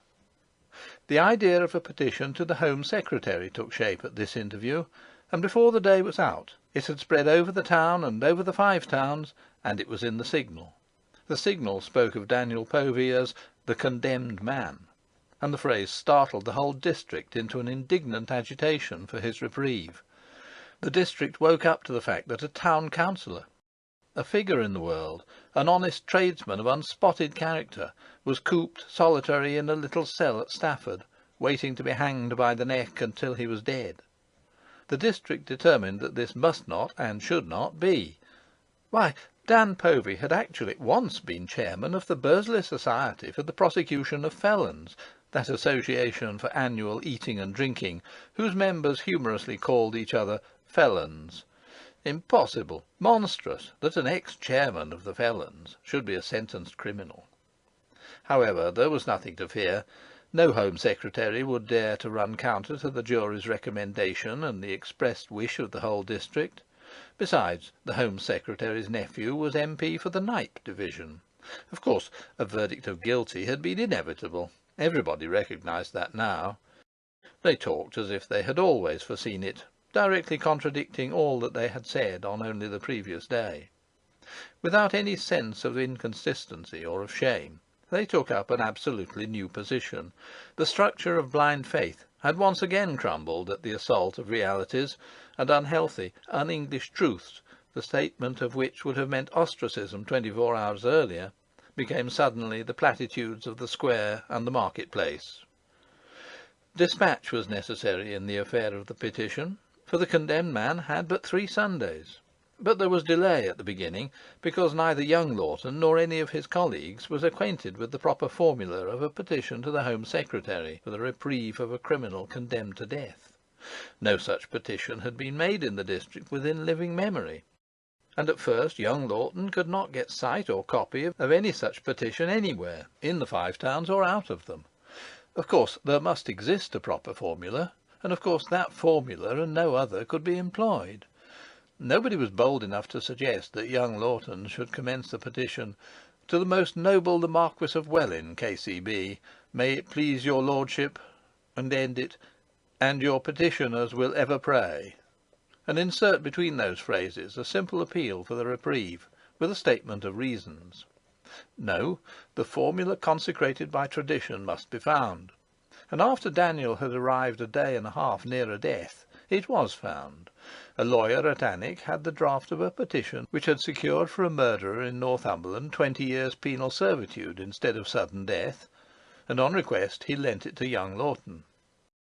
The prime movers in the petition felt that Daniel Povey was now as good as saved. Hundreds of forms were printed to receive signatures, and these forms, together with copies of the petition, were laid on the counters of all the principal shops, not merely in Bursley, but in the other towns. They were also to be found at the offices of the Signal, in railway waiting rooms, and in the various reading rooms, and on the second of Daniel's 3 Sundays they were exposed in the porches of churches and chapels. Chapel keepers and vergers would come to Samuel and ask with the heavy inertia of their stupidity, "About pennons and ink, sir?" These officials had the air of audaciously disturbing the sacrosanct routine of centuries in order to confer a favour. Samuel continued to improve. His cough shook him less, and his appetite increased. Constance allowed him to establish himself in the drawing-room, which was next to the bedroom, and of which the grate was particularly efficient. Here, in an old winter overcoat, he directed the vast affair of the petition, which grew daily to vaster proportions. Samuel dreamt of 20,000 signatures. Each sheet held 20 signatures, and several times a day he counted the sheets. The supply of forms actually failed once, and Constance herself had to hurry to the printers to order more. Samuel was put into a passion by this carelessness of the printers. He offered Cyril 6pence for every sheet of signatures which the boy would obtain. At first Cyril was too shy to canvass, but his father made him blush, and in a few hours Cyril had developed into an eager canvasser. One whole day he stayed away from school to canvass. Altogether he earned over 15 shillings, quite honestly, except that he got a companion to forge a couple of signatures with addresses lacking at the end of the last sheet, generously rewarding him with 6pence, the value of the entire sheet. When Samuel had received 1,000 sheets with 20,000 signatures, he set his heart on 25,000 signatures, and he also announced his firm intention of accompanying young Lawton to London with the petition. The petition had, in fact, become one of the most remarkable petitions of modern times, so the Signal said. The Signal gave a daily account of its progress, and its progress was astonishing. In certain streets every householder had signed it. The first sheets had been reserved for the signatures of members of Parliament, ministers of religion, civic dignitaries, justices of the peace, etc. These sheets were nobly filled. The aged rector of Bursley signed first of all. After him the mayor of Bursley, as was right, then sundry MPs. Samuel emerged from the drawing-room, He went into the parlour, and later into the shop, and no evil consequence followed. His cough was nearly, but not quite, cured. The weather was extraordinarily mild for the season. He repeated that he should go with the petition to London, and he went. Constance could not validly oppose the journey. She, too, was a little intoxicated by the petition. It weighed considerably over 100 weight. The crowning signature, that of the M.P. for Knype, was duly obtained in London, and Samuel's one disappointment was that his hope of 25,000 signatures had fallen short of realisation by only a few score. The few score could have been got had not time urgently pressed. He returned from London a man of mark, full of confidence, but his cough was worse again. His confidence in the power of public opinion and the inherent virtue of justice might have proved to be well placed, had not the Home Secretary happened to be one of your humane officials. The Marquis of Welwyn was celebrated through every stratum of the governing classes for his humane instincts, which were continually fighting against his sense of duty. Unfortunately, his sense of duty, which he had inherited from several centuries of ancestors, made havoc among his humane instincts on nearly every occasion of conflict. It was reported that he suffered horribly in consequence. Others also suffered, for he was never known to advise a remission of a sentence of flogging. Certain capital sentences he had commuted, but he did not commute Daniel Povey's. He could not permit himself to be influenced by a wave of popular sentiment, and assuredly not by his own nephew's signature. He gave to the case the patient, remorseless examination which he gave to every case. He spent a sleepless night in trying to discover a reason for yielding to his humane instincts, but without success. As Judge Lindley remarked in his confidential report, the sole arguments in favour of Daniel were provocation and his previous high character, and these were no sort of an argument. The provocation was utterly inadequate, and the previous high character was quite too ludicrously beside the point. So once more the Marquis's humane instincts were routed, and he suffered horribly. 5. On the Sunday morning after the day on which the Signal had printed the menu of Daniel Povey's supreme breakfast, and the exact length of the drop which the executioner had administered to him, Constance and Cyril stood together at the window of the large bedroom. The boy was in his best clothes, but Constance's garments gave no sign of the Sabbath. She wore a large apron over an old dress that was rather tight for her. She was pale and looked ill. "Oh, mother!" Cyril exclaimed suddenly. "Listen! I'm sure I can hear the band." She checked him with a soundless movement of her lips, and they both glanced anxiously at the silent bed, Cyril with a gesture of apology for having forgotten that he must make no noise. The strains of the band came from down King Street, in the direction of St. Luke's Church. The music appeared to linger a long time in the distance, and then it approached, growing louder, and the Bursley Town Silver Prize Band passed under the window at the solemn pace of Handel's Dead March. The effect of that requiem, heavy with its own inherent beauty, and with the vast weight of harrowing tradition, was to wring the tears from Constance's eyes. They fell on her apron bosom, and she sank into a chair. And though the cheeks of the trumpeters were puffed out, and though the drummer had to protrude his stomach and arch his spine backwards, lest he should tumble over his drum, there was majesty in the passage of the band. The boom of the drum, desolating the interruptions of the melody, made sick the heart, but with a lofty grief, and the dirge seemed to be weaving a purple pall that covered every meanness. The bandsmen were not all in black, but they all wore crape on their sleeves, and their instruments were knotted with crape. They carried in their hats a black-edged card. Cyril held one of these cards in his hand. It ran thus: "Sacred to the memory of Daniel Povey, a town councillor of this town, judicially murdered at 8 o'clock in the morning, 8th of February, 1888. He was more sinned against than sinning." In the wake of the band came the aged rector, bareheaded and wearing a surplice over his overcoat. His thin white hair was disarranged by the breeze that played in the chilly sunshine. His hands were folded on a gilt-edged book. A curate, churchwardens, and sidesmen followed, and after these tramping through the dock mud in a procession that had apparently no end, wound the unofficial male multitude, nearly all in mourning, and all, save the more aristocratic, carrying the memorial card in their hats. Loafers, women, and children had collected on the drying pavements, and a window just opposite Constance was ornamented with the entire family of the landlord of the Sun Vaults. In the great bar of the vaults a barman was craning over the pitch-pine screen that secured privacy to drinkers. The procession continued without break, eternally rising over the verge of King Street Bank, and eternally vanishing round the corner into St. Luke's Square. At intervals it was punctuated by a clergyman, a nonconformist minister, a town crier, a group of foremen, or a few rifle volunteers. The watching crowd grew as the procession lengthened. Then another band was heard, also playing the march from Saul. The first band had now reached the top of the square, and was scarcely audible from King Street. The reiterated glitter in the sun of memorial cards in hats gave the fanciful illusion of an impossible whitish snake that was straggling across the town. 3/4 of an hour elapsed before the tail of the snake came into view, and a rabble of unkempt boys closed in upon it, filling the street. "I shall go to the drawing-room window, mother," said Cyril. She nodded. He crept out of the bedroom. St. Luke's Square was a sea of hats and memorial cards. Most of the occupiers of the square had hung out flags at half-mast, and a flag at half-mast was flying over the town hall in the distance. Sightseers were at every window.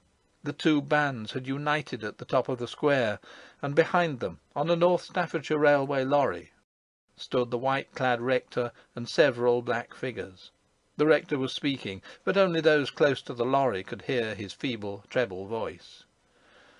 Such was the massive protest of Bursley against what Bursley regarded as a callous injustice. The execution of Daniel Povey had most genuinely excited the indignation of the town. That execution was not only an injustice, it was an insult, a humiliating snub. And the worst was that the rest of the country had really discovered no sympathetic interest in the affair. Certain London papers, indeed, in commenting casually on the execution, had slurred the morals and manners of the Five Towns, professing to regard the district as notoriously beyond the realm of the Ten Commandments. This had helped to render furious the townsmen. This, as much as anything, had encouraged the spontaneous outburst of feeling which had culminated in a St. Luke's Square full of people with memorial cards in their hats. The demonstration had scarcely been organised. It had somehow organised itself, employing the places of worship and a few clubs as centres of gathering, and it proved an immense success. There were 7,000 or 8,000 people in the square, and the pity was that England as a whole could not have had a glimpse of the spectacle. Since the execution of the elephant, nothing had so profoundly agitated Bursley. Constance, who left the bedroom momentarily for the drawing-room, reflected that the death and burial of Cyril's honoured grandfather, though a resounding event, had not caused 1/10 of the stir which she beheld. But then John Baynes had killed nobody. The rector spoke too long, everyone felt that, but at length he finished. The bands performed the doxology, and the immense multitudes began to disperse by the 8 streets that radiate from the square. At the same time 1 o'clock struck, and the public houses opened with their customary admirable promptitude.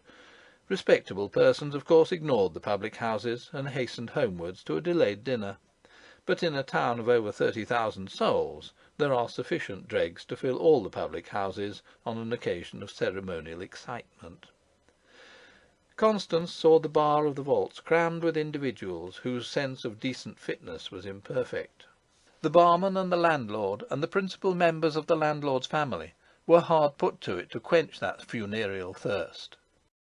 Constance, as she ate a little meal in the bedroom, could not but witness the orgy.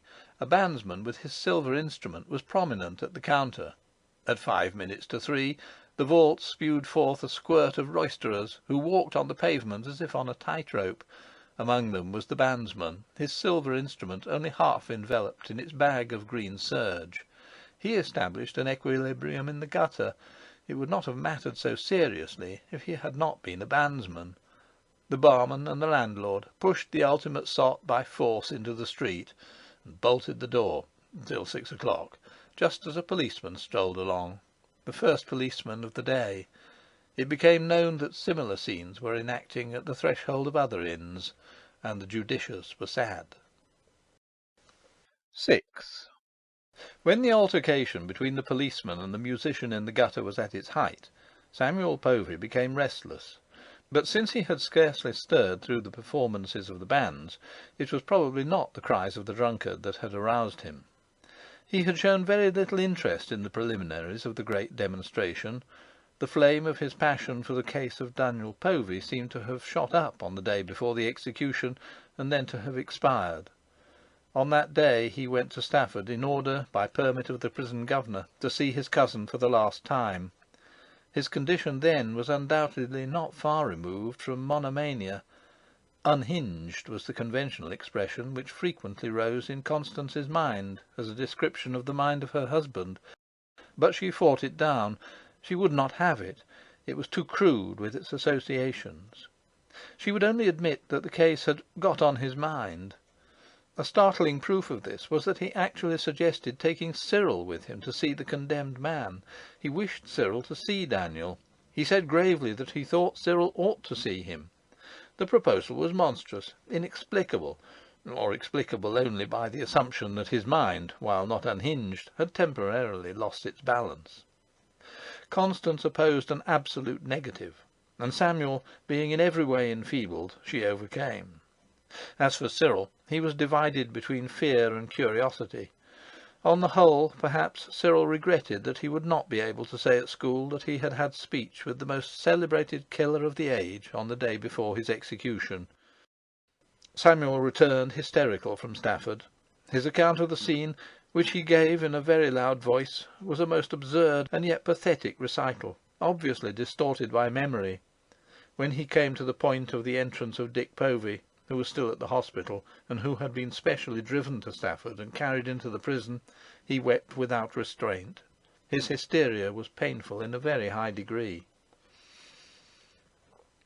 He went to bed of his own accord, for his cough had improved again, and on the following day, the day of the execution, he remained in bed till the afternoon. In the evening the rector sent for him to the rectory to discuss the proposed demonstration. On the next day, Saturday, he said he should not get up. Icy showers were sweeping the town, and his cough was worse after the evening visit to the rector. The most dangerous part of the winter was over, and there was nothing now to force him into indiscretions. She said to herself calmly that he should stay in bed as long as he liked, that he could not have too much repose after the cruel fatigues, physical and spiritual, which he had suffered. His cough was short, but not as troublesome as in the past. His face flushed, dusky, and settled in gloom, and he was slightly feverish, with a quick pulse and quick breathing, the symptoms of a renewed cold. He passed a wakeful night, broken by brief dreams in which he talked. At dawn he had some hot food, asked what day it was, frowned, and seemed to doze off at once. At 11 o'clock he had refused food, and he had intermittently dozed during the progress of the demonstration and its orgiastic sequel. Constance had food ready for his waking, and she approached the bed and leant over him. The fever had increased somewhat, the breathing was more rapid, and his lips were covered with tiny purple pimples. He feebly shook his head with a disgusted air at her mention of food. It was this obstinate refusal of food which first alarmed her. A little uncomfortable suspicion shot up in her. Surely there was nothing the matter with him?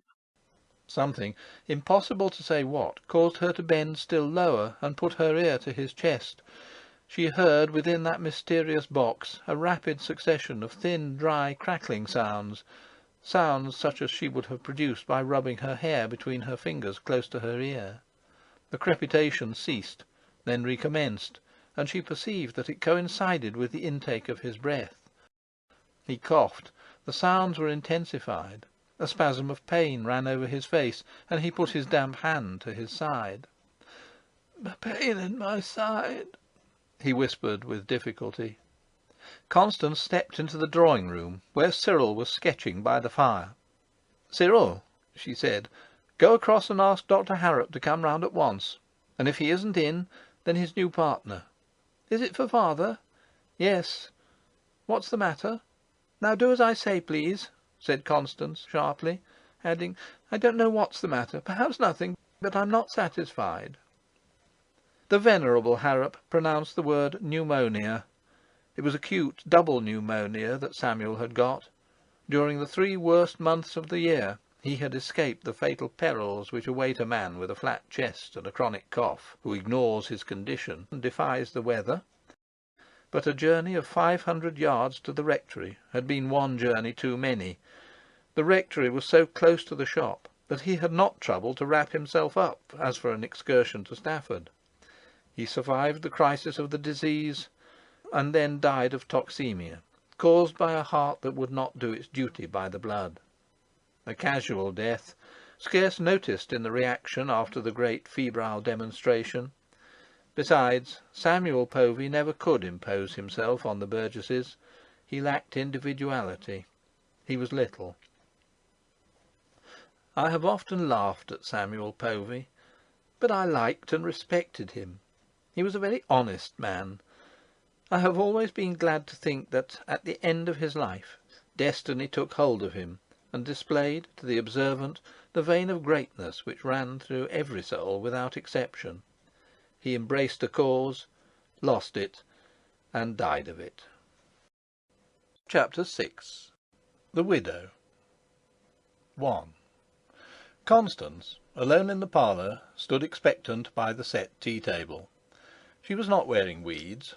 Her mother and she, on the death of her father, had talked of the various disadvantages of weeds. Her mother had worn them unwillingly, and only because a public opinion not sufficiently advanced had intimidated her. Constance had said, "If ever I'm a widow, I won't wear them," positively in the tone of youth, and Mrs. Baynes had replied, "I hope you won't, my dear." That was over 20 years ago, but Constance perfectly remembered. And now she was a widow. How strange and how impressive was life! And she had kept her word, not positively, not without hesitations, for though times were changed, Bursley was still Bursley. But she had kept it. This was the first Monday after Samuel's funeral. Existence in the house had been resumed on the plane which would henceforth be the normal plane. Constance had put on for tea a dress of black silk with a jet brooch of her mother's. Her hands, just meticulously washed, had that feeling of being dirty which comes from roughening of the epidermis caused by a day spent in fingering stuffs. She had been going through Samuel's things and her own, and ranging all anew. It was astonishing how little the man had collected of things in the course of over half a century. All his clothes were contained in 2 long drawers and a short one. He had the least possible quantity of haberdashery and linen, for he invariably took from the shop such articles as he required, when he required them, and he would never preserve what was done with. He possessed no jewellery, save a set of gold studs, a scarf ring, and a wedding ring. The wedding ring was buried with him. Once, when Constance had offered her father's gold watch and chain, he had politely refused it, saying that he preferred his own, a silver watch, with a black cord, which kept excellent time. He had said later that she might save the gold watch and chain for Cyril when he was 21. Beyond these trifles and a half-empty box of cigars and a pair of spectacles, he left nothing personal to himself. Some men leave behind them a litter which takes months to sift and distribute, but Samuel had not the mania for owning. Constance put his clothes in a box to be given away gradually, all except an overcoat and handkerchiefs, which might do for Cyril. She locked up the watch and its black cord, the spectacles and the scarf ring. She gave the gold studs to Cyril. She climbed on a chair and hid the cigar box on top of her wardrobe, and scarce a trace of Samuel remained. By his own wish, the funeral had been as simple and private as possible. 1 or 2 distant relations, whom Constance scarcely knew, and who would probably not visit her again until she too was dead, came and went, and lo, the affair was over. The simple celerity of the funeral would have satisfied even Samuel, whose tremendous self-esteem hid itself so effectually behind such externals that nobody had ever fully perceived it. Not even Constance quite knew Samuel's secret opinion of Samuel. Constance was aware that he had a ridiculous side, that his greatest lack had been a lack of spectacular dignity. Even in the coffin, where nevertheless most people are finely effective, he had not been imposing, with his finicky little grey beard persistently sticking up. The vision of him in his coffin, there in the churchyard, just at the end of King Street, with the lid screwed down on that unimportant beard, recurred frequently in the mind of the widow as something untrue and misleading. She had to say to herself, "Yes, he is really there, and that is why I have this particular feeling in my heart." She saw him as an object, pathetic and wistful, not majestic, and yet she genuinely thought that there could not exist another husband quite so honest, quite so just, quite so reliable, quite so good as Samuel had been. What a conscience he had! How he would try and try to be fair with her! 20 years she could remember of ceaseless, constant endeavour on his part to behave rightly to her. She could recall many an occasion when he had obviously checked himself, striving against his tendency to cold abruptness and to sullenness, in order to give her the respect due to a wife. What loyalty was his! How she could depend on him! How much better he was than herself, she thought with modesty. His death was an amputation for her, but she faced it with calmness. She was not bowed with sorrow. She did not nurse the idea that her life was at an end. On the contrary, she obstinately put it away from her, dwelling on Cyril. She did not indulge in the enervating voluptuousness of grief. She had begun in the first hours of bereavement by picturing herself as one marked out for the blows of fate. She had lost her father and her mother, and now her husband. Her career seemed to be punctuated by interments. But after a while her gentle common sense came to insist that most human beings lose their parents, and that every marriage must end in either a widower or a widow, and that all careers are punctuated by interments. Had she not had nearly 21 years of happy married life? 21 years rolled up. The sudden thought of their naive ignorance of life, hers and his when they had first married, brought tears into her eyes. How wise and experienced she was now! And had she not Cyril? Compared to many women, she was indeed very fortunate. The one visitation which had been specially hers was the disappearance of Sophia, and yet even that was not worse than the death outright of Sophia, was perhaps not so bad, for Sophia might return out of the darkness. The blow of Sophia's flight had seemed unique when it was fresh, and long afterwards had seemed to separate the Baynes family from all other families in a particular shame. But at the age of 43, Constance had learnt that such events are not uncommon in families, and strange sequels to them not unknown. Thinking often of Sophia, she hoped wildly and frequently. She looked at the clock. She had a little spasm of nervousness, lest Cyril might fail to keep his word on that first day of their new regular life together. And at the instant he burst into the room, invading it like an armed force, having previously laid waste the shop in his passage. "I'm not late, mother, I'm not late," he cried proudly. She smiled warmly, happy in him, drawing out of him balm and solace. He did not know that in that stout familiar body before him was a sensitive, trembling soul that clutched at him ecstatically as the one reality in the universe. He did not know that that evening meal, partaken of without hurry after school had released him to her, was to be the ceremonial sign of their intimate unity and their interdependence, a tender and delicious proof that they were all in all to each other. He saw only his tea, for which he was hungry, just as hungry as though his father were not scarcely yet cold in the grave. But he saw obscurely that the occasion demanded something not quite ordinary, and so exerted himself to be boyishly charming to his mother. She said to herself how good he was.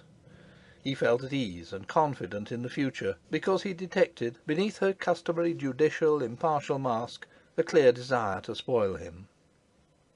After tea she regretfully left him at his home lessons in order to go into the shop. The shop was the great unsolved question. What was she to do with the shop? Was she to continue the business, or to sell it? With the fortunes of her father and her aunt, and the economies of 20 years, she had more than sufficient means. She was indeed rich according to the standards of the square, nay, wealthy. Therefore she was under no material compulsion to keep the shop. Moreover, to keep it would mean personal superintendence and the burden of responsibility, from which her calm lethargy shrank. On the other hand, to dispose of the business would mean the breaking of ties and leaving the premises, and from this she also shrank. Young Lawton, without being asked, had advised her to sell. But she did not want to sell. She wanted the impossible, that matters should proceed in the future as in the past, that Samuel's death should change nothing save in her heart. In the meantime, Miss Insull was priceless. Constance thoroughly understood one side of the shop, but Miss Insull understood both, and the finance of it also. Miss Insull could have directed the establishment with credit, if not with brilliance.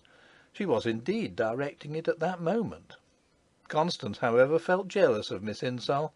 She was conscious of a slight antipathy towards the faithful one. She did not care to be in the hands of Miss Insull. There were one or two customers at the millinery counter. They greeted her with a deplorable copiousness of tact.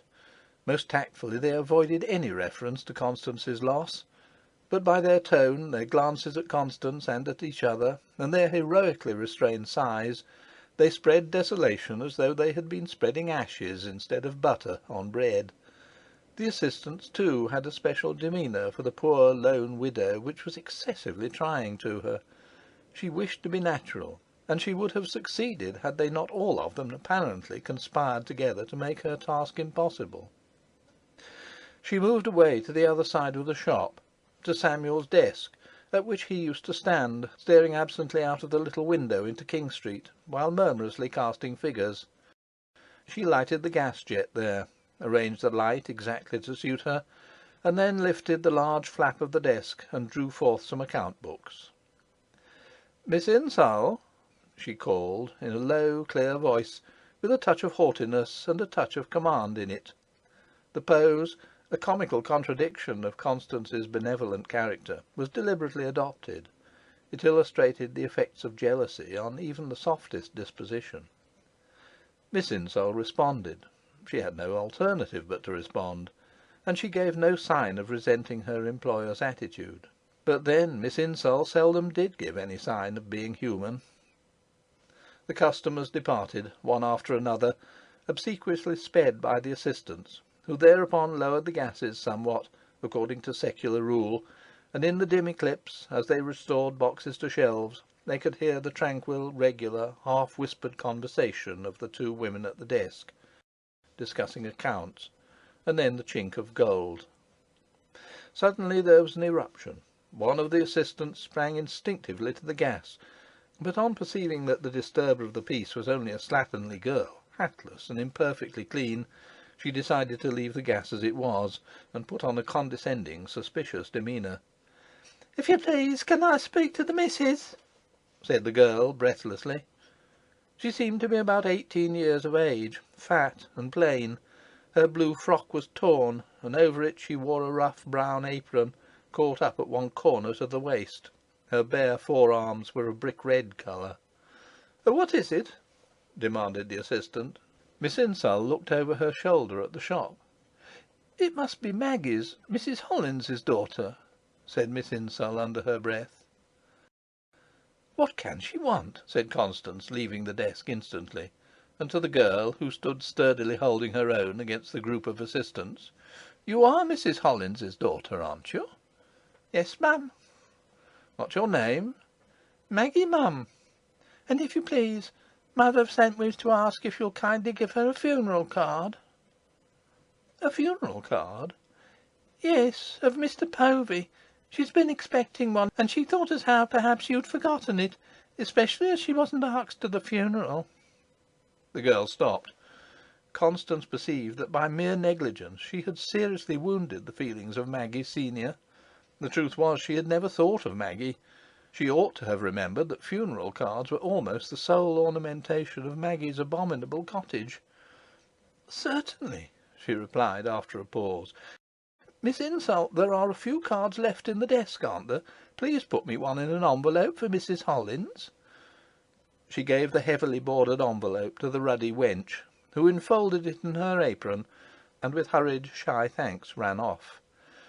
"Tell your mother I send her a card with pleasure," Constance called after the girl. The strangeness of the hazards of life made her thoughtful.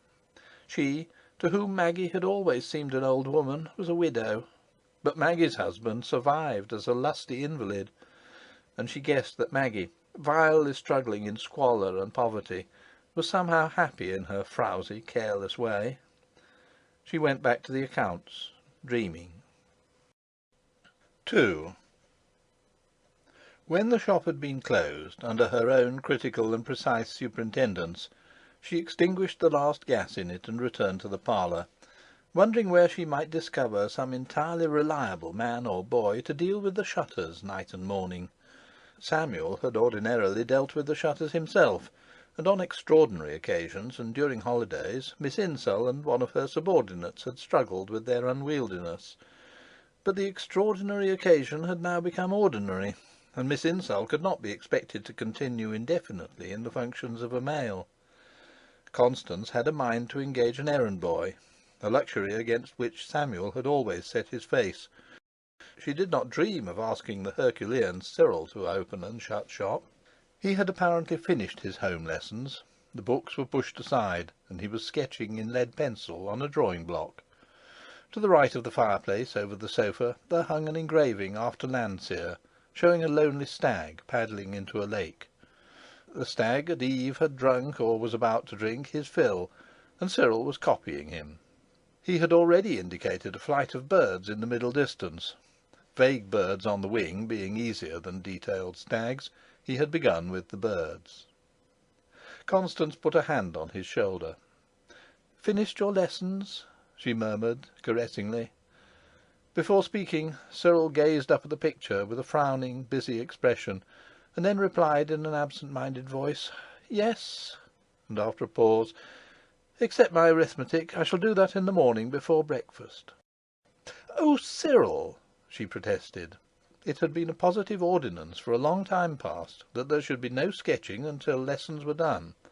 In his father's lifetime Cyril had never dared to break it.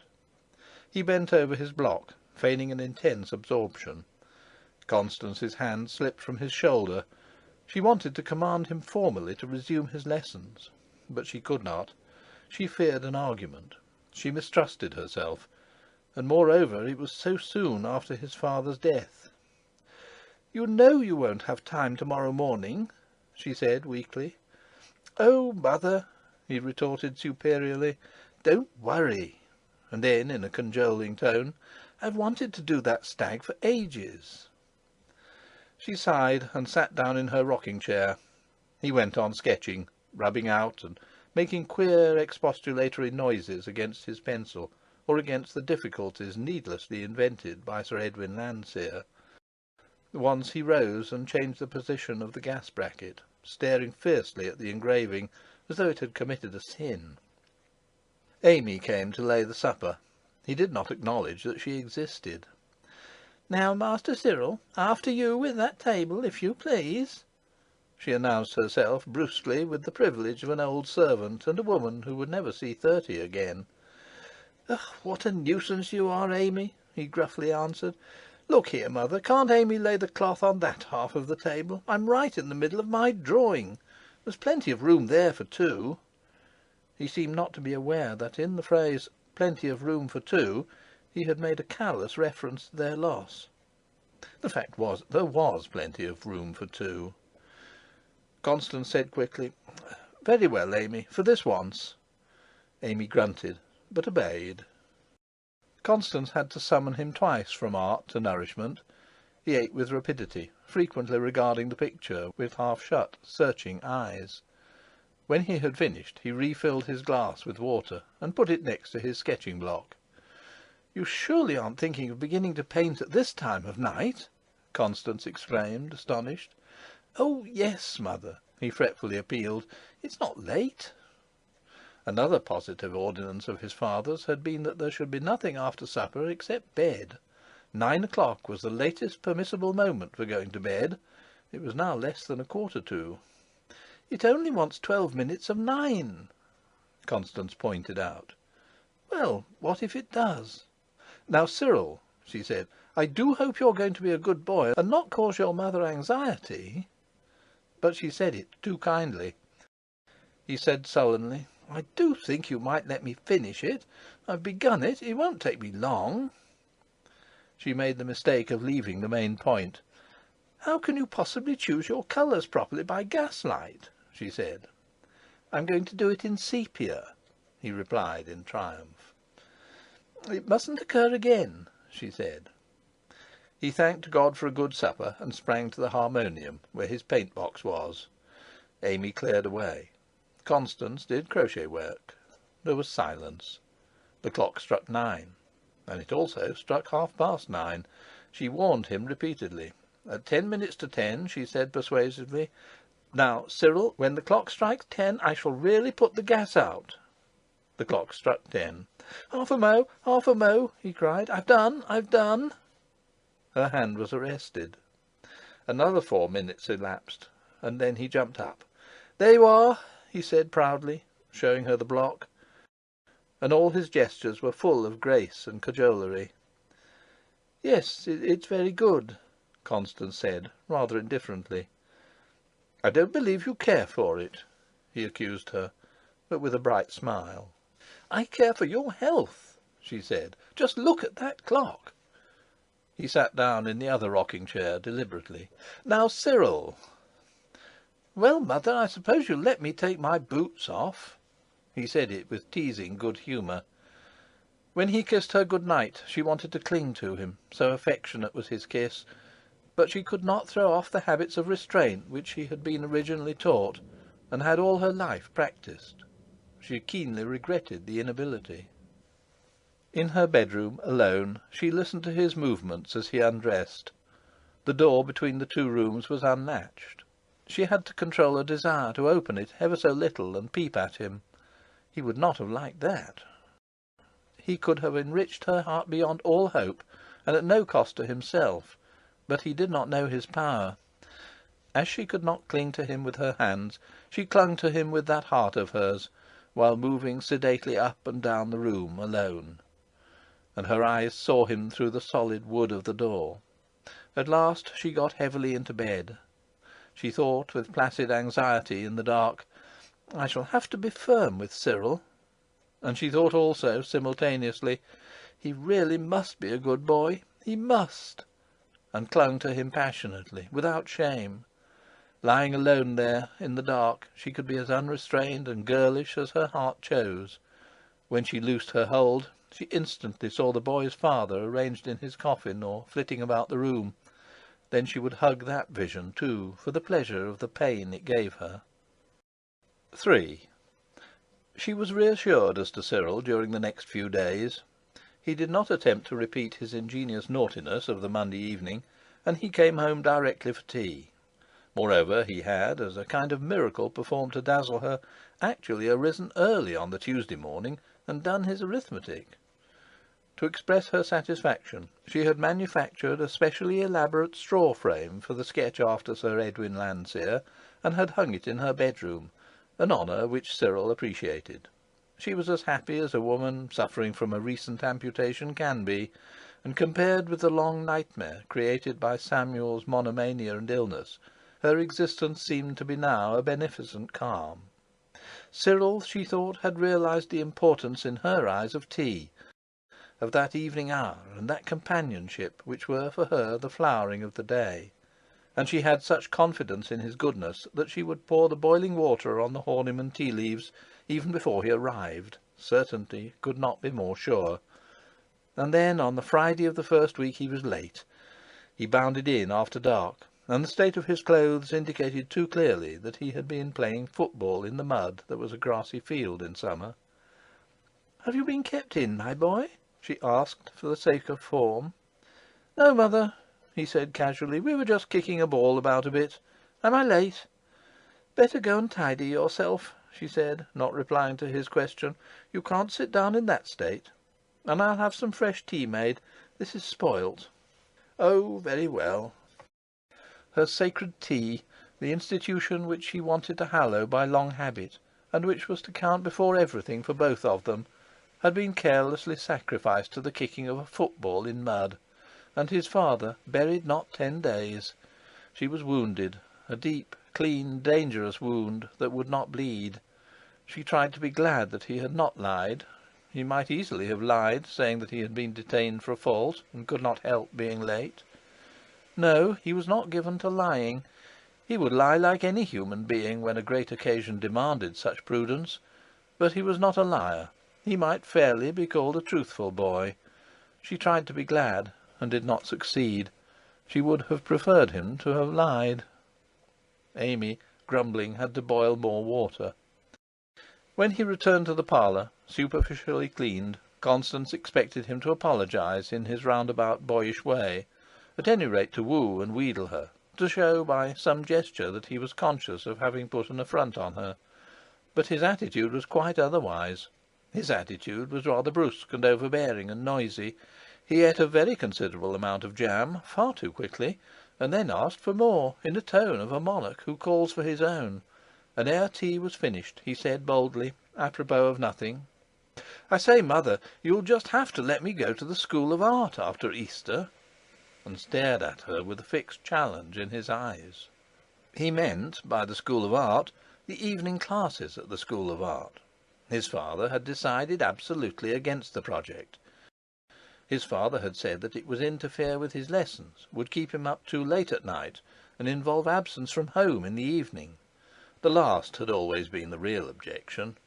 His father had not been able to believe that Cyril's desire to study art sprang purely from his love of art. He could not avoid suspecting that it was a plan to obtain freedom in the evenings, that freedom which Samuel had invariably forbidden. In all Cyril's suggestions, Samuel had been ready to detect the same scheme lurking. He had finally said that when Cyril left school and took to a vocation, then he could study art at night if he chose, but not before. "You know what father said," Constance replied. "But, mother, that's all very well. I'm sure father would have agreed. If I'm going to take up drawing, I ought to do it at once. That's what the drawing master says, and I suppose he ought to know." He finished on a tone of insolence. "I can't allow you to do it yet," said Constance quietly. "It's quite out of the question. Quite." He pouted, and then he sulked.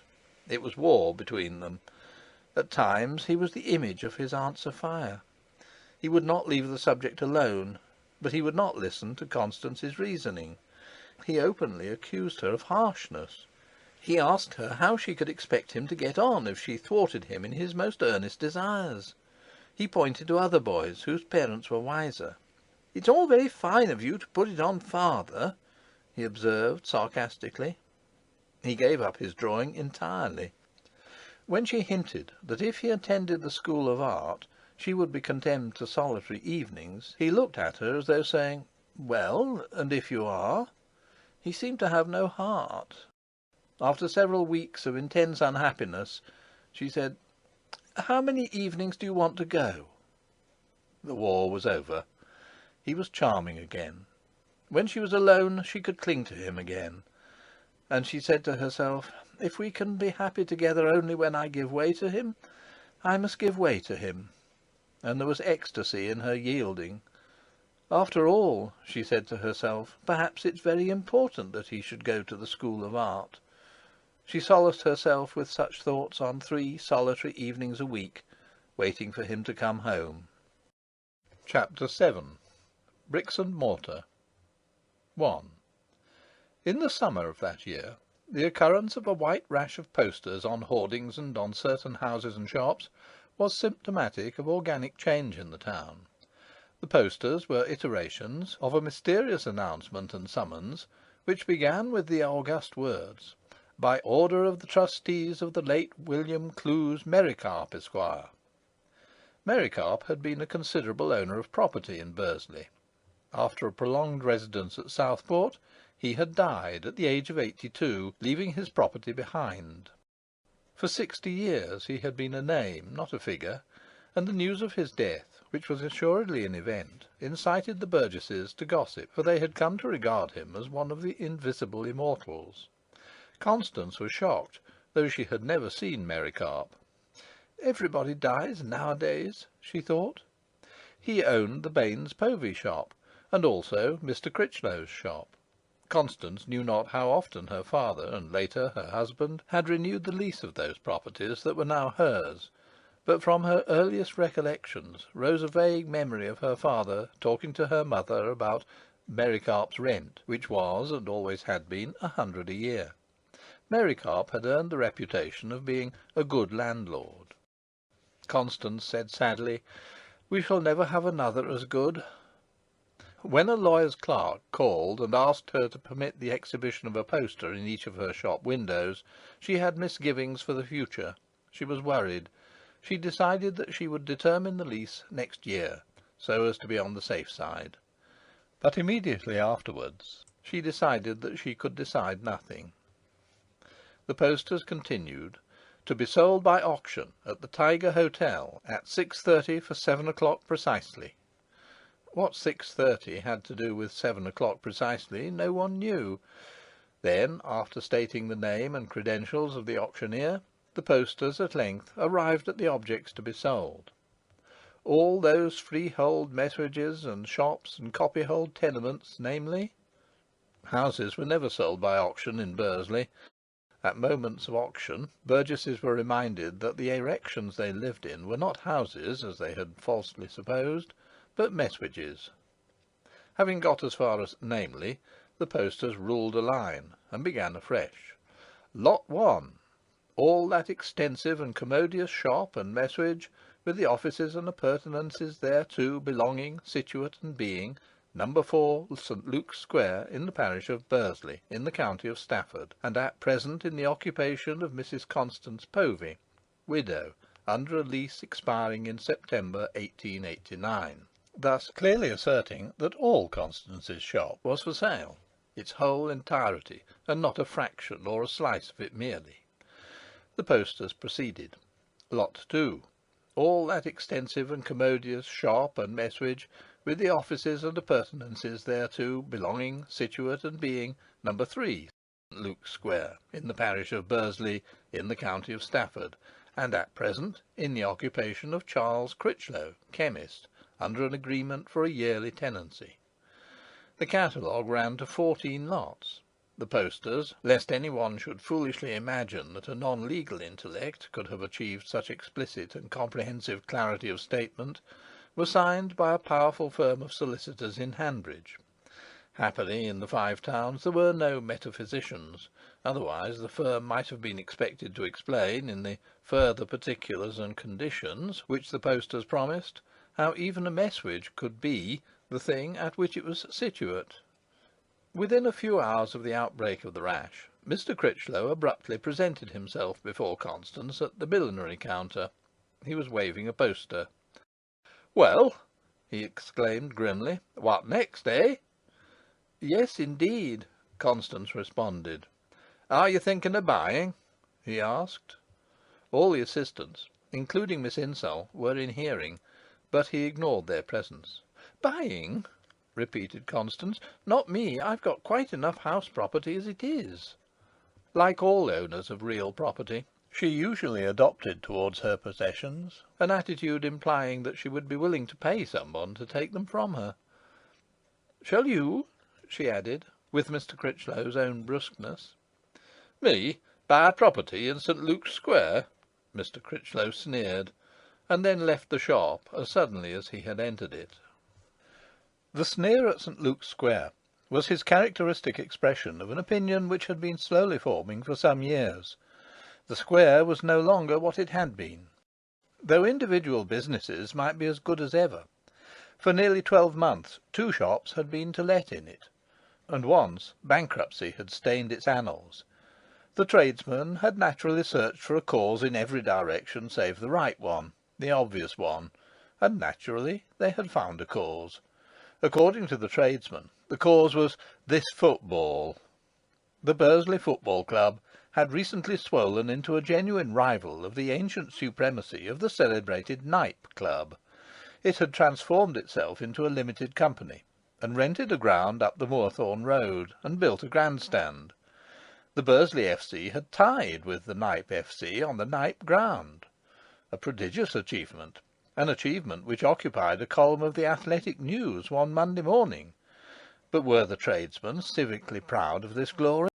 No, they said that this football drew people out of the town on Saturday afternoons, to the complete abolition of shopping. They said also that people thought of nothing but this football, and nearly in the same breath that only roughs and good-for-nothings could possibly be interested in such a barbarous game. And they spoke of gate money, gambling, and professionalism, and the end of all true sport in England. In brief, something new had come to the front, and was submitting to the ordeal of the curse. The sale of the Merricarp estate had a particular interest for respectable, stake-in-the-town persons. It would indicate to what extent, if at all, this football was ruining Bursley. Constance mentioned to Cyril that she fancied she might like to go to the sale, and as it was dated for one of Cyril's off nights, Cyril said that he fancied he might like to go too. So they went together. Samuel used to attend property sales, but he had never taken his wife to one. Constance and Cyril arrived at the Tiger shortly after 7 o'clock, and were directed to a room furnished and arranged as for a small public meeting of philanthropists. A few gentlemen were already present, but not the instigating trustees, solicitors, and auctioneers. It appeared that 6:30 for 7 o'clock precisely meant 7:15. Constance took a Windsor chair in the corner nearest the door, and motioned Cyril to the next chair. They dared not speak. They moved on tiptoe. Cyril inadvertently dragged his chair along the floor, and produced a scrunching sound. He blushed as though he had desecrated a church, and his mother made a gesture of horror. The remainder of the company glanced at the corner, apparently pained by this negligence. Some of them greeted Constance, but self-consciously, with a sort of shamed air. It might have been that they had all nefariously gathered together there for the committing of a crime. Fortunately, Constance's widowhood had already lost its touching novelty, so that the greetings, if self-conscious, were at any rate given without unendurable commiseration, and did not cause awkwardness.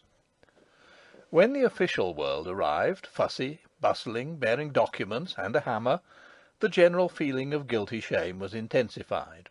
Useless for the auctioneer to try to dissipate the groom by means of bright gestures and quick, cheerful remarks to his supporters. Cyril had an idea that the meeting would open with a hymn, until the appearance of a tapster with wine showed him his error. The auctioneer very particularly enjoined the tapster to see to it that no one lacked for his thirst, and the tapster became self-consciously energetic. He began by choosing Constance for service. In refusing wine she blushed. Then the fellow offered a glass to Cyril, who went scarlet and mumbled "No," with a lump in his throat. When the tapster's back was turned, he smiled sheepishly at his mother. The majority of the company accepted and sipped. The auctioneer sipped, and loudly smacked, and said, "Ah!" Mr. Critchlow came in, and the auctioneer said again, "Ah, I'm always glad when the tenants come. That's always a good sign." He glanced round for approval of this sentiment, but everybody seemed too stiff to move. Even the auctioneer was self-conscious. "Waiter, offer wine to Mr. Critchlow," he exclaimed bullyingly, as if saying, "Man, what on earth are you thinking of, to neglect Mr. Critchlow?" "Yes, sir, yes, sir," said the waiter, who was dispensing wine as fast as a waiter can. The auction commenced. Seizing the hammer, the auctioneer gave a short biography of William Clews Merricarp, and, this pious duty accomplished, called upon a solicitor to read the conditions of sale. The solicitor complied, and made a distressing exhibition of self-consciousness. The conditions of sale were very lengthy, and apparently composed in a foreign tongue, and the audience listened to this elocution with a stoical pretence of breathless interest. Then the auctioneer put up all that extensive and commodious messuage and shop situate and being number 4 St. Luke's Square. Constance and Cyril moved their limbs surreptitiously, as though being at last found out. The auctioneer referred to John Baynes and to Samuel Povey with a sense of personal loss, and then expressed his pleasure in the presence of "the ladies." He meant Constance, who once more had to blush. "Now, gentlemen," said the auctioneer, "what do you say for these famous premises? I think I do not exaggerate when I use the word famous." Some one said £1,000, in the terrorised voice of a delinquent. £1,000, repeated the auctioneer, paused, sipped, and smacked. Guineas, said another voice, self-accused of iniquity. 1,050, said the auctioneer. Then there was a long interval, an interval that tightened the nerves of the assembly. "Now, ladies and gentlemen," the auctioneer adjured. The first voice said sulkily, 1,100. And thus the bids rose to 1,500, lifted bit by bit, as it were, by the magnetic force of the auctioneer's personality. The man was now standing up in domination. He bent down to the solicitor's head. They whispered together. "Gentlemen," said the auctioneer, "I am happy to inform you that the sale is now open." His tone translated better than words his calm professional beatitude. Suddenly, in a voice of wrath, he hissed at the waiter, "Waiter, why don't you serve these gentlemen?" "Yes, sir, yes, sir." The auctioneer sat down and sipped at leisure, chatting with his clerk and the solicitor and the solicitor's clerk. When he rose, it was as a conqueror. "Gentlemen, 1,500 is bid. Now, Mr. Critchlow?"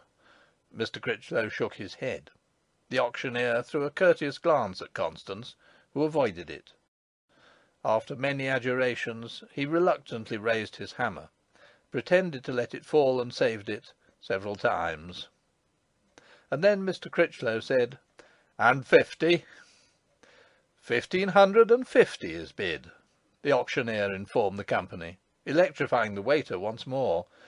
And when he had sipped, he said, with feigned sadness, "Come, gentlemen, you surely don't mean to let this magnificent lot go for £1,550. But they did mean that.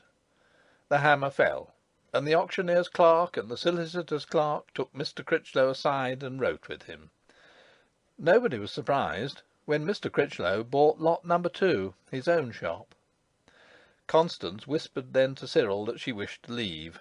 They left with unnatural precautions, but instantly regained their natural demeanour in the dark street.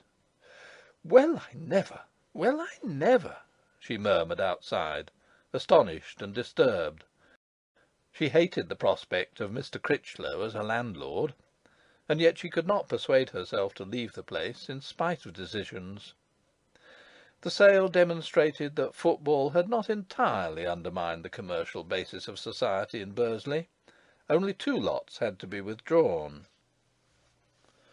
2. On Thursday afternoon of the same week, the youth whom Constance had ended by hiring for the manipulation of shutters and other jobs unsuitable for fragile women was closing the shop. The clock had struck 2.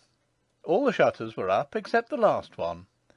In the midst of the doorway, Miss Insull and her mistress were walking about the darkened interior, putting dust sheets well over the edges of exposed goods. The other assistants had just left. The bull terrier had wandered into the shop, as he almost invariably did at closing time, for he slept there, an efficient guard, and had lain down by the dying stove. Though not venerable, he was stiffening into age. "You can shut," said Miss Insull to the youth. But as the final shutter was ascending to its position, Mr. Critchlow appeared on the pavement. "Hold on, young feller," Mr. Critchlow commanded, and stepped slowly, lifting up his long apron over the horizontal shutter on which the perpendicular shutters rested in the doorway. "Shall you be long, Mr. Critchlow?" the youth asked, posing the shutter, "or am I to shut?" "Shut, lad," said Mr. Critchlow briefly. "I'll go out by the side door." "Here's Mr. Critchlow," Miss Insull called out to Constance in a peculiar tone, and a flush, scarcely perceptible, crept very slowly over her dark features. In the twilight of the shop, lit only by a few starry holes in the shutters and by the small side window, not the keenest eye could have detected that flush. "Mr. Critchlow!" Constance murmured the exclamation. She resented his future ownership of her shop. She thought he was come to play the landlord, and she determined to let him see that her mood was independent and free, that she would as lief give up the business as keep it. In particular, she meant to accuse him of having deliberately deceived her as to his intentions on his previous visit. "Well, missus," the aged man greeted her, "we've made it up between us. Happen some folk'll think we've taken our time, but I don't know as that's their affair." His little blinking eyes had a red border. The skin of his pale small face was wrinkled in millions of minute creases. His arms and legs were marvellously thin and sharply angular. The corners of his heliotrope lips were turned down as usual in a mysterious comment on the world, and his smile, as he fronted Constance with his excessive height, crowned the mystery. Constance stared, at a loss. It surely could not after all be true, the substance of the rumours that had floated like vapours in the square for 8 years and more. "What—" she began. "Me and her." He jerked his head in the direction of Miss Insull. The dog had leisurely strolled forward to inspect the edges of the fiancée's trousers. Miss Insull summoned the animal with a noise of fingers, and then bent down and caressed it, a strange gesture, proving the validity of Charles Critchlow's discovery that in Maria Insull a human being was buried. Miss Insull was, as near as any one could guess, 40 years of age. For 25 years she had served in the shop, passing about 12 hours a day in the shop, attending regularly at least 3 religious services at the Wesleyan chapel or school on Sundays, and sleeping with her mother, whom she kept. She had never earned more than 30 shillings a week, and yet her situation was considered to be exceptionally good. In the eternal fusty dark of the shop, she had gradually lost such sexual characteristics and charms as she had once possessed. She was as thin and flat as Charles Critchlow himself. It was as though her bosom had suffered from a prolonged drought at a susceptible period of development, and had never recovered. The one proof that blood ran in her veins was the pimply quality of her ruined complexion, and the pimples of that brickish expanse proved that the blood was thin and bad. Her hands and feet were large and ungainly. The skin of the fingers was roughened by coarse contacts to the texture of emery paper. On 6 days a week she wore black; on the 7th a kind of discreet half-mourning. She was honest, capable, and industrious, and beyond the confines of her occupation she had no curiosity, no intelligence, no ideas.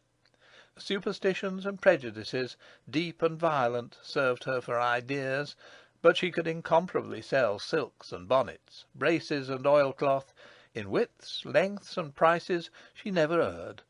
She never annoyed a customer, nor foolishly promised what could not be performed, nor was late, nor negligent, nor disrespectful. No one knew anything about her, because there was nothing to know. Subtract the shop assistant from her, and naught remained. Benighted and spiritually dead, she existed by habit. But for Charles Critchlow she happened to be an illusion.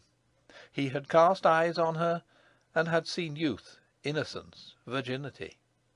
During 8 years the moth Charles had flitted round the lamp of her brilliance, and was now singed past escape.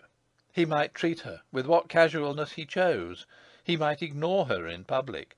He might talk brutally about women. He might leave her to wonder daily what he meant for months at a stretch. But there emerged, indisputable, from the sum of his conduct, the fact that he wanted her. He desired her. She charmed him. She was something ornamental and luxurious, for which he was ready to pay, and to commit follies. He had been a widower since before she was born. To him she was a slip of a girl.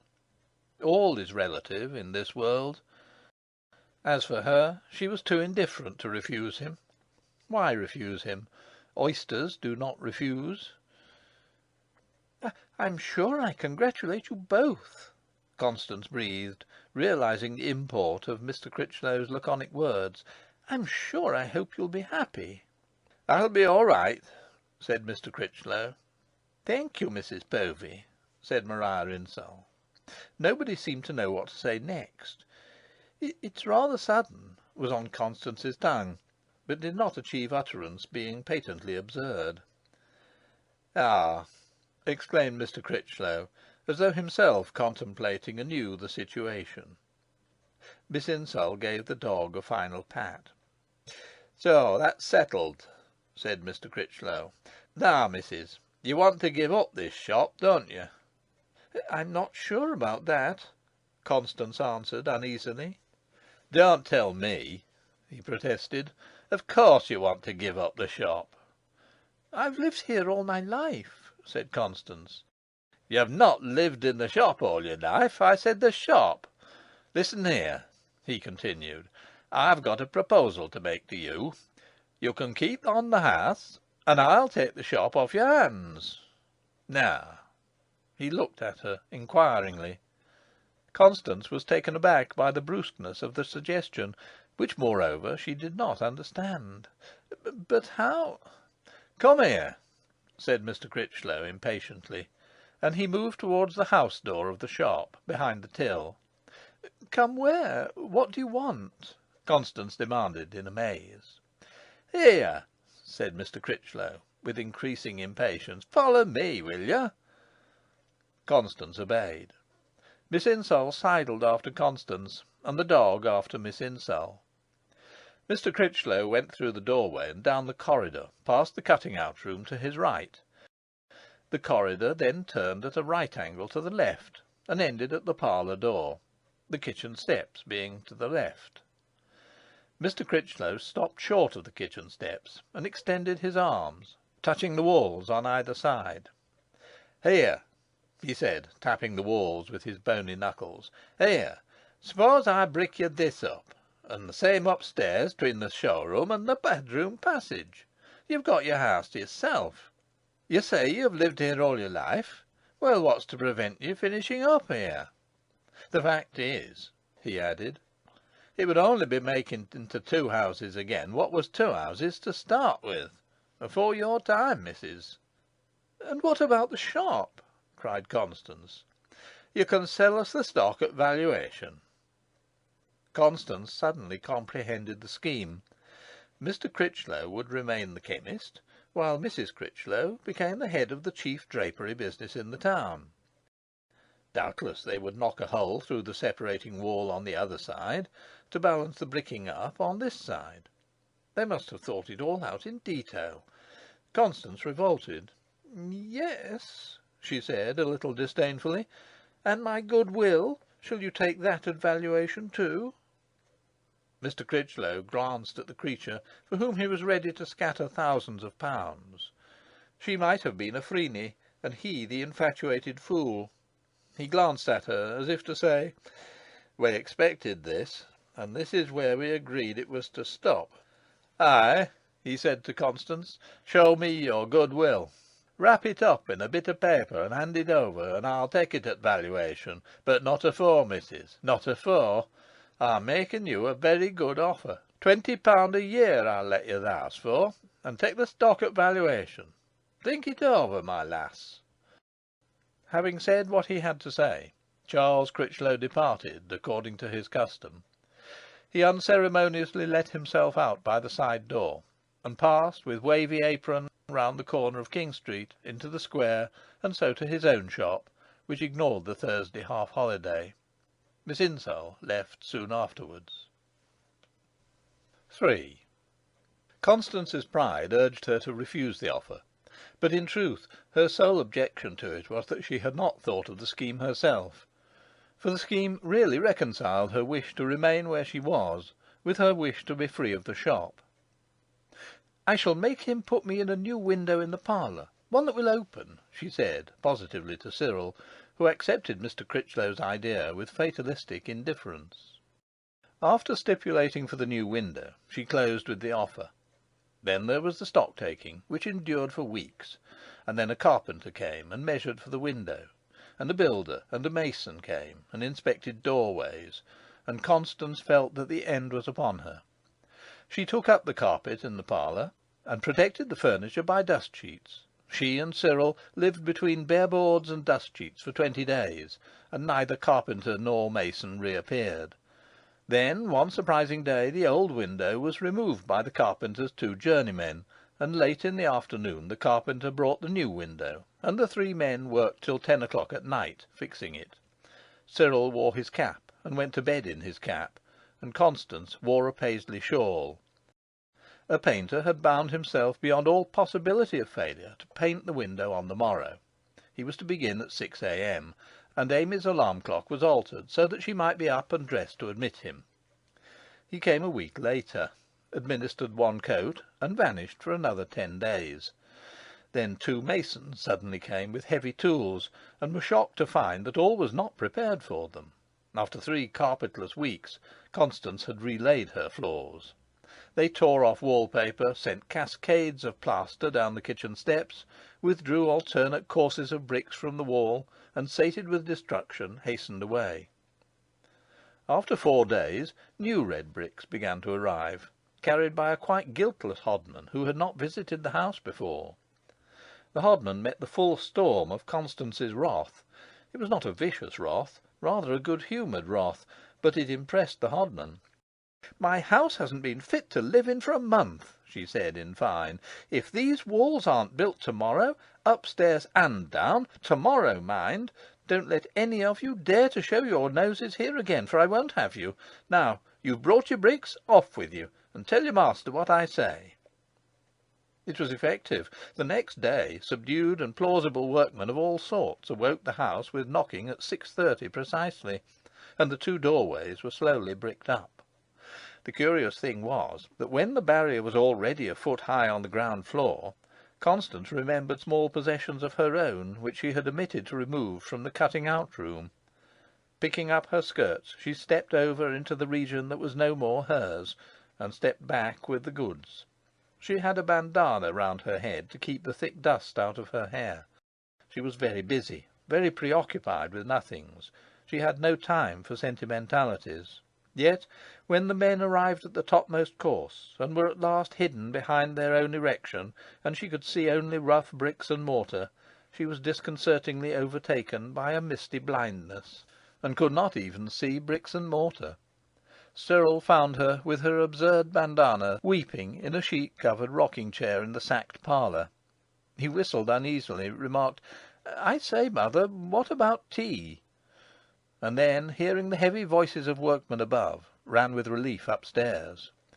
Tea had been set in the drawing-room. He was glad to learn that from Amy, who informed him also that she should never get used to them new walls, not as long as she lived. He went to the School of Art that night. Constance alone could find nothing to do. She had willed that the walls should be built, and they had been built. But days must elapse before they could be plastered, and after the plaster still more days before the papering. Not for another month, perhaps, would her house be free of workmen and ripe for her own labours. She could only sit in the dust drifts and contemplate the havoc of change, and keep her eyes as dry as she could. The legal transactions were all but complete. Little bills announcing the transfer of the business lay on the counters in the shop at the disposal of customers. In 2 days Charles Critchlow would pay the price of a desire realised. The sign was painted out, and new letters sketched thereon in chalk. In future she would be compelled, if she wished to enter the shop, to enter it as a customer, and from the front. Yes, she saw that though the house remained hers, the root of her life had been wrenched up. And the mess! It seemed inconceivable that the material mess could ever be straightened away. Yet, ere the fields of the county were first covered with snow that season, only one sign survived of the devastating revolution, and that was a loose sheet of wallpaper that had been too soon pasted onto new plaster and would not stick. Maria Insull was Maria Critchlow. Constance had been out into the square and seen the altered sign, and had seen Mrs. Critchlow's taste in window curtains, and seen, most impressive sight of all, that the grimy window of the abandoned room at the top of the abandoned staircase next to the bedroom of her girlhood had been cleaned and a table put in front of it. She knew that the chamber, which she herself had never entered, was to be employed as a storeroom, but the visible proof of its conversion so strangely affected her that she had not felt able to go boldly into the shop as she had meant to do, and make a few purchases in the way of friendliness. "I am a silly woman," she muttered. Later she did venture, timidly abrupt, into the shop, and was received with fitting state by Mrs. Critchlow, as desiccated as ever, who insisted on allowing her the special trade discount, and she carried her little friendly purchases round to her own door in King Street. Trivial, trivial event! Constance, not knowing whether to laugh or cry, did both. She accused herself of developing a hysterical faculty in tears, and strove sagely against it. Chapter 8. The Proudest Mother. In the year 1893 there was a new and strange man living at No. 4 St. Luke's Square. Many people remarked on the phenomenon. Very few of his like had ever been seen in Bursley before. One of the striking things about him was the complex way in which he secured himself by means of glittering chains. A chain stretched across his waistcoat, passing through a special buttonhole without a button in the middle. To this cable were firmly linked a watch at one end and a pencil case at the other. The chain also served as a protection against a thief who might attempt to snatch the fancy waistcoat entire.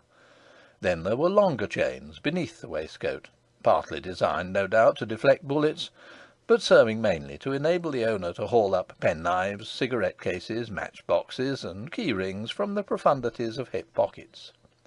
An essential portion of the man's braces, visible sometimes when he played at tennis, consisted of a chain, and the upper and nether halves of his cuff-links were connected by chains. Occasionally he was to be seen chained to a dog. A reversion, conceivably, to a mediaeval type? Yes, but also the exemplar of the excessively modern. Externally he was a consequence of the fact that, years previously, the leading tailor in Bursley had permitted his son to be apprenticed in London. The father died, the son had the wit to return and make a fortune while creating a new type in the town, a type of which multiple chains were but one feature, and that the least expensive, if the most salient. For instance, up to the historic year in which the young tailor created the type, any cap was a cap in Bursley, and any collar was a collar. But thenceforward no cap was a cap, and no collar was a collar, which did not exactly conform in shape and material to certain sacred caps and collars guarded by the young tailor in his back shop. None knew why these sacred caps and collars were sacred, but they were. Their sacredness endured for about 6 months, and then suddenly, again none knew why, they fell from their estate, and became lower than offal for dogs, and were supplanted on the altar. The type brought into existence by the young tailor was to be recognised by its caps and collars, and in a similar manner by every other article of attire, except its boots. Unfortunately, the tailor did not sell boots, and so imposed on his creatures no mystical creed as to boots. This was a pity, for the bootmakers of the town happened not to be inflamed by the type-creating passion as the tailor was, and thus the new type finished abruptly at the edges of the tailor's trousers. The man at No. 4 St. Luke's Square had comparatively small and narrow feet, which gave him an advantage, and as he was endowed with a certain vague general physical distinction, he managed, despite the internal untidiness of his hair, to be eminent among the type. Assuredly, the frequent sight of him in her house flattered the pride of Constance's eye, which rested on him almost always with pleasure. He had come into the house with startling abruptness, soon after Cyril left school, and was indentured to the head designer at Peel's, that classic earthenware manufactory. The presence of a man in her abode disconcerted Constance at the beginning, but she soon grew accustomed to it, perceiving that a man would behave as a man, and must be expected to do so. This man, in truth, did what he liked in all things. Cyril having always been regarded by both his parents as enormous, one would have anticipated a giant in the new man, but queerly he was slim and little above the average height. Neither in enormity nor in many other particulars did he resemble the Cyril whom he had supplanted. His gestures were lighter and quicker. He had nothing of Cyril's ungainliness. He had not Cyril's limitless taste for sweets, nor Cyril's terrific hatred of gloves, barbers, and soap. He was much more dreamy than Cyril, and much busier. In fact, Constance only saw him at meal times. He was at Peel's in the day, and at the School of Art every night. He would dream during a meal even, and without actually saying so, he gave the impression that he was the busiest man in Bursley, wrapped in occupations and preoccupations as in a blanket which Constance had difficulty in penetrating.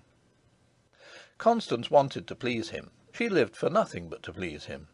He was, however, exceedingly difficult to please, not in the least because he was hypercritical and exacting, but because he was indifferent. Constance, in order to satisfy her desire of pleasing, had to make 50 efforts in the hope that he might chance to notice one. He was a good man, amazingly industrious, when once Constance had got him out of bed in the morning, with no vices, kind, save when Constance mistakenly tried to thwart him, charming, with a curious sense of humour that Constance only half understood. Constance was unquestionably vain about him, and she could honestly find in him little to blame. But whereas he was the whole of her universe, she was merely a dim figure in the background of his. Every now and then, with his gentle, elegant raillery, he would apparently rediscover her, as though saying, "Ah, you're still there, are you?" Constance could not meet him on the plane where his interests lay, and he never knew the passionate intensity of her absorption in that minor part of his life which moved on her plane. He never worried about her solitude, or guessed that in throwing her a smile and a word at supper he was paying her meagrely for 3 hours of lone rockings in a rocking-chair. The worst of it was that she was quite incurable. No experience would suffice to cure her trick of continually expecting him to notice things which he never did notice. One day he said, in the midst of a silence, "By the way, didn't father leave any boxes of cigars?" She had the steps up into her bedroom, and reached down from the dusty top of the wardrobe the box which she had put there after Samuel's funeral. In handing him the box she was doing a great deed. His age was 19, and she was ratifying his precocious habit of smoking by this solemn gift. He entirely ignored the box for several days. She said timidly, "Have you tried those cigars?"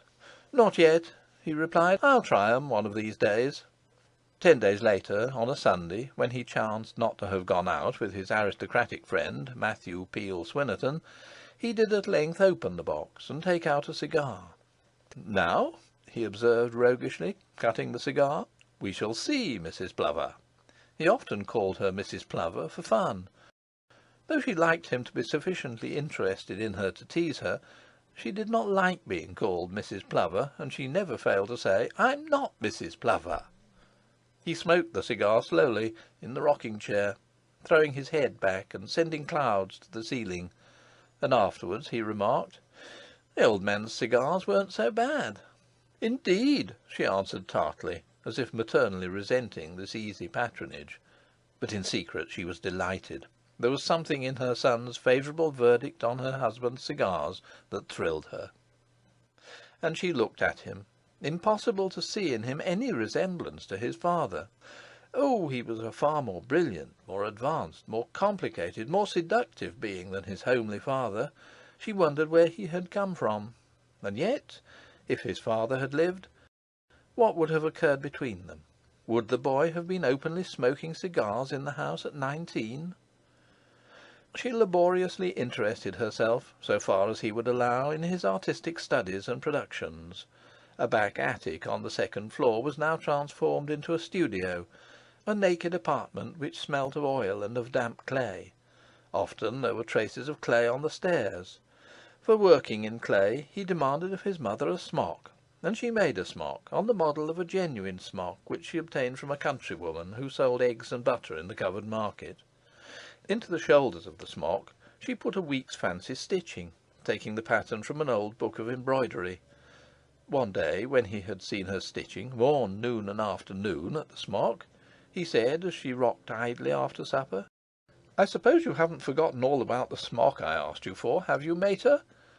She knew that he was teasing her, but while perfectly realising how foolish she was, she nearly always acted as though his teasing was serious. She picked up the smock again from the sofa. When the smock was finished, he examined it intently, then exclaimed, with an air of surprise: "By Jove, that's beautiful! Where did you get this pattern?" He continued to stare at it, smiling in pleasure. He turned over the tattered leaves of the embroidery book with the same naive, charmed astonishment, and carried the book away to the studio. "I must show that to Swynnerton," he said. As for her, the epithet "beautiful" seemed a strange epithet to apply to a mere piece of honest stitchery done in a pattern, and a stitch with which she had been familiar all her life. The fact was, she understood his art less and less.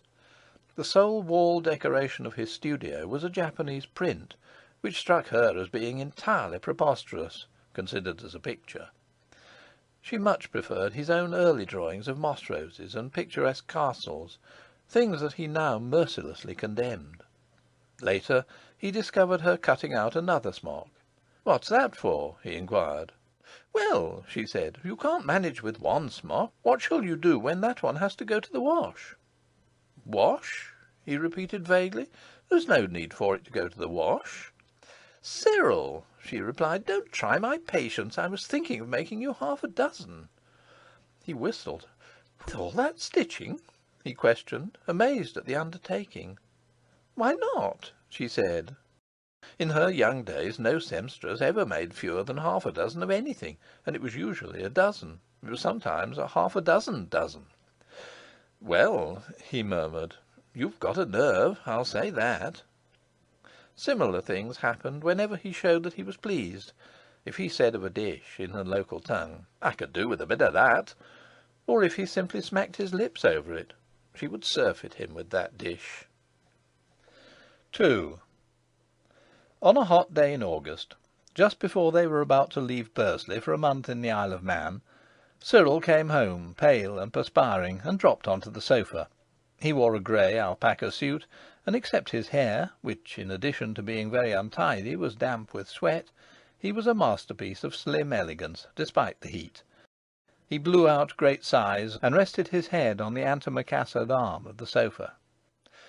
"Well, mater," he said, in a voice of factitious calm, "I've got it." He was looking up at the ceiling. "Got what?" "The National Scholarship. Swynnerton says it's a sheer fluke, but I've got it. Great glory for the Bursley School of Art." "National Scholarship?" she said. "What's that? What is it?" "Now, mother," he admonished her, not without testiness, "don't go and say I've never breathed a word about it." He lit a cigarette to cover his self-consciousness, for he perceived that she was moved far beyond the ordinary. Never, in fact, not even by the death of her husband, had she received such a frightful blow as that which the dreamy Cyril had just dealt her. It was not a complete surprise, but it was nearly a complete surprise. A few months previously he certainly had mentioned, in his incidental way, the subject of a national scholarship. Apropos of a drinking cup which he had designed, he had said that the director of the School of Art had suggested that it was good enough to compete for the national, and that as he was otherwise qualified for the competition, he might as well send the cup to South Kensington. He had added that Peel Swynnerton had laughed at the notion as absurd. On that occasion she had comprehended that a national scholarship involved residence in London. She ought to have begun to live in fear, for Cyril had a most disturbing habit of making a mere momentary reference to matters which he deemed very important, and which occupied a large share of his attention. He was secretive by nature, and the rigidity of his father's rule had developed this trait in his character. But really he had spoken of the competition with such an extreme casualness that with little effort she had dismissed it from her anxieties as involving a contingency so remote as to be negligible. She had, genuinely, almost forgotten it. Only at rare intervals had it wakened in her a dull transitory pain, like the herald of a fatal malady. And as a woman in the opening stage of a disease, She had hastily reassured herself. How silly of me! This can't possibly be anything serious. And now she was condemned. She knew it. She knew there could be no appeal. She knew that she might as usefully have besought mercy from a tiger as from her good, industrious, dreamy son. "It means £1 a week," said Cyril, his self-consciousness intensified by her silence and by the dreadful look on her face. "And, of course, free tuition." "For how long?" she managed to say. "Well," said he, "that depends. Nominally for a year. But if you behave yourself, it's always continued for 3 years." If he stayed for 3 years, he would never come back. That was a certainty. How she rebelled, furious and despairing, against the fortuitous cruelty of things! She was sure that he had not, till then, thought seriously of going to London. But the fact that the Government would admit him free to its classrooms, and give him £1 a week besides, somehow forced him to go to London. It was not lack of means that would have prevented him from going. Why then should the presence of means induce him to go? There was no logical reason. The whole affair was disastrously absurd. The art master at the Wedgwood Institution had merely chanced, to suggest that the drinking cup should be sent to South Kensington, and the result of this caprice was that she was sentenced to solitude for life. It was too monstrously, too incredibly wicked. With what futile and bitter execration she murmured in her heart the word "if."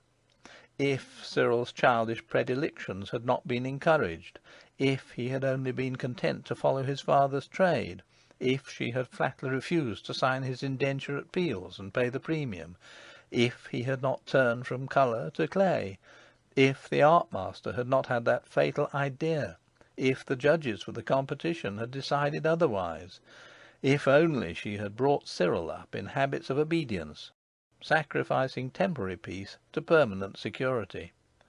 For after all, he could not abandon her without her consent. He was not of age, and he would want a lot more money, which he could obtain from none but her. She could refuse. No, she could not refuse. He was the master, the tyrant. For the sake of daily pleasantness, she had weakly yielded to him at the start. She had behaved badly to herself and to him. He was spoiled. She had spoiled him.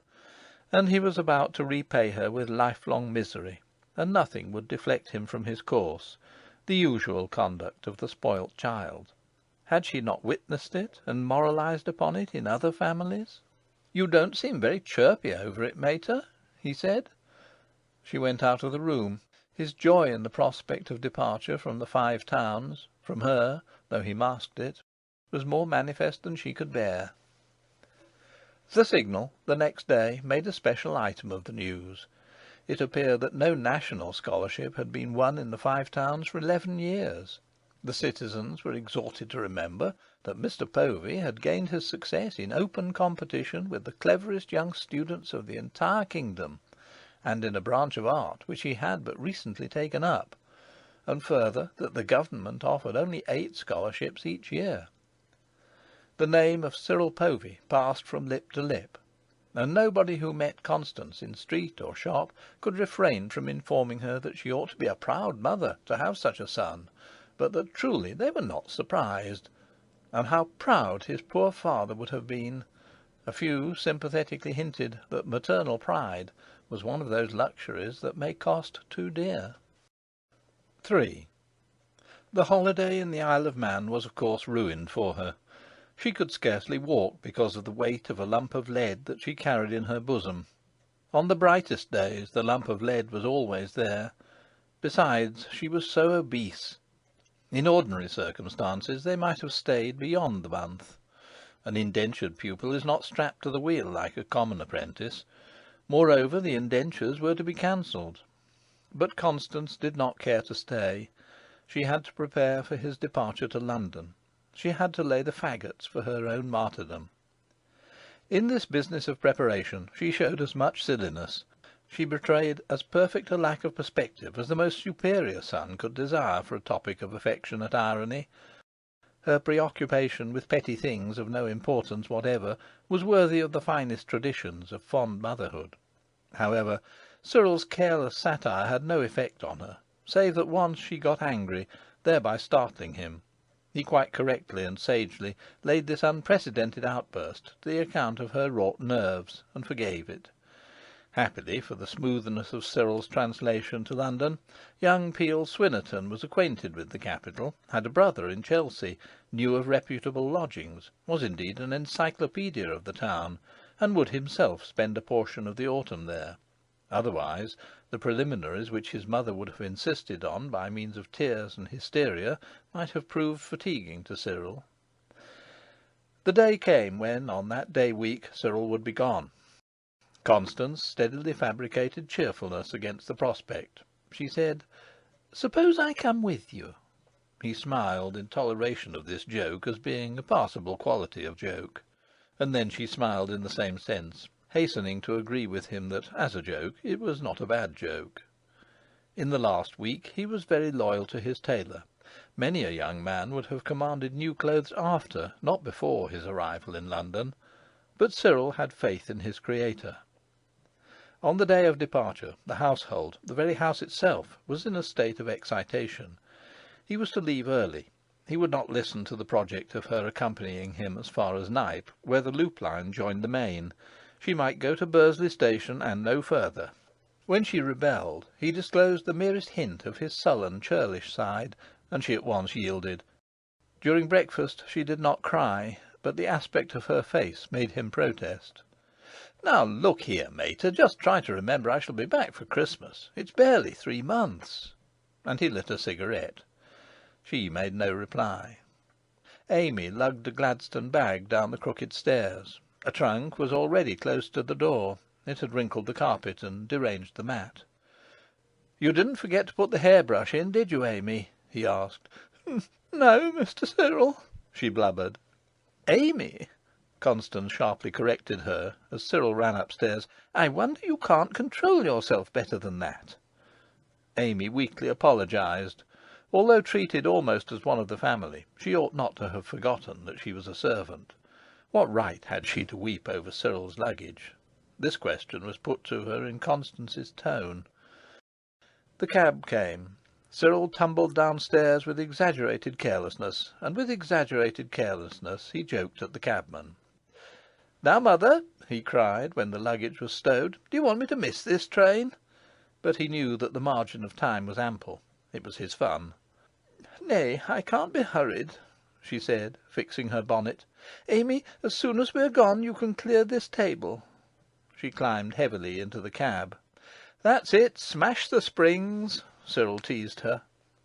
The horse got a stinging cut to recall him to the seriousness of life. It was a fine, bracing autumn morning, and the driver felt the need of communicating his abundant energy to someone or something. They drove off, Amy staring after them from the door. Matters had been so marvellously well arranged that they arrived at the station 20 minutes before the train was due. "Never mind," Cyril mockingly comforted his mother. "You'd rather be 20 minutes too soon than 1 minute too late, wouldn't you?" His high spirits had to come out somehow. Gradually the minutes passed, and the empty slate-tinted platform became dotted with people to whom that train was nothing but a loop line train, people who took that train every weekday of their lives and knew all its eccentricities. And they heard the train whistle as it started from Turnhill, and Cyril had a final word with the porter who was in charge of the luggage. He made a handsome figure, and he had £20 in his pocket. When he returned to Constance, she was sniffing, and through her veil he could see that her eyes were circled with red. But through her veil she could see nothing. The train rolled in, rattling to a standstill. Constance lifted her veil and kissed him, and kissed her life out. He smelt the odour of her crape. He was for an instant close to her, close, and he seemed to have an overwhelmingly intimate glimpse into her secrets. He seemed to be choked in the sudden strong emotion of that crape. He felt queer. "Here you are, sir. Second smoker," called the porter. The daily frequenters of the train boarded it, with their customary disgust. "I'll write as soon as ever I get there," said Cyril of his own accord. It was the best he could muster. With what grace he raised his hat! a sliding away, clouds of steam, and she shared the dead platform with milk cans, two porters, and Smith's noisy boy. She walked home very slowly and painfully. The lump of lead was heavier than ever before, and the townspeople saw the proudest mother in Bursley walking home. After all, she argued with her soul, angrily, petulantly, could you expect the boy to do anything else? He's a serious student. He's had a brilliant success, and is he to be tied to your apron strings? The idea is preposterous. It isn't as if he were an idler or a bad son. No mother could have a better son. A nice thing that he should stay all his life in Bursley simply because you don't like being left alone. Unfortunately, one might as well argue with a mule as with one's soul. Her soul only kept saying monotonously, I'm a lonely old woman now. I've nothing to live for any more, and I'm no use to anybody. Once I was young and proud, and this is what my life has come to. This is the end. When she reached home, Amy had not touched the breakfast things. The carpet was still wrinkled, and the mat still out of place. And through the desolating atmosphere of reaction after a terrific crisis, she marched directly upstairs, entered his plundered room, and beheld the disorder of the bed in which he had slept. End of Chapter 8. And of Book 2.